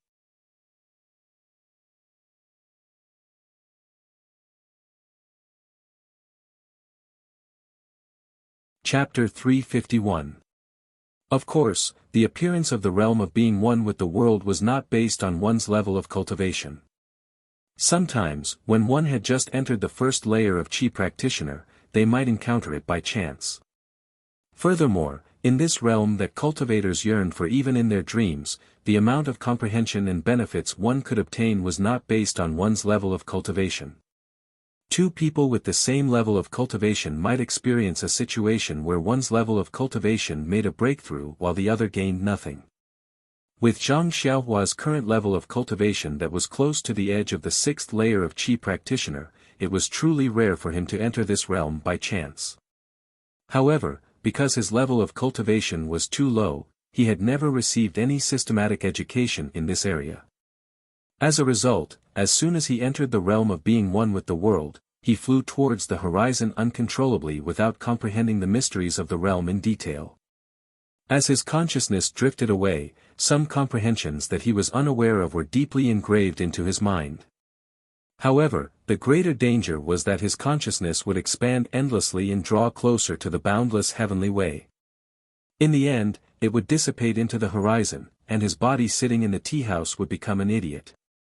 As a result, although Zhang Xiaohua was unaware of the danger he was in, he could faintly sense that Ji Xiaohua's shout was of great help to him. At that time, Zhang Xiaohua's consciousness had entered the realm of being one with the world. Various mysteries of the heavenly way had opened a blurry door to him. Some indescribable things were deeply engraved into his mind. He had never been able to calm down and comprehend them. Today, in this tiny town, in a small hut, he finally had the leisure to immerse himself in the memories of that day and carefully comprehend the heavenly way that was as vast as the starry sky. That's right. Even if it was only a fledgling form of the heavenly way, it was as vast as the sea before Zhang Xiaohua. However, since he had the outline of the starry sky in his mind, didn't that mean he had a direction to comprehend it in? Wasn't this countless times better than being illusory and unfathomable?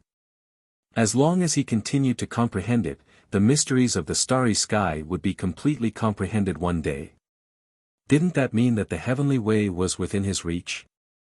At this moment, the droplet of essence in Zhang Xiaohua's dantian suddenly trembled, like the ripples of a drop of water falling into water. A black dot faintly appeared in the center of the essence. Afterwards, the essence began to tremble in a profound manner and slowly revolved. It was so slow that it was almost imperceptible. Perhaps, only in this nameless town, in this inconspicuous hut, did Zhang Xiaohua truly see the essence of cultivation and take the first step into it. Meanwhile, in the tea house of Songning town, the curtains to Zhang Xiaohua's cultivation began. After an indeterminate amount of time, perhaps an instant, or perhaps an entire afternoon, Zhang Xiaohua felt some changes in the true qi in her meridians when she was meditating. It rapidly revolved and charged towards the bottleneck of the sixth layer of qi refining. As a result, Zhang Xiaohua temporarily stopped her comprehension of the heavenly way and increased her absorption of the spiritual energy of heaven and earth.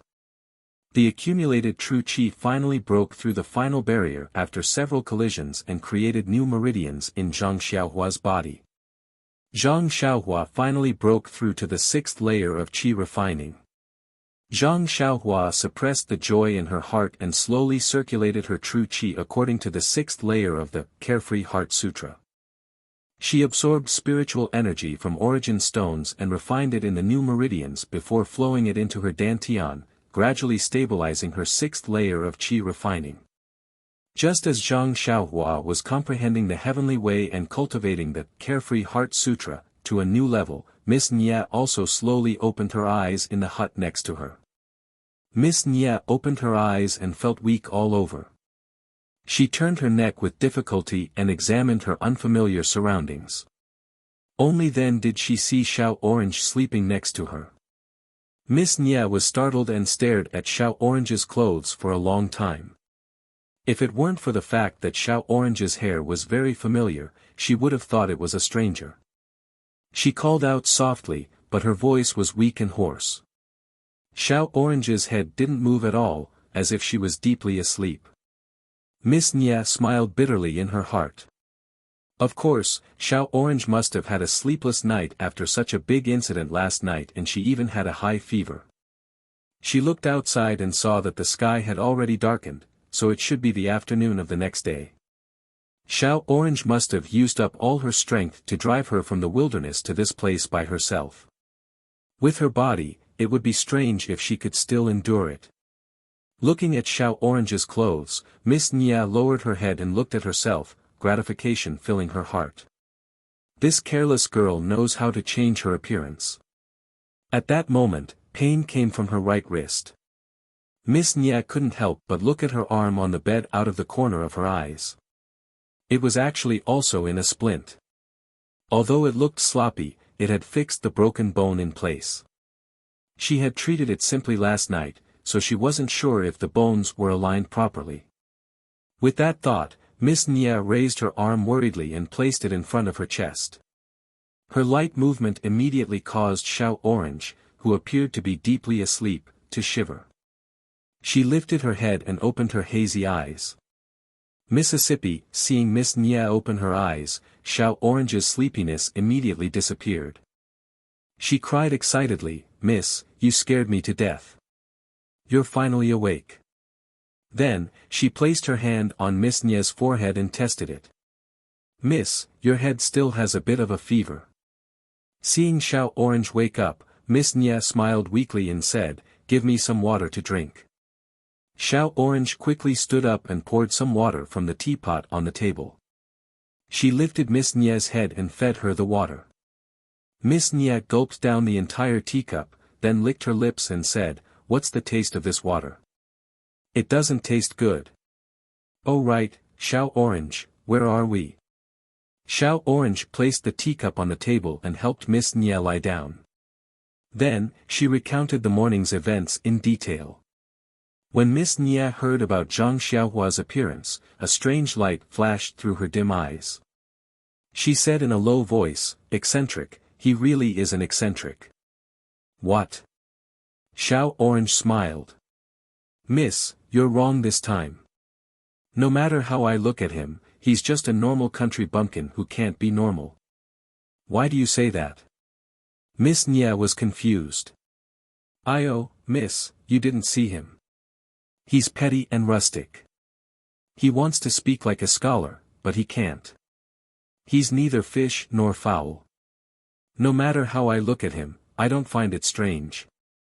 "Oh. It's only been half a day, and you've already figured him out so thoroughly?" "Well, you'll know when you see him later. He's definitely not one of our people from last night." "Alas, I didn't say that he was our man last night. Last night, the man didn't show up, but he killed more than a dozen people with the legendary flying sword skill. This kind of skill can't be practiced without decades of hard work and excellent talent. It's estimated that a senior master was playing in the world and happened to meet him, so he helped him. Although this man named Ren Xiaoyao is tall, he seems to be 14 or 15 years old. Even if he practiced martial arts since he was born, he may not have such skill." "Yes, miss, I think so too. But haven't you thought about it? Why did he appear in the suburbs so early in the morning? When he saw the corpses all over the ground, he didn't panic or run away. Instead, he came up to ask you and helped you drive the carriage to this town." "No, Mississippi. He wanted to leave, but in the end, maybe he found his conscience and stayed to help." "Well, let's not talk about that for now. Then, he helped us buy clothes from the countryside, bought a broken carriage, and let our carriage and black horse go. Are these ideas something a youth from the countryside could think of? Why wouldn't it be possible? I think I can think of these things too. It doesn't mean he's a superhuman. Alright, whether he's a superhuman or not, I feel that he's not a simple country bumpkin. By the way, miss, what do you think this is?" After saying that, Little Orange took out a small brocade box and handed it to Miss Nia. He said, "I sent Ren Xiaoyao away and took this from the corpses. If he's a superhuman, he would have known. Why would he fall for my trick?" Thinking of the method he used to send Zhang Xiaohua away, Little Orange's face heated up. Miss Nia looked at it and said uninterestedly, maybe. Miss, you don't seem very happy. Aren't you excited that you can keep the treasure? What's there to be excited about? Didn't I say that treasures are dead and people are alive? With this treasure in our hands, bad people will come looking for us sooner or later. Ah, yes, Mississippi. Let's take it one step at a time. You should keep this treasure well. It's not safe with me. Miss Nia smiled. What's not safe about it? You should keep it. If bad people come looking for you, they'll only come looking for me. Of course, Little Orange wasn't willing to take it. He put the brocade box on Miss Nia's uninjured left hand. Miss, you should keep it well. The two of us are very safe together. Miss Nia smiled and put it in her pocket. Then, Miss Nia brought her right hand to her chest and carefully examined it. She smiled and said, the doctors here are average, but their basic skills are solid. When they put the splint on, they actually didn't open my set bone. Yes, Mississippi. You still have a fever. Shouldn't you change your medicine? Yes, let me take a look at the prescription the doctor gave this morning. Little Orange thought about it and went out. He rummaged through the small carriage and brought the prescription and herbs into the room. Miss Nia took a look and said with a smile, this prescription is a bit lacking. It's harmful to the body and can't treat my illness. Bring me the brush, ink, paper, and inkstone. I'll make some changes. Hearing this, Little Orange was a little embarrassed and said, Miss, in order to avoid being noticed, I also sat in a carriage to come to this inn. I'm not familiar with the road. I think I'd better call Ren Xiaoyao and ask him to help us.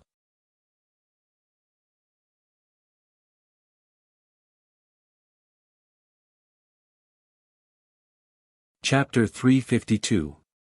Miss Nia and Little Orange had completely different attitudes toward Zhang Xiaohua's identity. Miss Nia felt that Zhang Xiaohua should be an otherworldly mutant. Just the way he pretended to be deep in thought while sitting on the deer was enough to make people ponder deeply.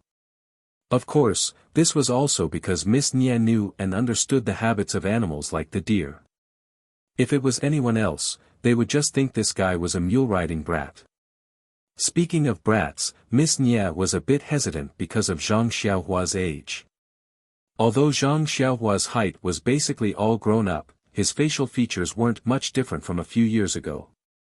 It was just that the shape of his face was slightly longer, shedding the childishness of a youth and replacing it with the vitality of a youth.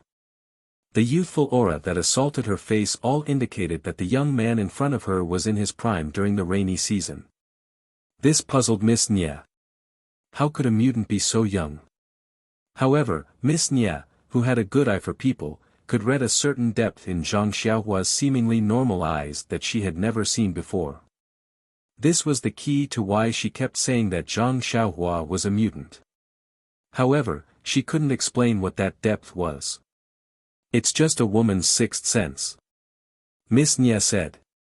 You're the only one who's a woman. I'm not a woman. Little Orange pursed his lips and said in his mind. That's right, in Little Orange's eyes, wasn't it normal to wake up early in the wilderness? He heard that the farmers outside the farms worked at sunrise and went to bed at sunset. It was extremely easy for a young man in the countryside to wake up so early. Wasn't he afraid of corpses? Nonsense, he was a man. What was a man? A careless guy. As long as he was a man with a bit of courage, he shouldn't be afraid of corpses. Most importantly, if he was a mutant, how could he talk to a girl like that? Thinking about those details, Little Orange's face heated up. That guy definitely wasn't a mutant. Little Orange had already decided on Zhang Xiaohua's character. It had to be said that first impressions were truly too important. Zhang Xiaohua was a classic example. So when Little Orange was about to order Zhang Xiaohua to do something without hesitation, Miss Nia was a bit hesitant. She asked, is this appropriate? Little Orange snickered in his heart and cursed, Miss, while you were unconscious, I wonder how many things you had that guy do. However, she also had a contemplative look on her face.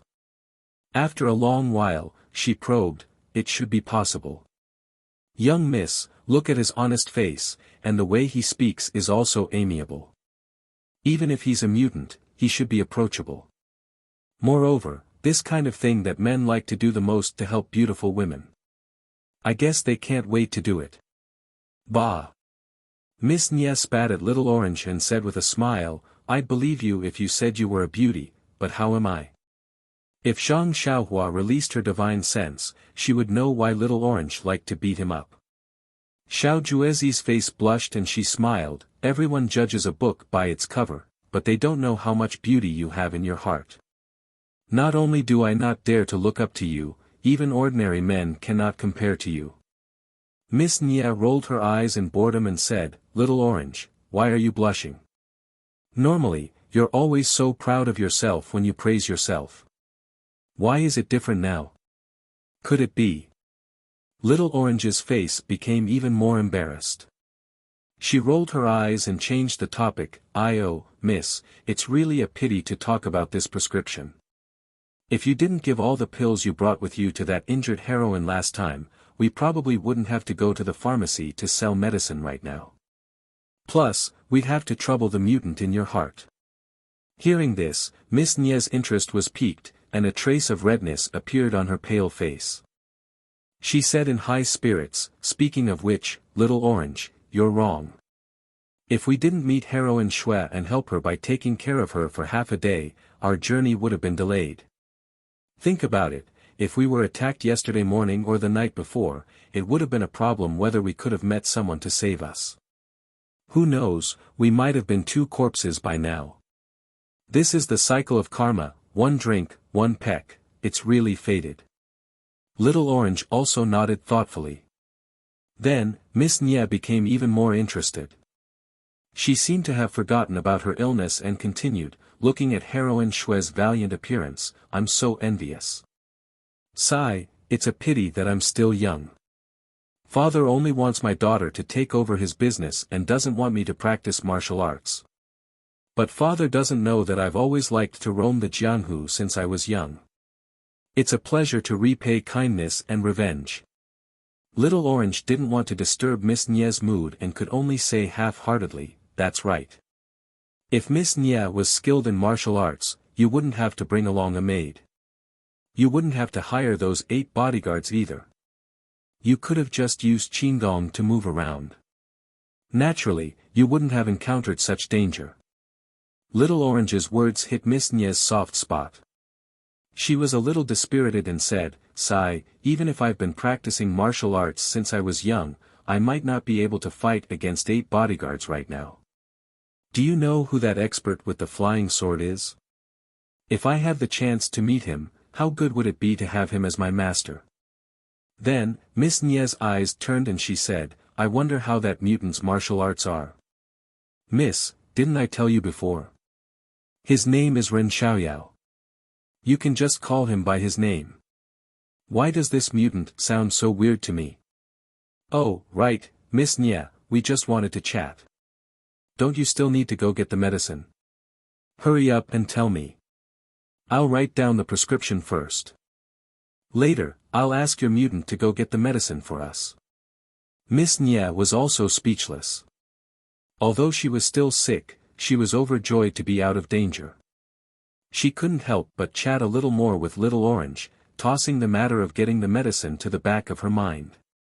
Little Orange looked up and saw that there was no writing brush, ink, paper, or inkstone in this simple inn.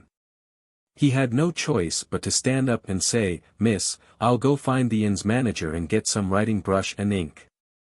As soon as Little Orange got up, he looked at the sky and shouted, Oh, miss, it's almost dark. Are you hungry? When he said, hungry, there was a rumbling sound from their stomachs. Both of them blushed. It had been almost a day and night since the attack last night.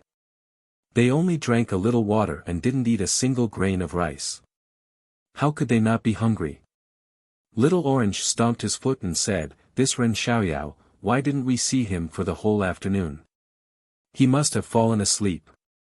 Why didn't he wake us up for lunch? Looking at her angry and energetic appearance, she didn't look like someone who was looking for a mutant at all. On the other hand, Zhang Xiaohua in the small hut had already stabilized her 6th level of qi refining. The speed at which she absorbed the qi of heaven and earth had increased a lot, and the range of her spiritual sense had also expanded. In her spiritual sense, she had a clearer understanding of heaven and earth. At the same time, Zhang Xiaohua was absorbing as much qi as she could from the vitality stones and circulating it through her meridians to familiarize herself with the 6th level of qi. Although Little Orange came out in a huff, when he went out, he became gentle. He looked at the closed door of the small hut and walked over slowly. He raised his small hand and knocked on the door. Although Zhang Xiaohua didn't release her spiritual sense, her eyes and ears were still very sharp. At this time, she wasn't comprehending the Carefree Heart Sutra, nor was she comprehending the laws of heaven. When Little Orange came to the door, she already knew. When the knocking sound came, Zhang Xiaohua raised her voice and said, "Who is it? Please wait." Then he stood up and opened the door. When he saw Little Orange, he pretended to be surprised and said, "Oh, Little Orange, did you call me to eat?" When Little Orange saw this, he couldn't help but be angry and said, "You little brat, now you know how to eat? Why didn't you call us when you were staying at the inn earlier? Now Miss is so hungry that she's sticking to her back." "Ah. Your Miss is already awake." Zhang Xiaohua asked, "When I put Miss down earlier, I wanted to ask you if you needed anything, but you kicked me out. How could I have the time to ask about this?" Little Orange was a little speechless. Yes, at that time Zhang Xiaohua wanted to say something, but he kicked her out first. How could he blame her now? Therefore, Little Orange quibbled, "Even if you didn't say it in the hut, why didn't you say it outside? Didn't you want to see us make a fool of ourselves?" Zhang Xiaohua smiled and didn't say anything. Then, he asked, "Has your young miss recovered from her illness? Can she eat now?" Little Orange was a little worried and said, "Yes, Miss has woken up, but her fever hasn't subsided yet. Our Miss wrote a prescription herself, so I'll have to trouble you to go to the pharmacy and get some medicine for her." Eh? Zhang Xiaohua was a little surprised and said, "Your Miss knows how to write a prescription herself?" "Of course, my master is." Little Orange said proudly, but he knew he had misspoken, so he quickly shut up and said perfunctorily, "Our Miss is very smart. These are just minor illnesses, so she'll be fine with just a dose of medicine. Unlike the doctors in town who have been taking medicine for almost a day, their fever hasn't subsided yet." "Is that so?" Zhang Xiaohua thought for a while and said, "Then what medicine do you need me to get?" "Oh, go to the inn and get some brush and ink. When Miss tells me, I'll write it down for you." When Zhang Xiaohua heard that, she nodded and turned around to leave. Also, Little Orange added, "Don't forget, it's getting late, so it's time for dinner." Zhang Xiaohua chuckled. How could he not know? In order to cover his tracks, Zhang Xiaohua did not ask the waiter to send the food over. Instead, he brought it back in a food box. The inn in town was also very simple, and there were only a few types of food available. Zhang Xiaohua took the food box, brush, ink and other things to the cottage where Little Orange and the others were staying. He gently knocked on the door, and Little Orange happily opened it. Just as Zhang Xiaohua was about to pass the things to him and go back into the cottage, he heard a soft and hoarse voice from inside. "Hero Ren, please come in too." When Zhang Xiaohua heard this, he was shocked. "Please add it to your collection, please tip it, thank you."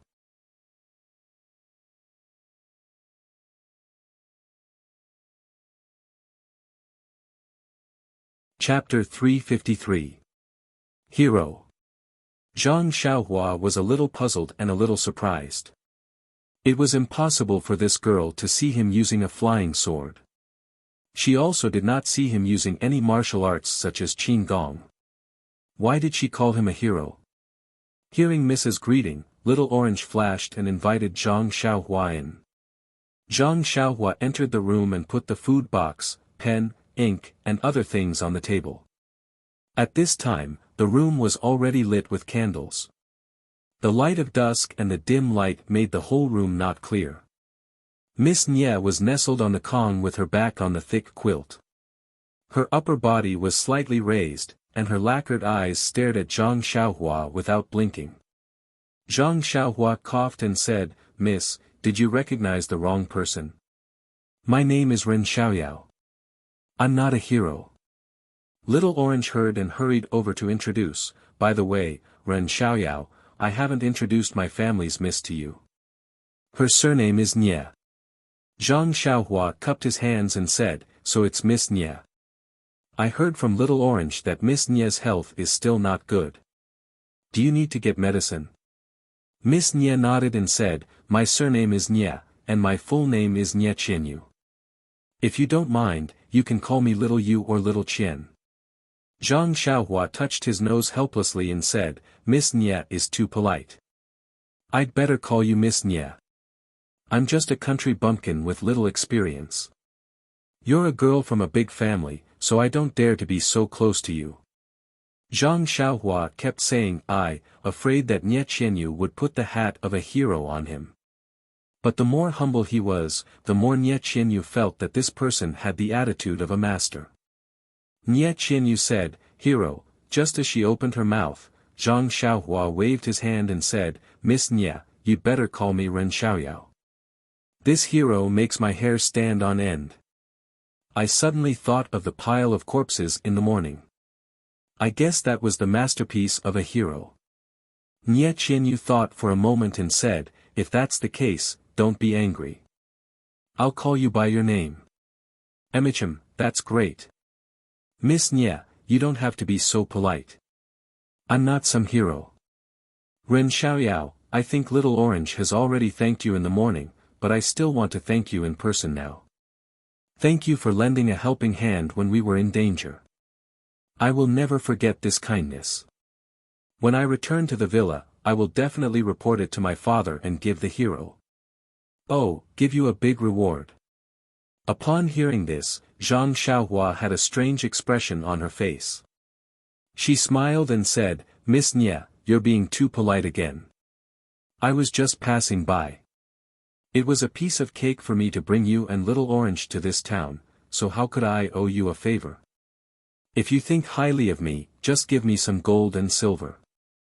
I don't dare to covet your rewards." "Well." Nye Qianyu looked embarrassed and said, "I didn't bring any extra gold and silver with me when I came out.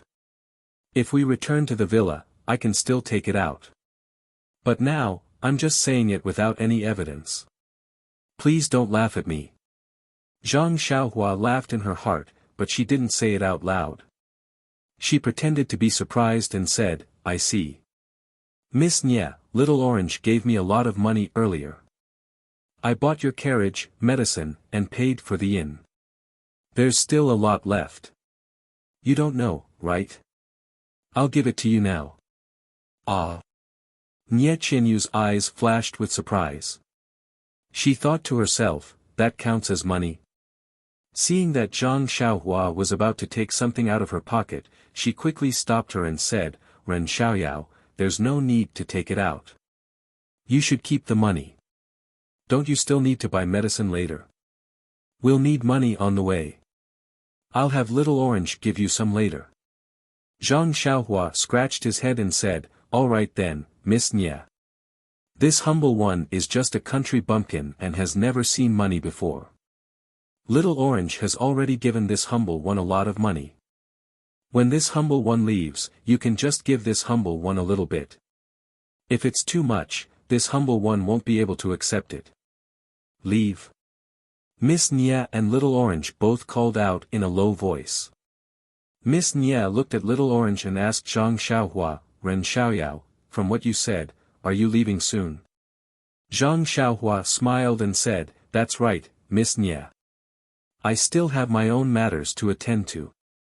After I escort you to a bigger town, I'll find an escort agency and an escort. Naturally, I'll get them to escort you home. How can I escort you home? Ah. Is that so? Miss Nia and Little Orange looked at each other with disappointment in their eyes. Yes, they were wrong.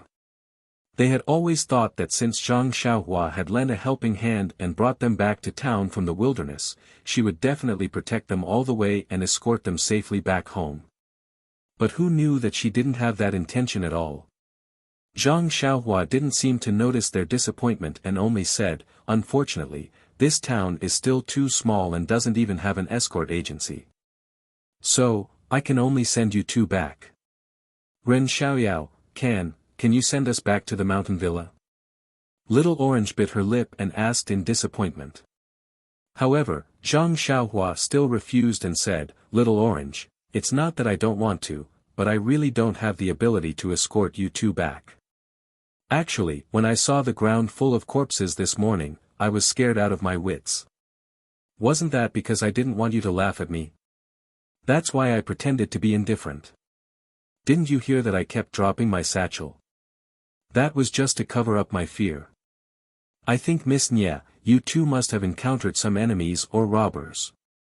Even if I were to escort you back, I wouldn't be able to ensure your safety, so I might as well leave it to the professionals. Besides, I really have an extremely important matter to attend to. I can't afford to be delayed at all. My heart is burning with anxiety while accompanying the two of you." When Nye Qianyu heard this, she said indifferently, "If the hero is in a hurry, just leave us behind. Our lives are just a bunch of shepherd's purse that can be harvested by others." Zhang Xiaohua smiled and said, "Miss Nye, don't try to provoke me. The teacher said that if you want to help Buddha, you have to help him all the way to the west. Even though I'm not that talented, I have to send you all the way to India. Well, you'd better quickly write down the prescription for me and eat quickly. If you don't give me the prescription, the pharmacy outside will be closed soon." Hearing Zhang Xiaohua's nonsensical analogy, Nye Qianyu, who had a straight face, also laughed out loud. She was born with a precious jade in her mouth and was doted on in the villa.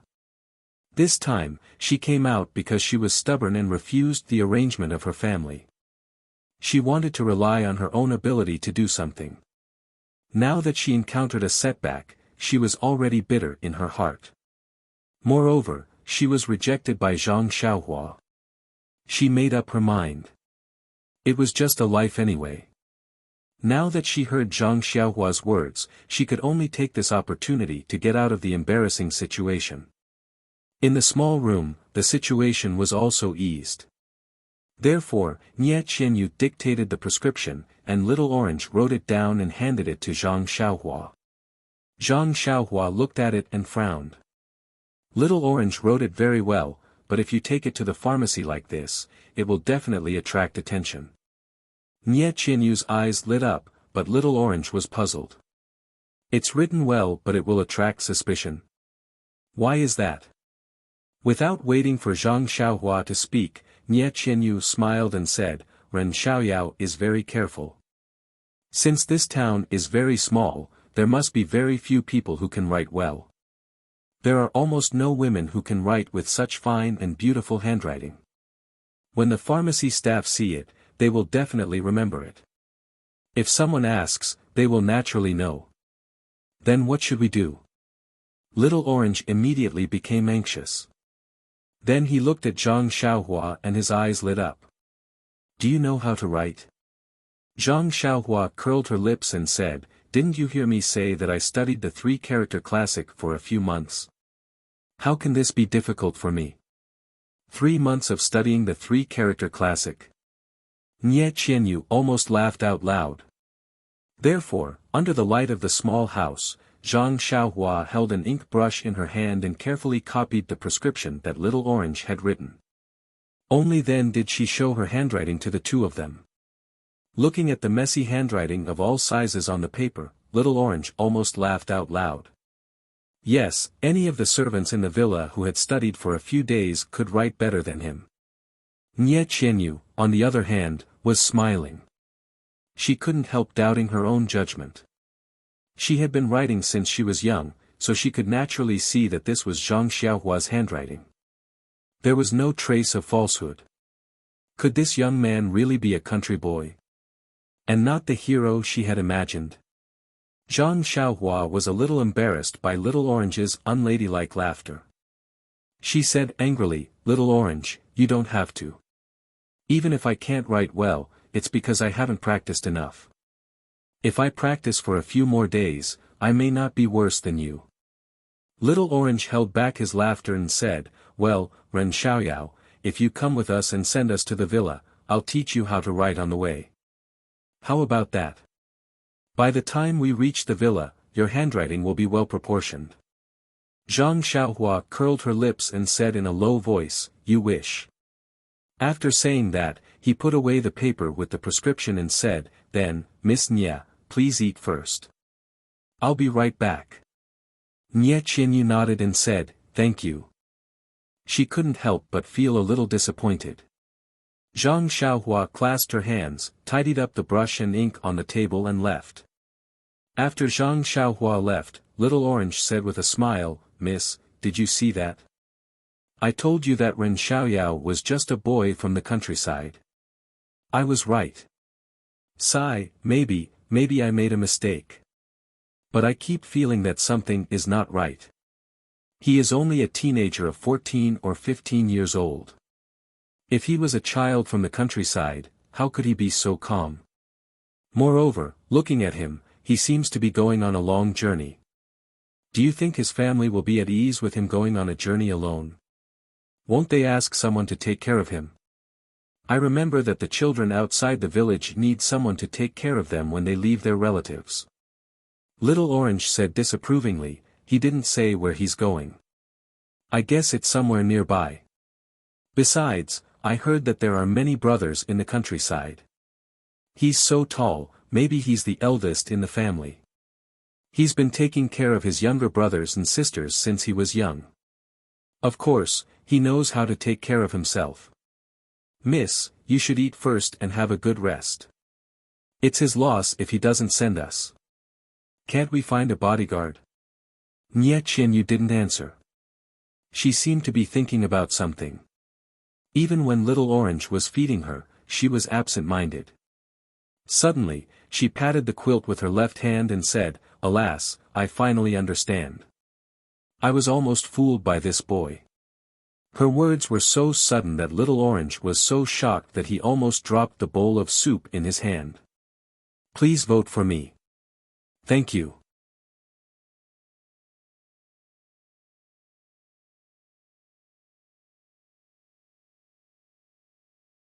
Chapter 354. Zhang Xiaohua returned the innkeeper's brush, ink, and other items and went to the pharmacy in high spirits to get some medicine. Little did she know that she had already given herself away in front of the innkeeper.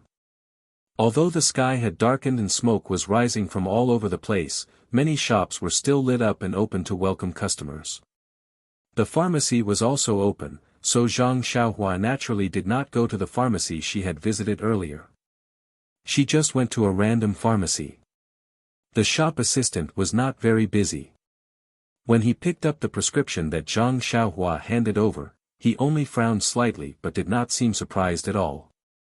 In this town, although there were people who came to get medicine with a neat prescription written by a doctor, most of them were like Zhang Xiaohua, who hired someone else or copied other people's prescriptions to get medicine. Zhang Xiaohua's crab-like handwriting could only help the shop assistant gain some experience and did not do anything else. Zhang Xiaohua took the medicine brewed by the shop assistant and paid for it. She casually threw her calligraphy into the trash in the shop. At this moment, Nye Qinyu explained to the confused Little Orange with a smile, "Little Orange, blame me for teaching you to pay more attention to details. You should know that details determine success or failure. Didn't you see that Ren Xiaoyao kept saying that he had only learned the 3-character classic for 3 months? But he didn't know that it was his handwriting that gave him away. Is that so? Miss, I think his handwriting is really not good. Even if he copied your handwriting, it was extremely ugly. Could you tell that he was faking it? No, those words are his true level of handwriting. But it's precisely because he didn't fake it that I could tell.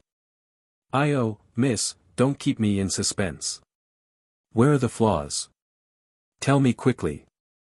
Nie Qianyu was still unhurried as she said, do you still remember what my father said when he evaluated the calligraphy of famous masters? Little Orange thought for a moment and said, in my impression, it's nothing more than that. The words are just like the person, round and smooth. Pfft. Nie Qianyu couldn't help but laugh out loud. She mocked, round and smooth, and even plump and charming. Little Orange begged, what do you think? When father praises people, he usually says that it's thick and thin, dense and natural, simple and clumsy or delicate, square or round and soft, reserved or ostentatious. The strokes of the brush are like floating clouds, swift and fierce like a dragon, strong and round, powerful, and so on. Little Orange still didn't understand.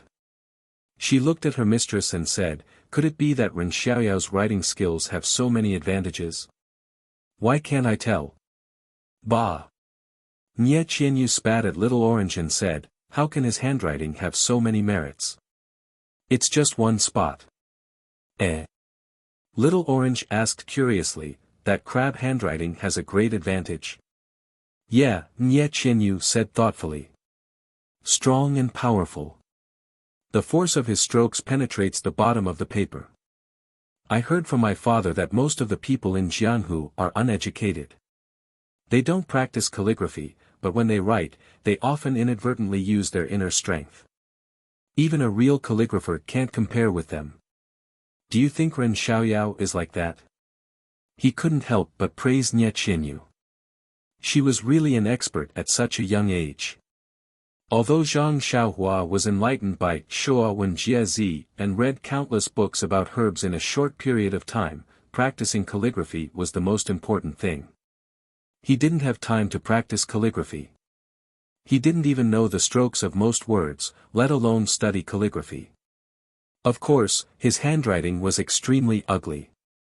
But after all, his body was full of genuine qi. Moreover, he had just seen a trace of heaven's way. The path of calligraphy was just a trivial skill. Zhang Xiaohua didn't know how to write, but every stroke of his contained endless inner strength and a trace of heaven's way. Although Nie Qianyu was talented and understood the force of Zhang Xiaohua's strokes, she was not a master. She didn't see the natural charm of his calligraphy. But even this simple recognition was enough to confirm Nie Qianyu's thought, this guy must be a martial arts master. But then, another question popped up, how old is this young man? Because according to Nie Qianyu's limited experience, a master of Jianghu who could write with such force must have been immersed in the inner strength for decades. Only when the inner strength was used to a certain extent could one understand all the other things. Only then could one apply the inner strength to the performance of calligraphy. Generally, a master of Jianghu who was much older than Zhang Xiaohua might not be able to write with such force. Nie Qianyu was still thinking about this question when Zhang Xiaohua came back with the medicine. Zhang Xiaohua entered the room and took out the medicine that was still warm. She said, Miss Nie, this medicine is still warm. Can it be used?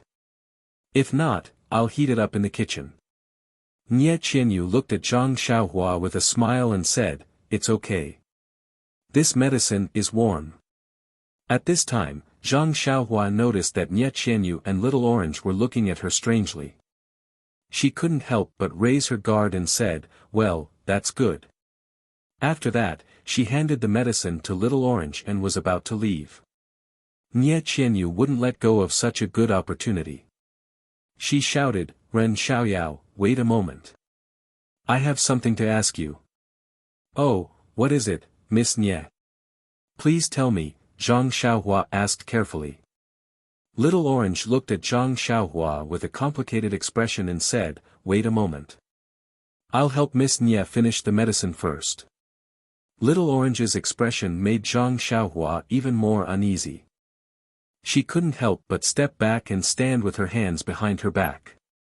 After Nie Qianyu finished the medicine, she stared at Zhang Xiaohua for a long time.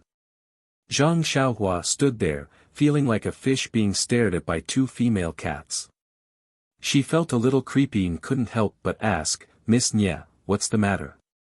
If you have something to ask, please tell me quickly. I've been tired all day and need to rest quickly." Seeing Zhang Xiaohua's evasive tone, Nye Qianyu became more nervous. She asked with a smile, "Ren Xiaoyao, where's the prescription you just transcribed?" Zhang Xiaohua frowned and thought for a moment. He didn't know what was so special about the prescription he wrote, so he said, "When I came out of the pharmacy, I just threw it away." "Does Miss still want to use that prescription?" "Oh, right. Do you still need to take the medicine tomorrow morning?" "I forgot." Little Orange rebuked, "Miss Nya wrote the prescription. She doesn't need to take a second dose. This bowl of medicine is enough." Hearing this, Zhang Xiaohua's heart skipped a beat. She asked tentatively, "So Miss Nya's medical skills are very good?" Nye Qianyu waved her uninjured left hand and said, "Little Orange, you're flattering me. Although I know a little about medical skills, I can only treat minor diseases. My current condition is caused by anxiety and a little injury on my wrist. It's really minor. Of course, it can be cured with some medicine. If it's something else, I can't guarantee." "Oh, I see." Zhang Xiaohua felt a little regretful. Seeing Zhang Xiaohua like this, Nye Qianyu asked curiously, "Could it be that your family members are sick and need a miracle doctor?" Zhang Xiaohua thought for a while and told her about Ji Xiaohua's mother's illness. Of course, he ignored the details of his encounter with Ji Xiaohua and only told her about a neighbor. Nye Qianyu listened and said with a smile, "According to your description, it's just a simple case of tuberculosis. It's very simple. It's just that the family has been poor for a long time and didn't receive timely treatment. The ordinary doctors in town can cure it. If you're still worried, I can write a prescription for you. You can take the medicine and recuperate for 10 days to half a month. You should get better. However, it's been a long time and it's difficult to fully recover." Zhang Xiaohua was overjoyed to hear this. Just as he was about to ask her for a prescription, he heard that ordinary doctors could also cure it. He thought about the money he had left for Ji Xiaohua and figured it should be enough.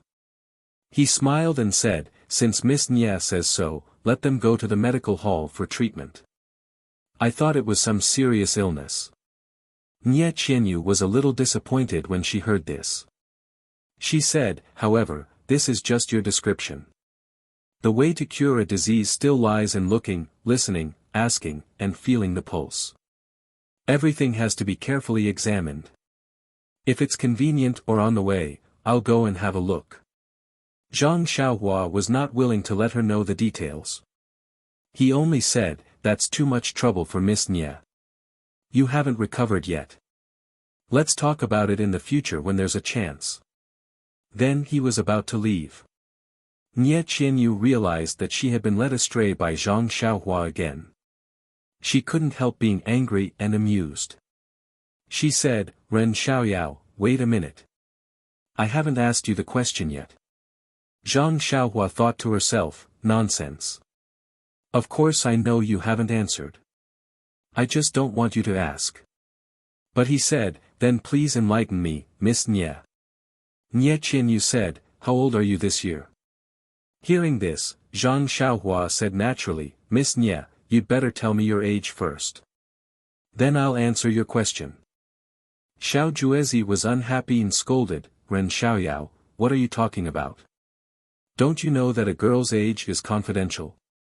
How can you tell others?"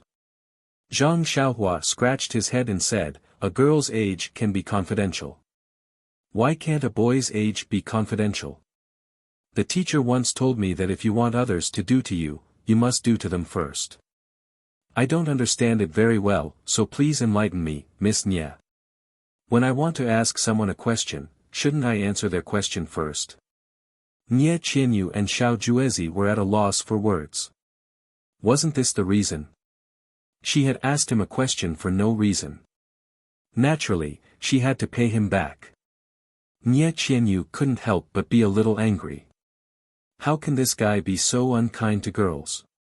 After thinking for a while, Xiao Juezi said, Ren Xiaoyao, I'm 14 years old this year. You can rest assured now. Can you tell us your age? Zhang Xiaohua said with a smile, Hehe, when did I say that I'll tell you if you tell me first? Miss Nye said angrily, You can't go back on your word. Zhang Xiaohua wasn't angry at all. She smiled and said, Besides, even if I want to tell you, I have to wait for Miss Nye to finish before it's my turn. Miss Nye was the one who asked me first. So, I'll stay up all night and covet the urge to update. I'll kindly accept it. Thank you, Zijiao. Shoo, just this once. I hope everyone likes it. Please vote for me, hehe.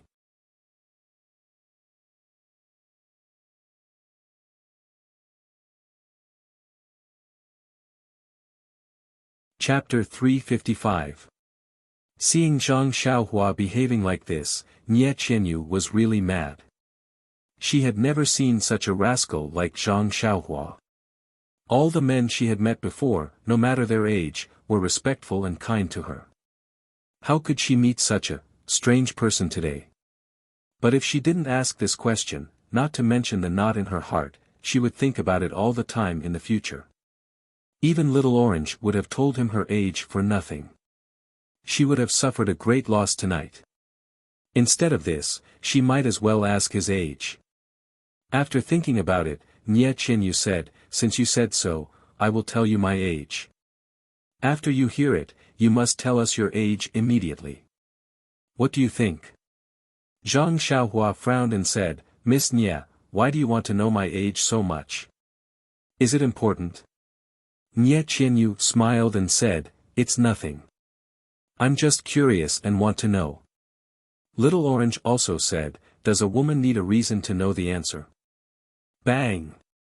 Zhang Xiaohua almost fell to the ground. Is this the real reason? Seeing Zhang Xiaohua so embarrassed, Nye Qianyu and Little Orange seemed to have won back their pride and became complacent. Zhang Xiaohua saw that she couldn't avoid it, so she had to say, Well, Miss Nye, please say it. When you finish, I will answer your question. Nye Qianyu was stunned and felt her face was a little hot. It was the first time she talked about her age in front of a boy who was the same age as her. How could she not be shy?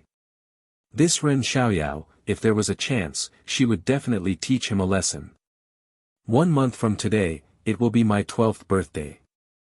Nye Qianyu said it in a very low voice. Fortunately, Zhang Xiaohua's ears were not ordinary, so she heard it clearly. Oh, you are 12 years old. Zhang Xiaohua said it unconsciously, but she sighed in her heart. Look at her. TSK. She's not even 12 years old, but she's already out here with her maidservant. She speaks so logically and is so calm when she's in danger. Look at her last night. She's even better than me now. It's as if she's seen the world. Alas, I'm not afraid of comparing myself with others. Compared to her, I'm simply useless. At this time, Zhang Xiaohua really wanted to shake the sky and shout, Why is there such a big difference between people? Seeing Zhang Xiaohua pondering, Little Orange became anxious and said, Ren Xiaoyao, are you going back on your words? Oh. Zhang Xiaohua came to her senses and said with a smile, Do you think I, Ren Xiaoyao, am that kind of person? Nye Qianyu and Little Orange looked at each other. Both of them felt the same way, but they wouldn't say it out loud. It has been 2 months since my 18th birthday. Zhang Xiaohua said without hesitation. What? Nye Qianyu and Little Orange both cried out, You can't lie to us. You're already 18 years old. Yes. Zhang Xiaohua was puzzled and said, What is there to lie about? Since I said I would tell you, why should I lie to you? Do I have to? But you look like you're only 14 or 15 years old. 14 or 15 years old? That was 4 years ago. Maybe God was jealous of me and made me so delicate.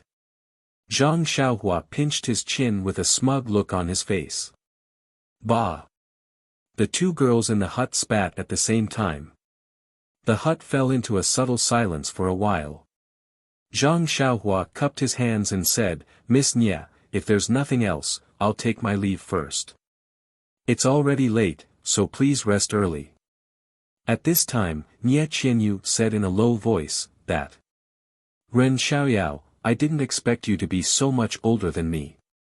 You are even older than my cousin by 2 years. Can I call you Brother Ren in the future? Ah. This time, it was Zhang Xiaohua and Little Orange's turn to be surprised. Zhang Xiaohua waved her hand and said, Miss Nye, you look like a lady from a big family. Why do you have to make things difficult for me? If you call me that, it will shorten my life.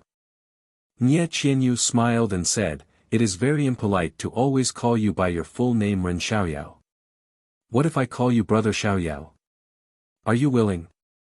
When the words, Brother Xiaoyao, came out, Zhang Xiaohua was so scared that she shrank her neck and had goosebumps all over her body. She waved her hand and said, whatever, Miss Nye. Anyway, it is only a matter of a few days. You can call me whatever you want.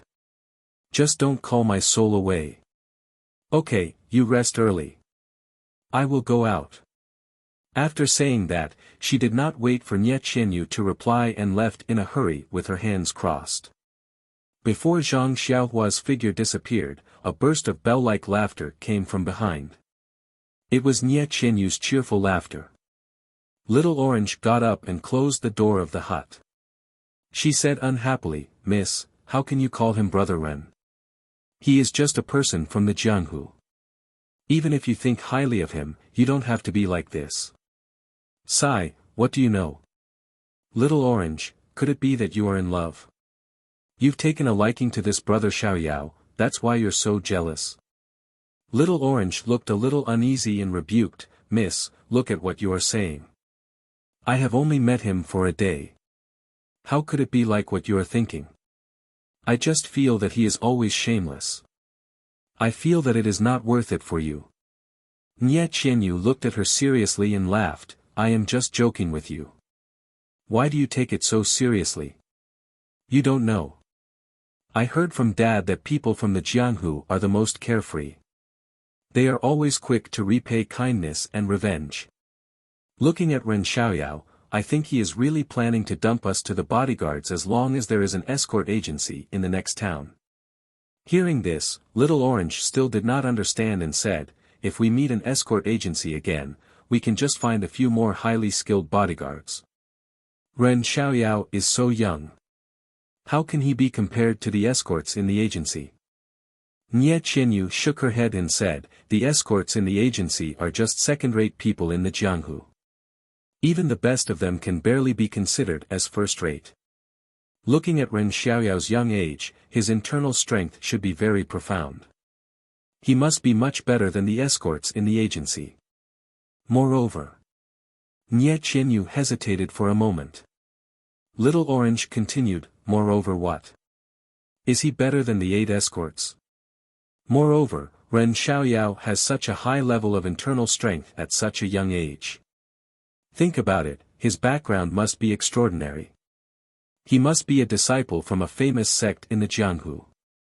Didn't you hear him say that he has something important to do and can't be bothered to escort us? According to my speculation, disciples from famous sects are all chivalrous and brave. They like to root out the strong and help the weak. He can't even escort us, so he must have something more important to do. Maybe it is the purpose of his experience in the Jianghu this time. I call him Big Brother so that I can get closer to him. If he is soft-hearted and gives me a token from his sect, or spreads the news that we are related to him, then the people who want to kill us will have to be careful when they take action. They will have to weigh their own weight first. Ah. So Miss has thought so much. Hee, I thought Miss had taken a fancy to him, so I wanted to get closer to him. Little Orange said with a smile as if relieved of a burden. Little Orange, could it be that you really have such an idea? Are we implying this in our words? Nie Qianyu seemed to be used to Little Orange's teasing.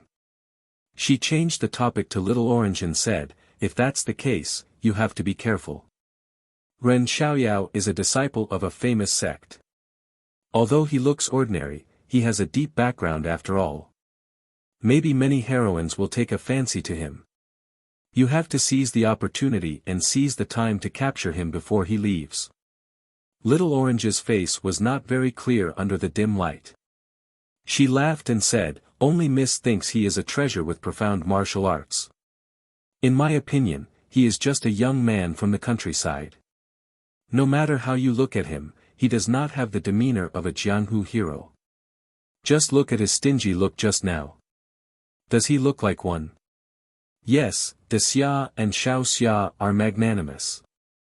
How can they be like him?" Nie Qianyu was also a little confused. But the handwriting on the prescription was still vivid in her mind. The strength of the handwriting was not fake. Then, what was the problem? Seeing that her miss was deep in thought, Little Orange did not dare to disturb her. She sat alone under the light and rested her chin on her hand. She looked at the swaying flame and did not know what she was thinking. Zhang Xiaohua walked out of the house and shook her head. She thought, "You just want to get close to me so that I can send you back. Hee, do you think I will fall for your honey trap so easily? Well, you are not a beauty anyway." She hummed a tune and walked back to the house. Seeing that it was still early, Zhang Xiaohua sat cross-legged. She was not in a hurry to practice the Worry-Free Heart Sutra.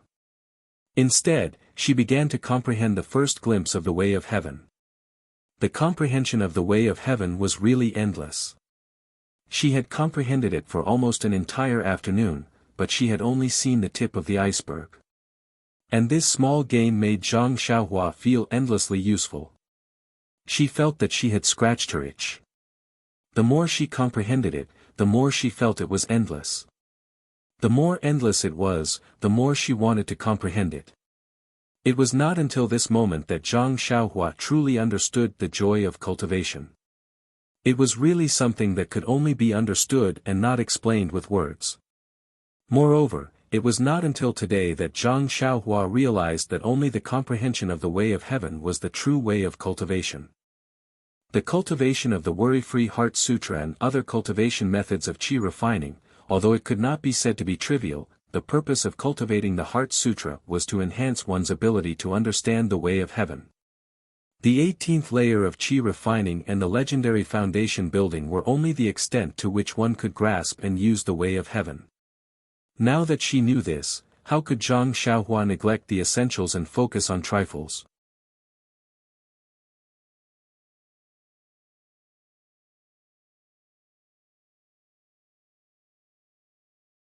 Chapter 356. Zhang Xiaohua was sitting cross-legged, wholeheartedly comprehending his own way of heaven. He did not hear the words of the two girls in the hut beside him. In fact, even if he was sitting in the hut, he would not necessarily release his spiritual sense to peep into their hut. After all, men and women should not touch each other. This principle was something that Zhang Xiaohua could still adhere to. After a while, Zhang Xiaohua suddenly felt something. He opened his eyes and looked at the moon that was gradually rising in the sky outside the window. He could not help but secretly nod. The comprehension of the way of heaven was indeed unpredictable. Usually, he would only feel something when he was about to fall asleep. That was just a conditioned reflex of his body when he was about to fall asleep. However, today was different. To be able to feel something while he was meditating was actually a kind of active reminder. The essence was different, the difference was like the difference between clouds and mud. After thinking, Zhang Xiaohua stood up and pushed the door open. He carefully listened to the slight snoring sounds coming from the hut beside him. Zhang Xiaohua smiled and stood in the middle of the small courtyard. He made a gesture with his hands and sent a few strands of jinqi around the small courtyard, forming a simple restriction that protected the small courtyard. He originally thought that since he had only set up restrictions the size of the hut before, it might be difficult to set up restrictions that were several times larger. However, when he started, he felt that his understanding of restrictions was actually deeper than yesterday. He could set them up with ease. This could only be attributed to the short moment of comprehension of the way of heaven in the afternoon. In fact, it was not only the cultivation of mental cultivation methods. Formations and restrictions, alchemy, refining weapons, escaping techniques and other cultivation methods of the way of immortals were all different elaborations of the way of heaven.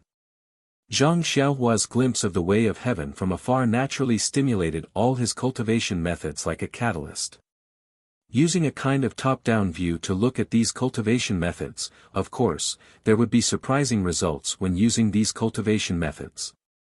After setting up the restriction, Zhang Xiaohua clapped her hands, very satisfied with her technique. She walked back to the hut proudly and took out 2 more primal stones. She sat down cross-legged and began to cultivate the 6th level of the Carefree Heart Sutra. After midnight, the starlight from the entire sky shone down like silk, faintly emitting a fluorescent light. It was different from before. The quantity and quality of the starlight were also several grades higher.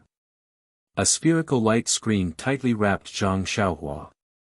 Inside the light screen, Zhang Xiaohua was like a baby, calmly absorbing the endless starlight. The next morning, when the rooster crowed, Zhang Xiaohua opened her eyes. A flame flashed in her eyes, and there was a bit more light. Zhang Xiaohua floated up. First, she practiced the Big Dipper fist several times in the courtyard. To her delight, she discovered that the Big Dipper fist had actually entered the 9th level. Every time she practiced the Big Dipper fist, the energy flow would appear once, tempering all the bones in her body. Only after she finished practicing the 9th time did the energy flow stop. Apart from her delight, Zhang Xiaohua scratched her head. This Big Dipper fist was very strange, it was completely pieced together from the memories in her mind. The 9th level was also randomly set by her. Now that she had practiced to the 9th level, she did not know how to train from now on. However, Zhang Xiaohua was not worried. Left and right, it was just practicing. In the past, she practiced from the beginning to the end, but in the future, would she still practice from the back to the front? Thinking of this, Zhang Xiaohua's heart skipped a beat. If she practiced from the back to the front, what would happen? However, she was used to practicing from the beginning to the end. It was not that simple to practice from the beginning to the end. Before she had time to think carefully, she heard a coughing sound from the small house. Thus, Zhang Xiaohua did not have time to think about the fist technique. She made a hand seal and removed the restriction around the small courtyard. As soon as he was done, he heard the door creak open, and a person walked out from inside.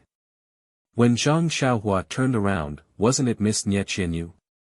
When Nie Qianyu saw Zhang Xiaohua standing there and seemingly doing something, she immediately became spirited and smiled.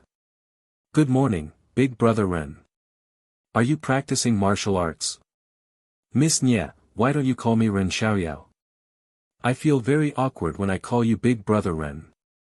Nie Qianyu repeatedly waved her hands. "Don't. Didn't you say last night that you could call me Big Brother Ren? I think it's pretty good this way." Zhang Xiaohua helplessly said, "Sigh, it's up to you.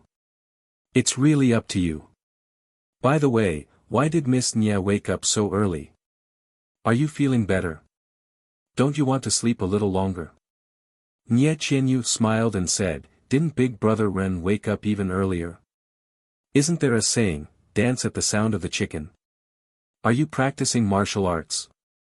Seeing that Nie Qianyu kept pressing him and did not even answer her question, she could only say, "I don't practice martial arts. I'm just used to waking up early. I don't have any farm work to do, so I'm walking around here to exercise my hands and feet. The young people in our village are already up and working in the fields. I'm not used to not working in the fields. You're just making things up." Nie Qianyu did not believe a single word Zhang Xiaohua said and only looked at Zhang Xiaohua with a smile. Zhang Xiaohua felt a little uneasy under her gaze and could only ask, "How's Miss Nie's condition?" "I've recovered a long time ago. My fever went down in the second half of last night. I've slept for almost a day and a night. I didn't feel sleepy this morning. I thought I was already very early, but I didn't expect Big Brother Ren to be here. After Nie Qianyu finished speaking, she also slightly moved her hands and feet. Zhang Xiaohua felt very strange and asked, Miss Nie's wrist is also very good. Has the swelling gone down? Yes, it also went down last night. Ah. Zhang Xiaohua said in surprise, Miss Nie is really a divine doctor. Just one decoction and the fever has gone down. Even the swelling on your wrist has gone down. It's really incredible. Pfft, Nie Qianyu laughed out loud. Her black eyes were filled with spring breeze as she said, Big Brother Ren, you've overestimated me. That decoction only reduced the fever and only had a slight effect of removing blood stasis and reducing swelling. The reason why the swelling on my wrist went down so quickly was because I had already applied the ointment in advance. After a day of the ointment seeping into my wrist, I saw the effect last night. Zhang Xiaohua felt very embarrassed and asked casually, Miss Nie's medical skills are so brilliant. I wonder if it's passed down in your family. I wonder if someone like me can learn it. Nie Qianyu rolled her eyes and said, Of course my medical skills were passed down from my father. Medical skills are also passed down from generation to generation in my family. However, if Big Brother Ren escorts us home, I'm sure my father will consider this request carefully. Hearing this, Zhang Xiaohua immediately interrupted. Looking at the unlatched door, she asked, Why hasn't Little Orange woken up yet? She's an incompetent maid. How can a maid not serve the miss when she gets up? Pfft, Nie Qianyu laughed out loud again and asked, Could it be that Big Brother Ren has read too many novels? Although Little Orange is my maid, she grew up with me. We're like sisters.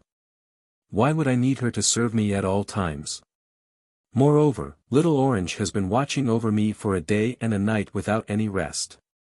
Last night when she saw that my fever had subsided, she felt relieved and went to sleep. Zhang Xiaohua didn't want to talk to her anymore. She cupped her hands and said, Miss Nie, please move around and breathe in some fresh air. I'll go back to my room and sleep again.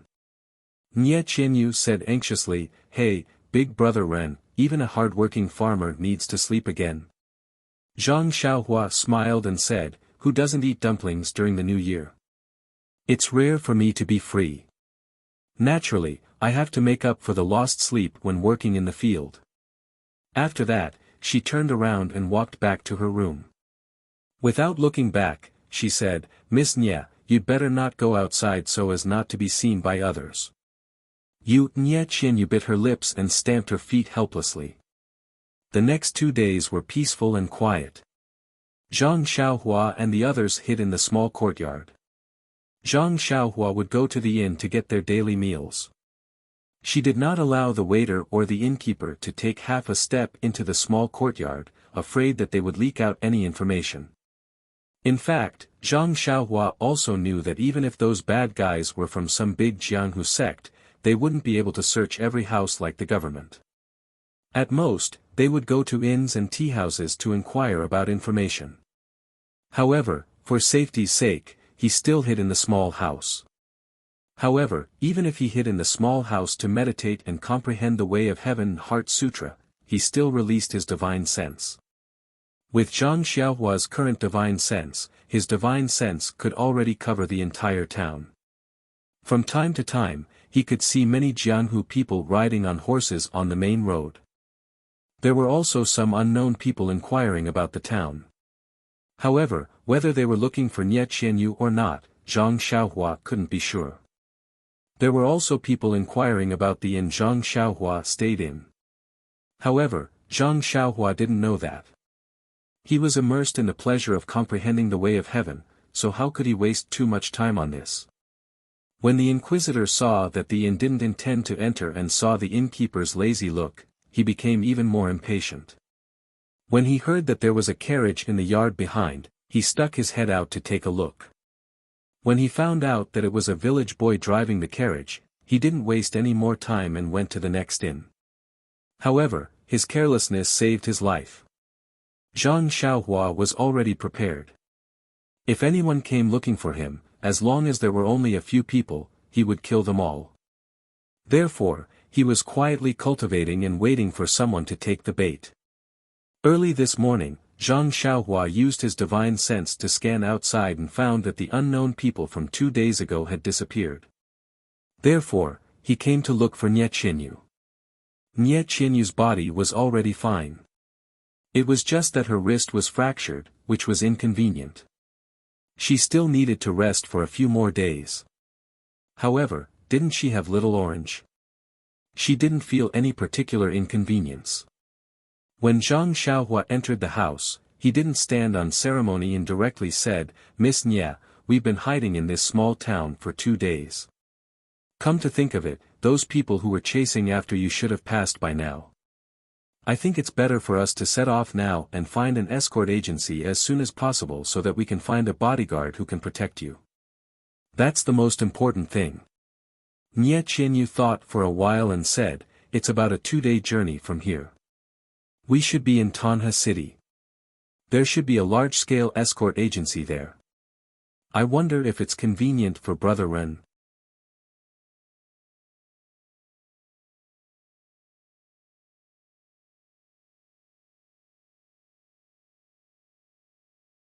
Chapter 357. Zhang Xiaohua thought for a while. Fortunately, the place was on the map Ji Xiaohua gave him. It seemed that it was on the way. So he nodded and said, "Miss Nie, it's great that you know the way. Since it's on the way, I'll accompany you for a while." "It's on the way, Brother Ren.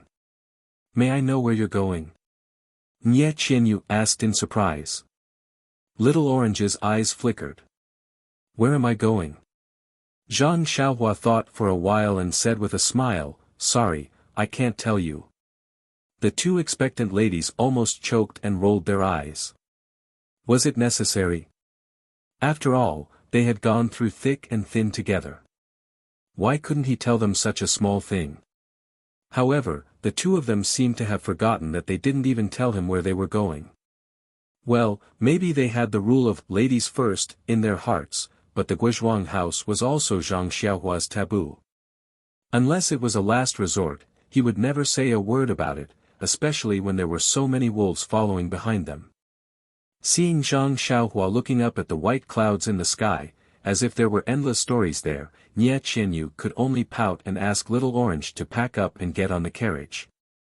Fortunately, they didn't plan to stay here for a long time. Everything was in the shabby carriage, so it was easy to pack up. Not long after, they got on the carriage. Zhang Xiaohua went to the counter of the inn to settle the bill and tactfully tipped the waiter a few copper coins. He felt very awkward, but the innkeeper was very happy. Not to mention how much the tip was, this young man had booked an old courtyard and didn't even need the waiter to call him. If there was anything, he would come to the counter himself, which saved them a lot of trouble.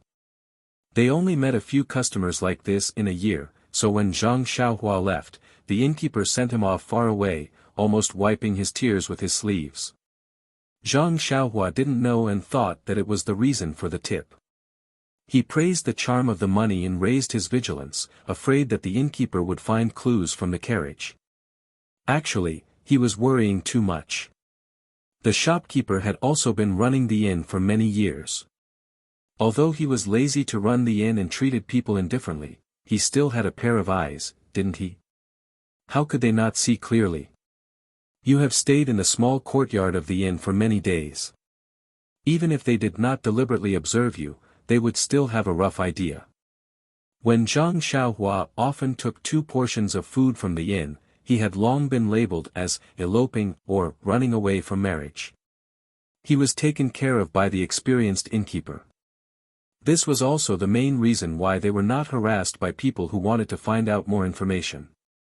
Zhang Xiaohua did not release her divine sense, so of course, she could not see the ambiguous look in the shopkeeper's eyes. She drove the carriage slowly forward and was very satisfied with her performance in this town. Who said that people with no hair on their mouths couldn't do their jobs well? This young master has just entered the pugilistic world, and I've already played those bad guys in circles. On the road again, Zhang Xiaohua was not in a hurry. First of all, Nie Qianyu's wrist had not fully recovered and she was afraid that it would be damaged by the bumps. Second of all, there might be bad guys blocking the way ahead. Who would be stupid enough to rush forward? Third of all, Zhang Xiaohua was sitting cross-legged in the carriage leisurely. It was a good time to comprehend the heavenly Tao. Cough, cough. Actually, the most important thing was that the shabby carriage Zhang Xiaohua bought could not go too fast at all. Along the way, she listened to the creaking sound of the small carriage. Every time there was a slightly bumpy road, she would feel her heart in her throat. She was afraid that the carriage would fall apart. Finally, Little Orange could not stand it anymore. She lifted the somewhat dirty curtain and asked, "Ren Xiaoyao, are you doing this on purpose?" Her question pulled Zhang Xiaohua back from her daydream. She was very puzzled and asked, "Little Orange, what's wrong? Why would I do that on purpose? Look at what kind of carriage this is. It might not be able to travel much in a day. When will we be able to go home? If you want to spend more time with us, just say the word. We see that you have worked hard and let you escort us for a while. What you are doing is unnecessary." Zhang Xiaohua smiled bitterly and said, "Little Orange, when I bought the carriage that day, didn't you agree? Why are you going back on your words now? It's really hard to be a good person." Nie Qianyu's soft voice sounded again, "Brother Ren is doing it for our own good. Little Orange, don't blame him. If he is not in a hurry, why should we be in a hurry?" But, Little Orange was a little annoyed and said, "He used our money to buy this junk." Pfft, Nie Qianyu laughed and said, "I was wondering what was going on. So you are worried about your own private money. Hee, I know you are a good wife who can take care of the family. You don't have to show off here. You. Miss, you, just, wait, I can't even say a word." Little Orange's words were spoken intermittently, and he couldn't hear them clearly. Gosh, Zhang Xiaohua complained in her heart. There was a saying that, 3 women make a play. These 2 girls were also 500 ducks. They were not out of danger yet and they were already flirting with an innocent young man. Zhang Xiaohua did not say anything and reached out to pat Huan's butt. Huan seemed to have received an order and started to run quickly. There were 2 clangs from the carriage behind them and a slight cry of pain. Then there was the loud creaking sound of the carriage and it was quiet in the carriage. Even though Huan ran fast, the carriage was still very slow. The 3 of them were starving for food and drink along the way. It was only when it was almost dark that they arrived at another town. They found an inn and settled down a little. Zhang Xiaohua went to inquire for information. According to the innkeeper's introduction, this place was still about a day and a half away from Tanha City. Zhang Xiaohua was taken aback, but he immediately understood that his carriage was too slow. It had only taken him half a day's journey the entire morning. The next day, they set off again. Zhang Xiaohua did not increase her speed and instead slowed down a little. This was because she knew that there was only one main road from Tanha City to the town where they were attacked. It should not be too difficult for the group of people who were chasing after Nie Qianyu to find the luxurious carriage that she abandoned. Of course, she could also imagine that Nie Qianyu would change to another carriage and they would definitely rush to Tanha City to look for clues. Of course, there were no clues there. Zhang Xiaohua was betting that the group of people would think that Nie Qianyu had been rescued by her family and took another road or had run out of their hunting range. But they did not expect that Nie Qianyu was still strolling slowly on the road to Tanha City. Besides, they were not the government, so of course they could not set up checkpoints to check one by one, right? Didn't the books often say, the most dangerous place is the safest place? Perhaps it was because of Zhang Xiaohua's intuition that almost nothing unusual happened for the rest of the day. In the afternoon, a group of people dressed in similar clothes to the people who were chasing after Nie Qianyu passed by in a hurry. The leader of the group only casually glanced at Zhang Xiaohua and his David's deer before immediately looking away and rushing straight ahead. When those people were far away, Nie Qianyu poked her head out.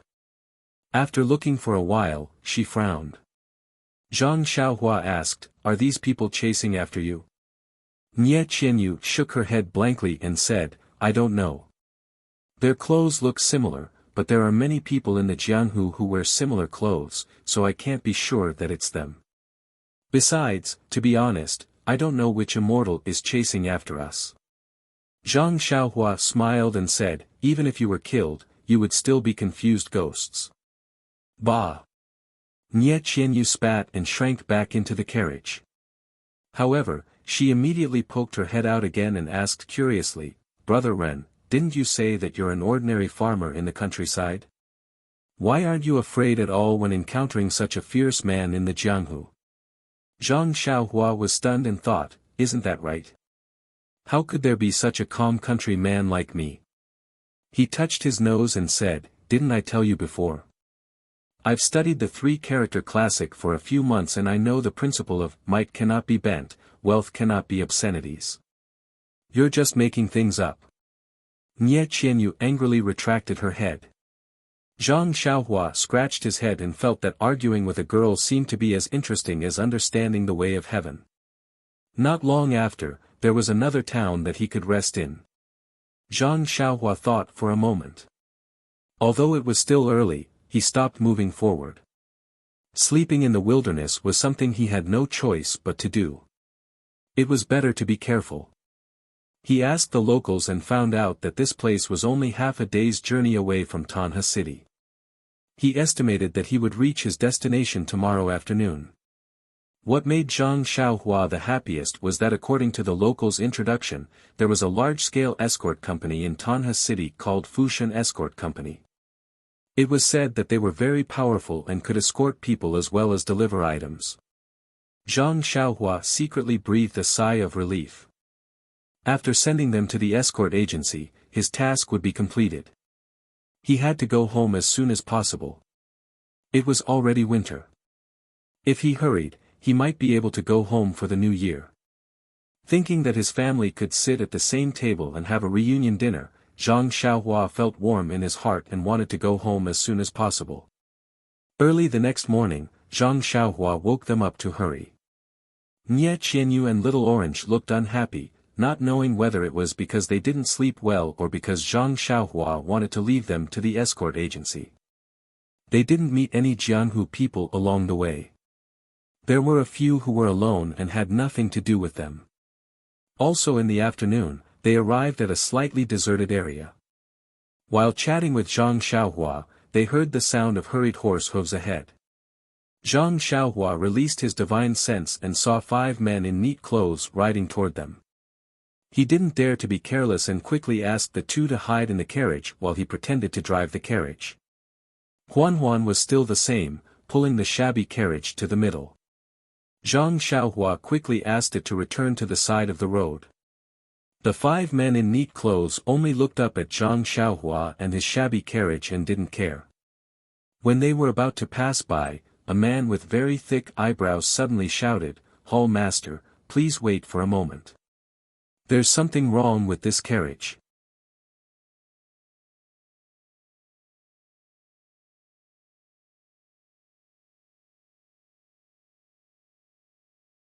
Chapter 358. The 5 horses were running very fast and couldn't stop in time. They all rushed forward very far. Zhang Xiaohua heard someone talking and couldn't help but frown slightly. She continued to pretend that she didn't hear anything and patted the 4 odd beasts to continue forward. When the 5 people stopped their horses by the side of the road and saw Zhang Xiaohua's carriage leisurely moving forward without any hurry, they didn't rush to stop her. They heard the leader ask, "Jiang Heshu, are you talking about that shabby little carriage?" The thick-browed Jiang Heshu nodded and said, "Yes, Hall Master Qiu. It is that carriage." Hall Master Qiu stared at the carriage for a while and muttered, "There doesn't seem to be anything different. Could it be that you can see how many people are in the carriage? Hall Master Qiu must be joking." This little one doesn't have X-ray eyes, so how can I see? Then it's like this, Hall Master Chiu. This little one led my brothers to search for you yesterday and saw this carriage by the side of the road. At that time, this little one only gave it a slight glance and didn't pay it any attention. However, when I saw it again today, I found some clues. You're quite attentive. As expected of someone I brought in from the outer hall. Tell me, don't you think it makes sense? Hall Master Chiu is wise. Look at this shabby carriage. It has long been broken. If it was a normal person, they would definitely have left it outside their house to rot, or simply used an axe to chop it up for firewood. However, this young man used a mule to pull his carriage and traveled for 2 days. Don't you think it's a little strange? When Hall Master Chiu heard this, he frowned and said, Little Jiang, what you said doesn't make any sense at all. The farmers in the countryside are all extremely poor. How could it be like what you said, where they would casually throw everything around and use everything to chop firewood? This young man used such an ugly mule to drive such a shabby carriage. It's really normal. There's nothing strange about it. But, Hall Master, he has traveled for 2 days. He should have tidied up this shabby carriage a little earlier. But look at the wheels of his carriage. They are already crooked and can't bear the burden. I estimate that they will fall apart in half a day. If he is seriously going to travel a long distance, how can he not fix it in advance? This. Hall Master Chiu seemed to be stumped by the question. He smiled and said, To be honest, I really can't tell that the wheel is about to fall apart. Little Jiang, how can you tell? This lowly one. When this lowly one was young, before I entered this hall, I was a coachman with a whip. Jiang Heshu said embarrassedly. When Zhang Xiaohua, who was eavesdropping in front of them, heard this, she almost fell off the carriage. Her luck was truly too terrible. When this carriage was bought, it had been left unused for a long time. Of course, it couldn't travel long distances. Furthermore, she didn't plan on using this shabby carriage to travel. She only wanted to use it to safely send Miss Nya to the escort agency. Then, she would wash her hands of it and let a professional take over. Great, they hadn't even reached Tanha City yet, but she had already met an expert. Hall Master Chiu seemed to be a curious child who wanted to get to the bottom of things. He continued to say, Little Jiang, you also know that before our sect appears in the Jianghu, everything must be done in a low-profile manner. I can't just disturb the people based on your simple deduction. Do you have any other evidence? Zhang Xiaohua really despised this Hall Master Chiu's way of doing things. What low profile? All he did was kill and rob, and he was recruiting people all over the streets. How could this not disturb the people? However, she also wanted to know where the flaw was, so she couldn't help but perk up her ears. Jiang Heshu continued, Also, Hall Master Chiu, your inner strength is profound. I'm sure you can hear how many people are in the carriage from beside it. Hall Master Chiu nodded and said, That shouldn't be difficult. That's right. If it was the luxurious carriage that they found earlier, it would be fast and silent. You would be able to hear the breathing sounds in the carriage as soon as you passed by it. Naturally, they wouldn't be able to keep it a secret. Listen to this carriage, it makes creaking sounds along the way. Can you tell? They must be afraid that people would discover the number of people in the carriage, so they specially chose an old carriage. When Zhang Xiaohua heard this, she was secretly happy. She didn't think that she was so smart. Why didn't she realize this before? She was even discovered by someone else. No wonder people often said, a horse of 1,000 li is common, but a talent scout is hard to find. Hall Master Chiu nodded slightly. Jiang Heshu continued, Actually, Hall Master Chiu, there's still the most important point. Hall Master Chiu was a bit unhappy. After talking for so long, he was still keeping her in suspense. He didn't even mention the most important point. Seeing that Hall Master Chiu was frowning, Jiang Heshu hurriedly said, "You also know that this little one was a coachman in the past. Look at his carriage, it seems like the cushion is already broken. When he moves, it's already shaking up and down. The shaking is still very big. This means that there's definitely something heavy in the carriage. Also, look at the mule in front. Oh, that doesn't seem to be a mule. This little one has used a mule to drive a carriage before. It seems to be a bit strenuous. Although a mule is slower than a horse, a mule can pull things. Since a mule is strenuous, there must be something heavy in this shabby little carriage." When Zhang Xiaohua heard this, she couldn't help but blush with shame. Of course, her sword was on the back of the David's deer. How could it not be strenuous? The carriage that she had arranged had actually been seen through in 3 places. Sigh, she couldn't help but admit that she was still lacking in Jianghu experience. This expert didn't seem to have grown up eating anything. At this moment, Zhang Xiaohua's carriage was already some distance away from the 5 men. The 5 men were not in a hurry and were still eagerly studying the carriage from behind when they heard Hall Master Chiu say with a laugh, "Little Jiang, your martial arts are weak and cannot convince the others, but I still appointed you as the team leader because I can see how meticulous you are and how you can think things through. Hee, not bad, you were actually able to see so many problems from this shabby carriage. This means that I did not misjudge you. If you can really find those 2 girls and complete the sect master's orders, I will definitely reward you handsomely." When Jiang Heshu heard this, he was overjoyed and repeatedly said modestly, "It's all because of Hall Master Chiu's good fortune that this little one was able to see it." Hall Master Chiu smiled and said, "However, after analyzing for so long, what if this youth is just a tenant farmer in the countryside who borrowed a shabby carriage from elsewhere to deliver grain to Tanha City? The grain is very heavy and the carriage is prepared to be repaired at Tanha City. Wouldn't your deductions all be for naught?" This. Jiang Heshu was speechless. Hall Master Chiu said proudly, "You don't have any other ideas, right?" "Yes, Hall Master is wise. Perhaps this little one was wrong.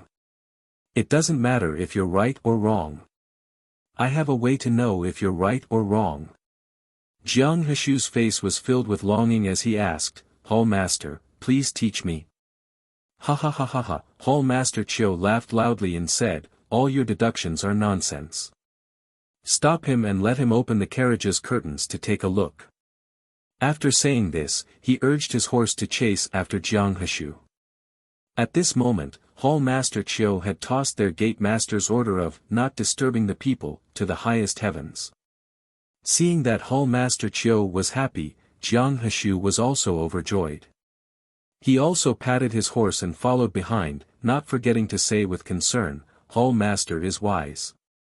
This little one can't flatter you. However, Hall Master should still be careful. After all, Vice Hall Master Zhang is a good example." Seeing that Jiang Heshu was both flattering and showing concern for Hall Master Chiu, the eyes of the other 3 also lit up. What a talent!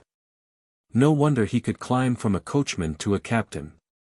He really wasn't bragging. That's right, the coachman was a youth. Even if he knew martial arts, how could he be Hall Master Chiu's opponent? These words naturally made Hall Master Chiu's heart warm up, feeling the warmth of spring. Presumably, even if there was nothing wrong with the carriage, Jiang Heshu would still be promoted later. When Zhang Xiaohua heard the sound of horse hooves behind them, she sighed inwardly. You don't want to take the broad road, but you want to take the narrow wooden bridge instead. When the 5 of them caught up to the carriage, they heard Hall Master Chiu shout, "You brat, stop the carriage." Then, the 5 of them surrounded the carriage and drew their swords from their waists. Obviously, even if they hadn't eaten pork, they would have seen a pig run. We don't know how to flatter, so we should learn from him. Seeing that this youth is unarmed, we should also draw our swords and pretend to be loyal and devoted. Hall Master Chiu was very satisfied with the performance of his subordinates. With a serious expression, he asked, "Young man, where is your carriage going? What's in the carriage?" Zhang Xiaohua trembled as he got down from the carriage. He cupped his hands and asked, "Are the 5 officials from Tanha City's garrison?" Hall Master Chiu was stunned. He really didn't dare to rashly admit it, so he could only say, "We are not officials." When Zhang Xiaohua heard this, his expression relaxed. He said, "If the 5 of you are not officials, please step aside. This humble one has already reported to Tanha City's garrison.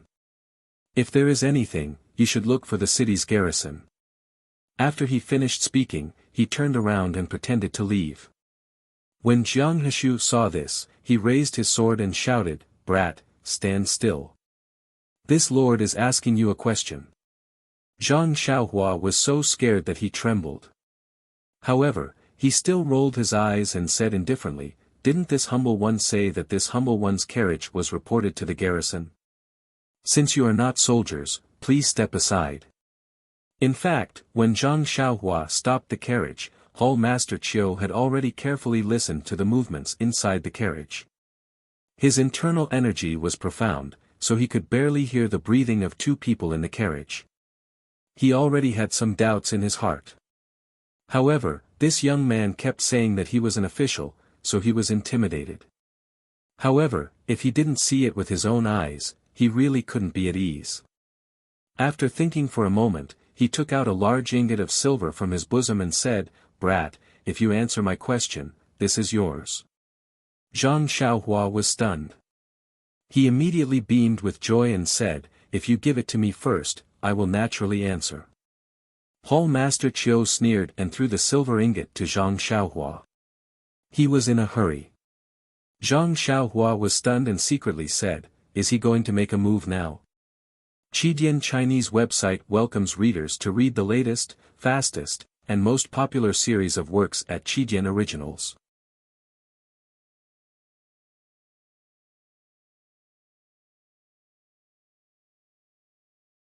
Chapter 359.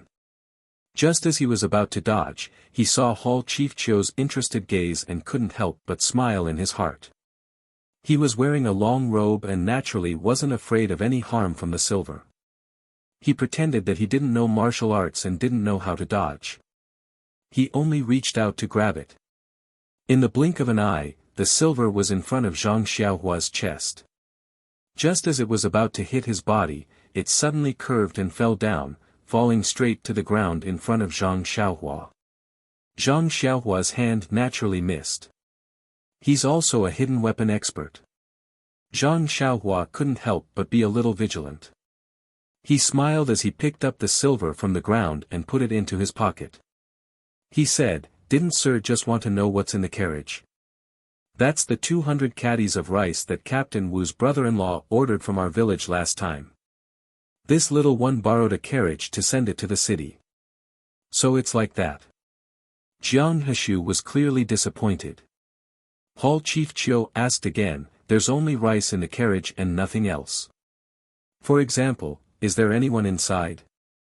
Zhang Xiaohua smiled and said, "How could there be anyone? Sir must be joking." Hall Chief Chiu's expression changed and said, "But when I passed by your carriage just now, I heard the voices of women inside." Zhang Xiaohua's expression also changed. He thought for a moment and gritted his teeth and said, "Sir, you have to keep this a secret for me. To be honest, there are 2 women in the carriage, but they are the lovers of Captain Wu and his brother-in-law. They met in our village and this time, they took this little one's carriage to Tanha City. This little one knows that Captain Wu and his brother-in-law are men who are afraid of their wives and don't want to get involved in this kind of business. However, they threatened this little one. If this little one didn't take the carriage, they wouldn't let this little one send grain into the city in the future.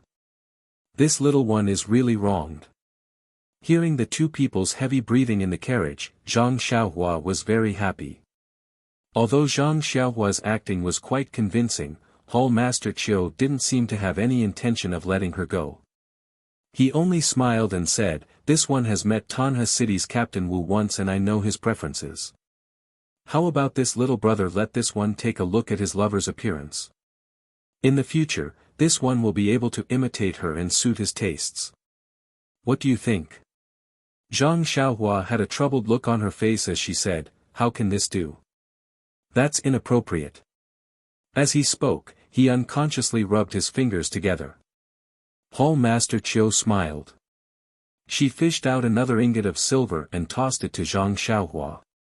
Zhang Xiaohua casually caught it and said with a smile, "Since they're Captain Wu's friends, it's only natural for us to meet them." He, wait a moment, this little one will have them come down now." With that, he turned around and walked back to the carriage. Standing beside Huan, he pulled open the curtain of the carriage and said with a smile, "Everyone, please take a look."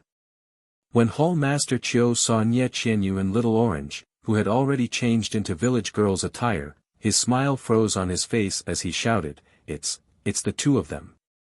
Men, capture them." On the other hand, Nie Qianyu and Little Orange were nervous and their faces were red. They didn't expect Zhang Xiaohua to really pull open the curtain of the carriage. When they saw the 5 people holding swords, they became afraid. Before Hall Master Qiu's voice fell, Zhang Xiaohua smiled and said, "Hall Master Qiu, I've already answered your question. I've also let you see them. The silver is mine now." Then, she casually picked up the sword on Huan's back and said sinisterly, "However, you blocked my path and actually saw through my weakness. What face do you have left? You've embarrassed me in front of this little girl. This is a big problem. Come. Eat my sword first, then we'll talk about other things." With that, she exerted a little force with her right leg and executed the levitation technique. She leaped high into the air, half a body taller than Hall Master Qiu who was riding on the horse. Then, she raised her sword high and slashed at Hall Master Qiu. When Hall Master Qiu saw Zhang Xiaohua's qinggong, he was shocked. However, when he saw the flaws in Zhang Xiaohua's swordsmanship, disdain appeared in his heart. A treasured sword is for stabbing, not for slashing. Then, he casually raised his sword to block. But the moment the two swords came into contact, a weight as heavy as Mount Tai came from the sword. Hall Master Qiu immediately took a deep breath and forcefully circulated his internal energy, wanting to withstand the weight. Unfortunately, how could he withstand the weight of 10,000 kilograms? With a crack, the treasured sword in his hand broke into two. Zhang Xiaohua's sword did not lose its momentum and smashed directly on Hall Master Qiu's shoulder. Then, with a pu sound, his shoulder was smashed into a bloody mess and half of his chest collapsed. At the same time, the horse under him also let out a mournful neigh and collapsed to the ground. Then, Zhang Xiaohua lightly tapped the horse's head with her sword. The horse immediately fell to the ground and stopped breathing. Zhang Xiaohua's sword strike was so powerful that it left everyone present dumbfounded. Yes, Nie Qianyu and Little Orange were first embarrassed and angry, then scared. Then, they saw the ordinary-looking young man who had been with them for a few days fly up high like a god and slap a person who was skilled in martial arts to death on the back of a horse. That strength was so strong that the horse was forced to kneel.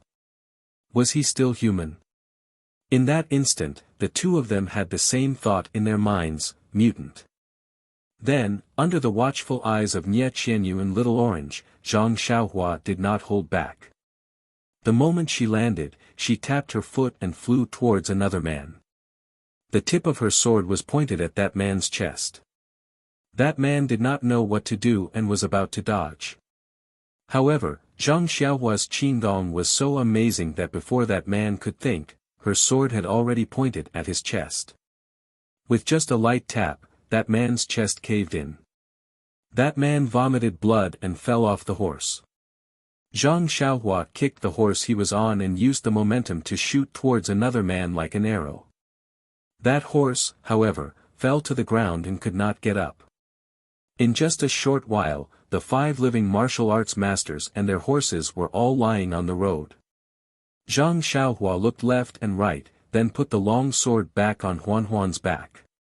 He easily cleaned up the mess on the road and threw them far away into the forest by the side of the road. Only then did he clap his hands and return to the side of the carriage.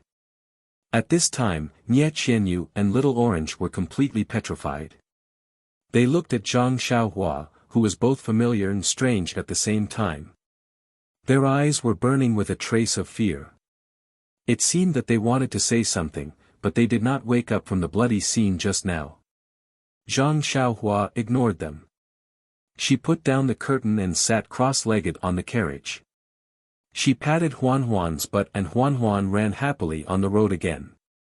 Nie Qianyu and Little Orange heard Zhang Xiaohua muttering to herself, "Is this carriage really so shabby? It can only run for half a day. If I had known, I would have kept that guy alive and repaired the carriage for me. Then I would have killed him." Clang! The two of them flipped over the carriage and did not know what to say. Fortunately, this place was very close to Tanhe City, and the road was much smoother. Zhang Xiaohua finally arrived at Tanhe City before sunset, and half a day before the carriage's lifespan was up. This was a city bigger than Pingyang City. One could see the prosperity of this city from the bustling crowd. Zhang Xiaohua drove the shabby carriage and entered Tanhe City from the middle of the city gate, as if she did not have the consciousness of a poor person. She did not know if it was the negligence of the city guards or because there were too many people entering and leaving the city as it was getting dark, so they did not find trouble with Zhang Xiaohua. Since she had entered the city, Zhang Xiaohua felt more at ease. Although Nie Qianyu's opponents were people from the martial arts world, they could not be compared to the officials. The city was full of officials and they had to be wary of them. Therefore, Zhang Xiaohua did not deliberately look for a remote inn. She only looked for a few random ones, but none of them were satisfactory. She had no choice but to continue driving the shabby carriage forward. Nie Qianyu and Little Orange were puzzled. There were obviously a few inns with empty courtyards for them to stay in. Zhang Xiaohua shook her head and walked away. However, Zhang Xiaohua had given them too much of a shock. Not only did they not dare to talk to Zhang Xiaohua along the way, they were still afraid of her even now. However, in the end, Nie Qianyu could not help but ask, "Hero Ren, the inns just now obviously had courtyards. Why didn't you stay there?" Zhang Xiaohua looked back at her and said faintly, "I still have 3 coins left from the money Little Orange gave me. However, the cheapest inns just now cost at least 5 coins. How can I stay there if I don't have enough money? Why don't we stay in the guest room?" Nie Qianyu frowned and said, "Hero Ren, the hall leader seemed to have given you 2 ingots of silver. It should be dozens of taels. How can you say that it's not enough?" Zhang Xiaohua smiled and said, "Miss Nie, you are wrong. Those 2 ingots of silver were for me, not for you. I helped you find an inn, so you should be the one paying the bill. You." Nie Qianyu did not know how to answer this young man who was ridiculously skilled in martial arts but who was so clear about the difference between money and money. Little Orange, who was behind them, said softly, "Stingy." After that, she rummaged inside and then threw out an emerald green pouch. She said, "This is Miss Nie's pouch. There is some gold in it. You can spend it however you like." If it was a few days ago, she would have said, "Keep the rest for yourself." But today, she did not dare to say this sentence out loud. She could only secretly whisper it in her heart. Zhang Xiaohua took the pouch and opened it. He said with a smile, "Miss Nie, you are so stingy. You should have taken it out earlier. You even made me go to so many places." Then he put it in his arms naturally. With the silver, it was easy to do things. He did not need to search further. He just found a slightly cleaner inn and stayed there. This night was a little lonely. Nie Qianyu and Little Orange did not dare to joke with Zhang Xiaohua like before and ask him to do this and that. Zhang Xiaohua was also dutiful. He still did not let the waiter enter the courtyard. He only brought in the food and other things, which made them feel a little relieved. After settling the 2 girls down, Zhang Xiaohua closed the door and sat in the pitch-black room to meditate and cultivate. In the small room next to him, the two little girls could not help but whisper in a low voice.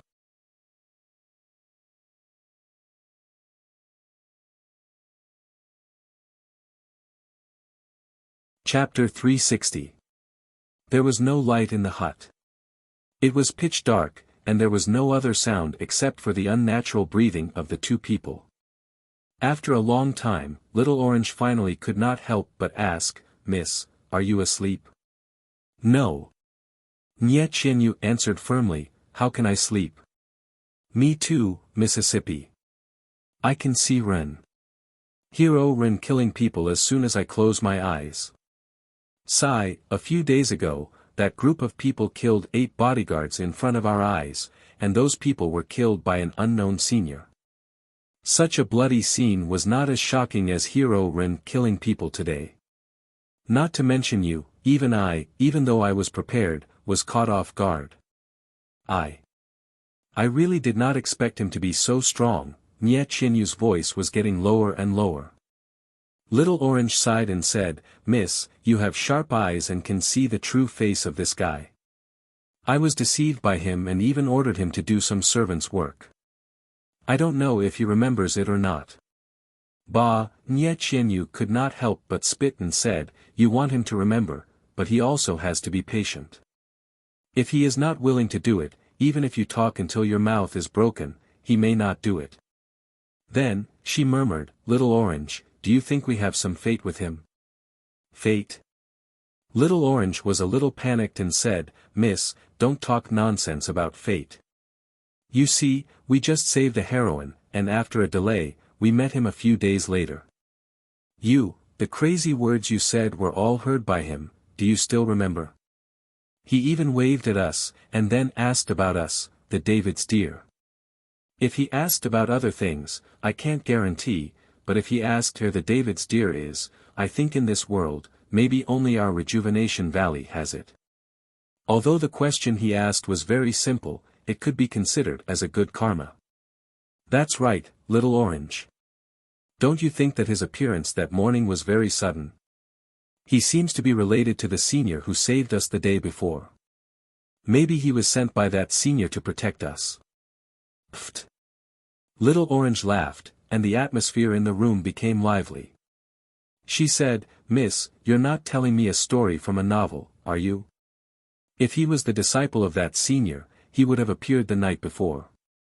Moreover, he would have directly escorted us back to the villa. Why would he be like him, refusing to send us back with so many excuses?" "Well, that's true. Besides, I didn't see any white-bearded or white-haired old man beside him that day." Then, the room fell into silence again. After a while, Nye Qianyu hesitated and said, "Little Orange, do you think he will really throw us into the escort agency and send us away with a few bodyguards or armed escorts?" "Miss, I think." In the dark, Little Orange was also very hesitant. He said, "I think it's very possible. But, doesn't he have any sense of chivalry? We are both poor and weak girls. Can't he just help us a little and send us home?" Little Orange was silent for a while and did not say anything. Nye Qianyu was a little anxious. She said, Little Orange, are you asleep?" "No, Mississippi. I can't sleep now, just like you." "Then why don't you answer my question?" "Alas, Miss, do you feel that your mind is in a mess right now? You can only imagine him holding a long sword in his hand, leaping up from the ground, like a hero stepping on a colorful cloud, descending from the sky. A long sword that can cut through any evil, without hesitation, slashing at the heinous devil in front of him. That sword that you have never seen before, as if once slashing down, you will be protected by him, and you will never be afraid of the troubles of the world." "Ah!" Nye Qianyu exclaimed in a low voice. She said, Little Orange, how do you know? Little Orange sighed deeply and didn't answer her question. Instead, she asked, Miss, we've never met him before. First, he helped us pull our carriage back from the wilderness and took care of us for several days. Then, in the afternoon, he killed a few people who wanted to steal the treasure right in front of us. Judging by the way those people acted, their status should be even higher than the bad guy who attacked us the first time. To be honest, we owe him more than the senior who used the flying sword. You're constantly thanking the senior who you've never met, yet you're blaming this person who just saved our lives. Do you think this is still the calm and decisive Miss Nya who's always been so calm and decisive? Well. Nye Qianyu was speechless. After a while, she said, "Little Orange, you usually don't know anything. I have to teach you everything. How come you suddenly know so much?" "Miss, it's nothing. I am just a few years older than you." "What do you mean?" Nye Qianyu was very confused. Alas. Little Orange sighed again. It seemed that he had sighed more tonight than he had in the past 14 years. After a while, perhaps young Miss will know for herself. Really? Nye Qianyu was a little confused. However, Nye Qianyu immediately asked, "Then, what do you think we should do now?" Little Orange's worried face could not be seen in the dark. He only said, "Miss, I am just like you. My heart is in a mess. Don't ask me." Then, Nye Qianyu asked tentatively, "Little Orange, do you think I should tell him about our situation?" "Please don't, Miss," Xiao Juzi immediately stopped her. As the saying goes, you may know a person for a long time without understanding his true nature. He doesn't know that we have treasures on us now. Once he knows the value of the treasures, he might come up with new ideas. He might even be more vicious than the people who tried to kill us. If he wants to take the treasures, he can kill us both as easily as killing chickens. Ah. No way, Little Orange, he doesn't look like that kind of person. I feel safe when I see him. Little Orange said in a trembling voice, "It's better, not to tell him." The more he said, the weaker his voice became. Ouch.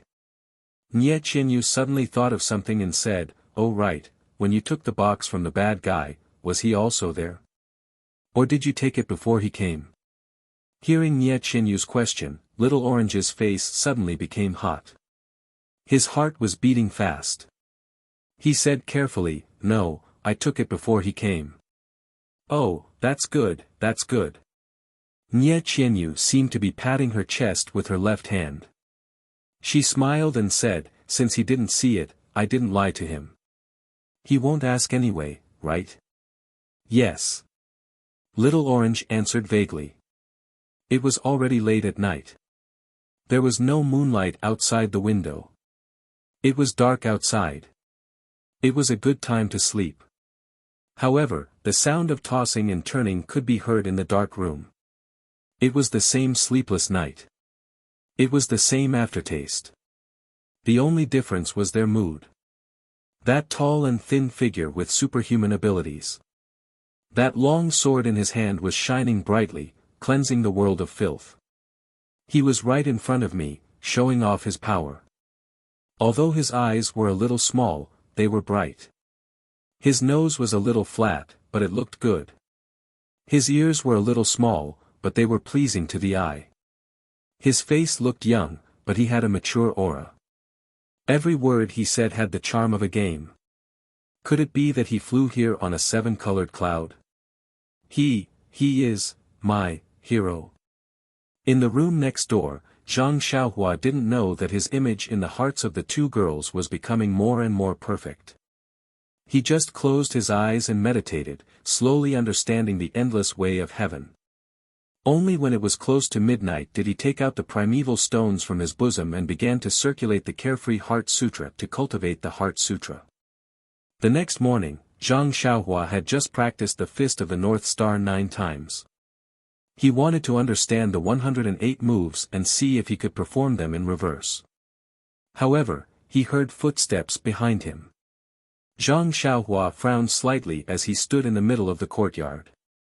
The door opened with a creaking sound. Nye Qianyu and Little Orange walked out with dark circles under their eyes. Their eyes were bloodshot. They looked dispirited. Zhang Xiaohua saw this and asked with a smile, "Miss Nye, why are you so tired? Did you not sleep well last night?" Why is Little Orange like this too? Looking at the ordinary smiling face that had appeared countless times in her dreams last night, Nie Qianyu suddenly didn't know what to say. On the other hand, Little Orange held her young lady's arm and said, "Sigh, the sudden change of environment is very uncomfortable. At night, I have nightmares. A cat is catching a mouse. The mouse keeps swaying in front of me, but I can't get caught by the cat. Don't you think so? Mississippi, oh, that's right. That cat is so stupid." Zhang Xiaohua pinched his nose and said with a smile, "So you two actually had the same dream. What a deep relationship between master and servant." Seeing that the two girls were a little embarrassed, Zhang Xiaohua changed the topic and said, "Please wait a moment. I'll go to the front of the inn to get some food. You two can eat first. I'll go to the city to see if the Fushan escort agency is interested in this escort." "Ren. Hero Ren, you really can't escort us?" Nie Qianyu still didn't give up and looked at him expectantly. Zhang Xiaohua smiled and turned to leave the courtyard. Not long after, he brought the food into the room. Zhang Xiaohua asked, "By the way, Miss Nie, where are you going?" Nie Qianyu thought for a while and said, "Rejuvenation Valley." Then, she carefully observed Zhang Xiaohua's reaction. Unfortunately, Zhang Xiaohua's reaction disappointed her. Zhang Xiaohua smiled and said, "Miss Nie, Rejuvenation Valley is the valley where your house is, right? You have to tell me where it is. Otherwise, how am I going to tell the escort agency?"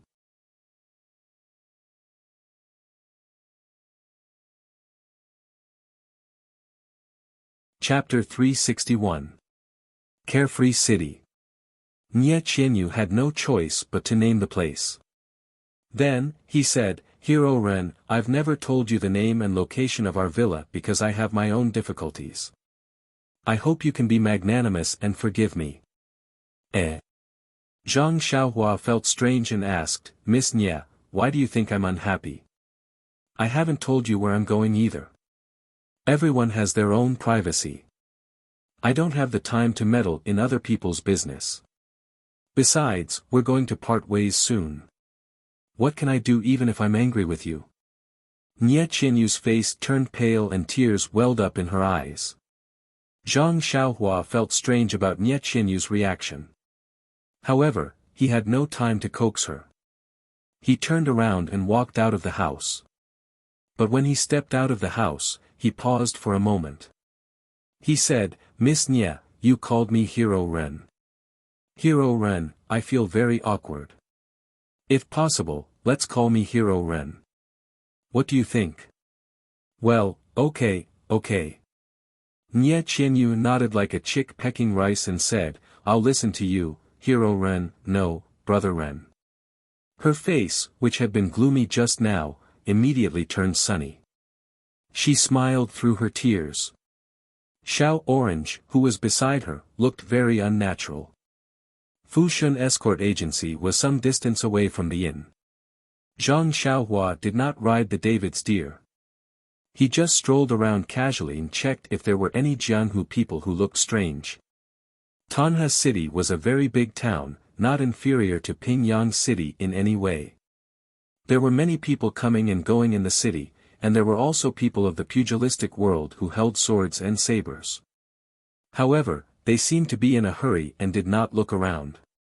They were probably not Nie Qianyu's enemies. Therefore, Zhang Xiaohua was relieved. He walked slowly because he wanted to draw their attention to the road ahead. It seemed that this method was working. In fact, he killed those people yesterday to warn them and let them see his strength.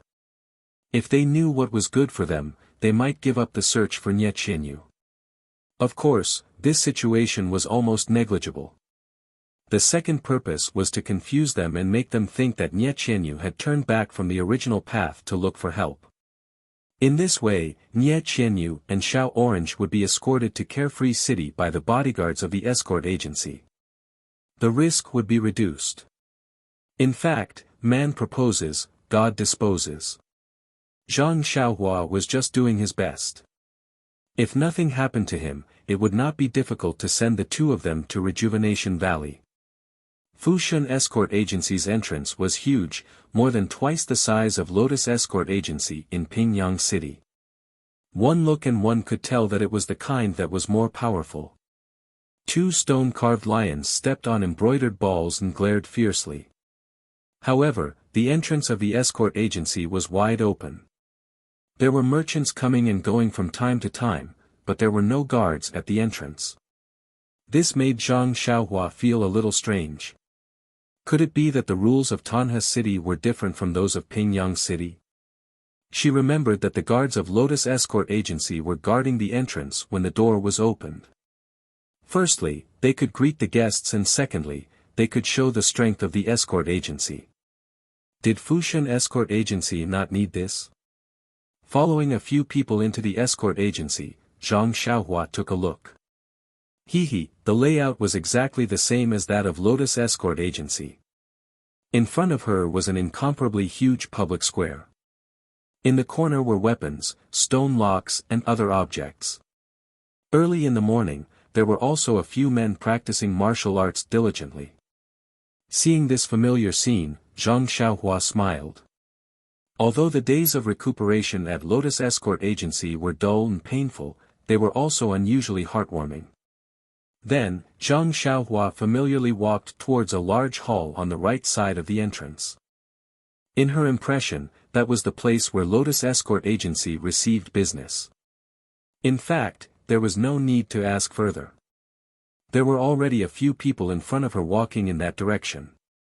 Turning around a projector wall, before Zhang Xiaohua could get close, she heard an anxious and loud voice saying, "Chief Escort Lu, you must make a decision for me.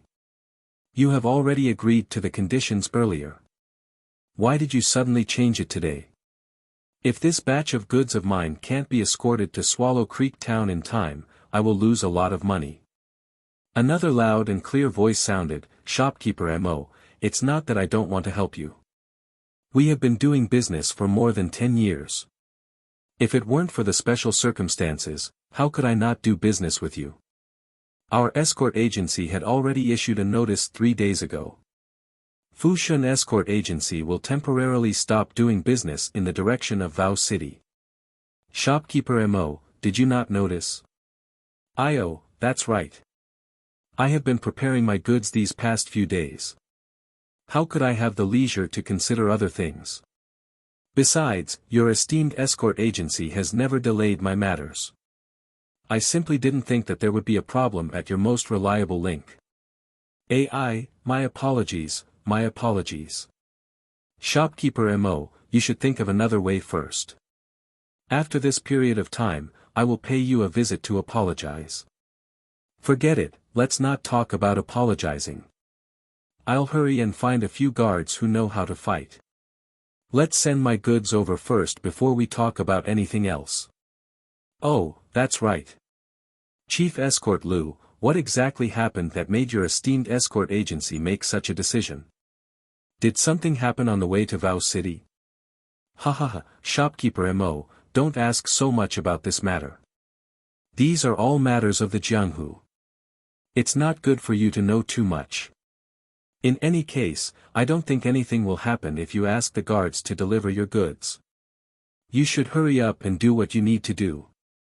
When Zhang Xiaohua walked into the hall, a short and fat old man with white hair and beard was panting as he ran out of the hall.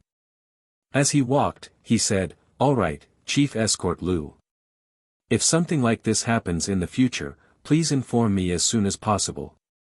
Zhang Xiaohua looked up and saw that there were many people in the hall. Just then, a hale and hearty old man with a red face replied in a loud and clear voice, "All right, Shopkeeper Mo. This Lu will remember." At this moment, another person beside him asked, "Chief Escort Lu, it's fine if you don't escort Shopkeeper Mo's goods. But my daughter just wants to go to Vao City to spend the new year with her aunt. She's a living person, so I don't feel comfortable asking her to be a guard. Can't you assign 2 bodyguards?" Chief Escort Lu looked at him and said with a wry smile, "Scholarly, you are also a scholar. This humble one has made it very clear in the notice. Not only goods, but but even if you want to protect people, our escort agency won't accept them. Especially women. We won't send anyone. How preposterous. Which escort agency in the world has such rules? Scholarly turned around and left in a huff. Zhang Xiaohua's heart skipped a beat when she heard that. Her brows were already furrowed. How could there be such a coincidence in this world? She wanted Fu Shun Escort Agency to escort Nie Qianyu and Little Orange to Vao City. Oh, Fu Shun Escort Agency issued a notice saying that they wouldn't accept any goods or people in the direction of Vao City. Needless to say, this must be the good deed of those people who were after Nie Qianyu. What kind of treasure was in that brocade box in Nie Qianyu's hand?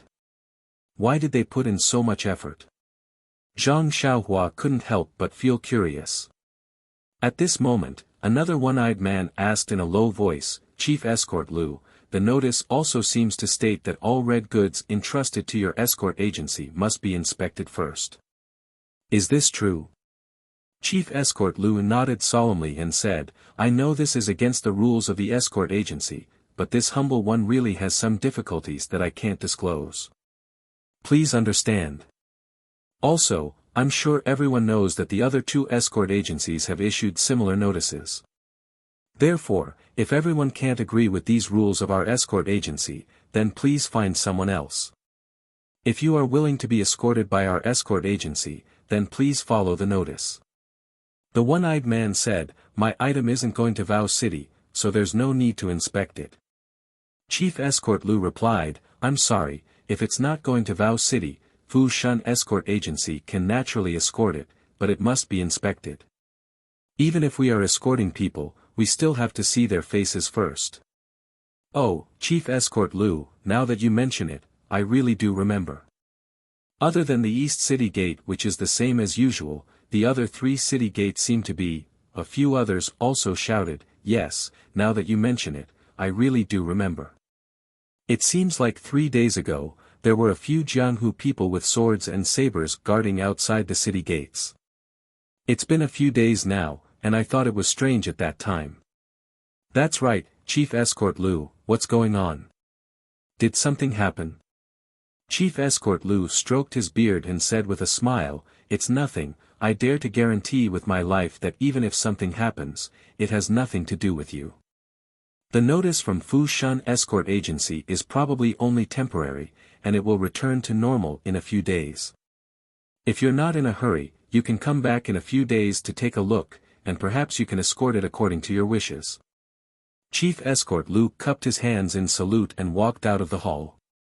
Those who were not in a hurry, or those who were really unwilling to be inspected by the escort agency, such as the one-eyed man, left first. Only a few bodyguards who were in a hurry and could accept the harsh conditions stayed behind to be taken care of by the other escorts. What about Zhang Xiaohua? The bodyguard he wanted Fu Shun Escort Agency to protect was precisely the one they wanted to inspect, so he naturally followed the others out. However, as he walked, he released his divine sense to follow Chief Escort Lu. Chief Escort Lu exited the main hall and walked towards the backyard. After passing through several courtyards, he arrived at an elegant room. A scholarly middle-aged scholar was tasting food in the room. When he saw Chief Escort Lu return, he stood up with a smile and went up to greet him. Seeing this, Zhang Xiaohua looked around and walked to the side of a screen wall. With a twist of her body, she immediately disappeared. When she reappeared, she was outside the elegant room. Zhang Xiaohua poked her head out to look around. She exerted force with her legs, and her body floated up like cotton wool and landed on the elegant room. She pricked up her ears and began to eavesdrop. You're tuning into the Han Li's Wuxia Chronicles YouTube channel. We're so grateful for your support, and don't forget to subscribe to join us on this incredible journey through captivating stories. Your generosity through donations truly makes a world of difference, as it's the primary source of revenue that allows me to expand and enhance this channel for you. Thank you from the bottom of my heart for being a part of this adventure.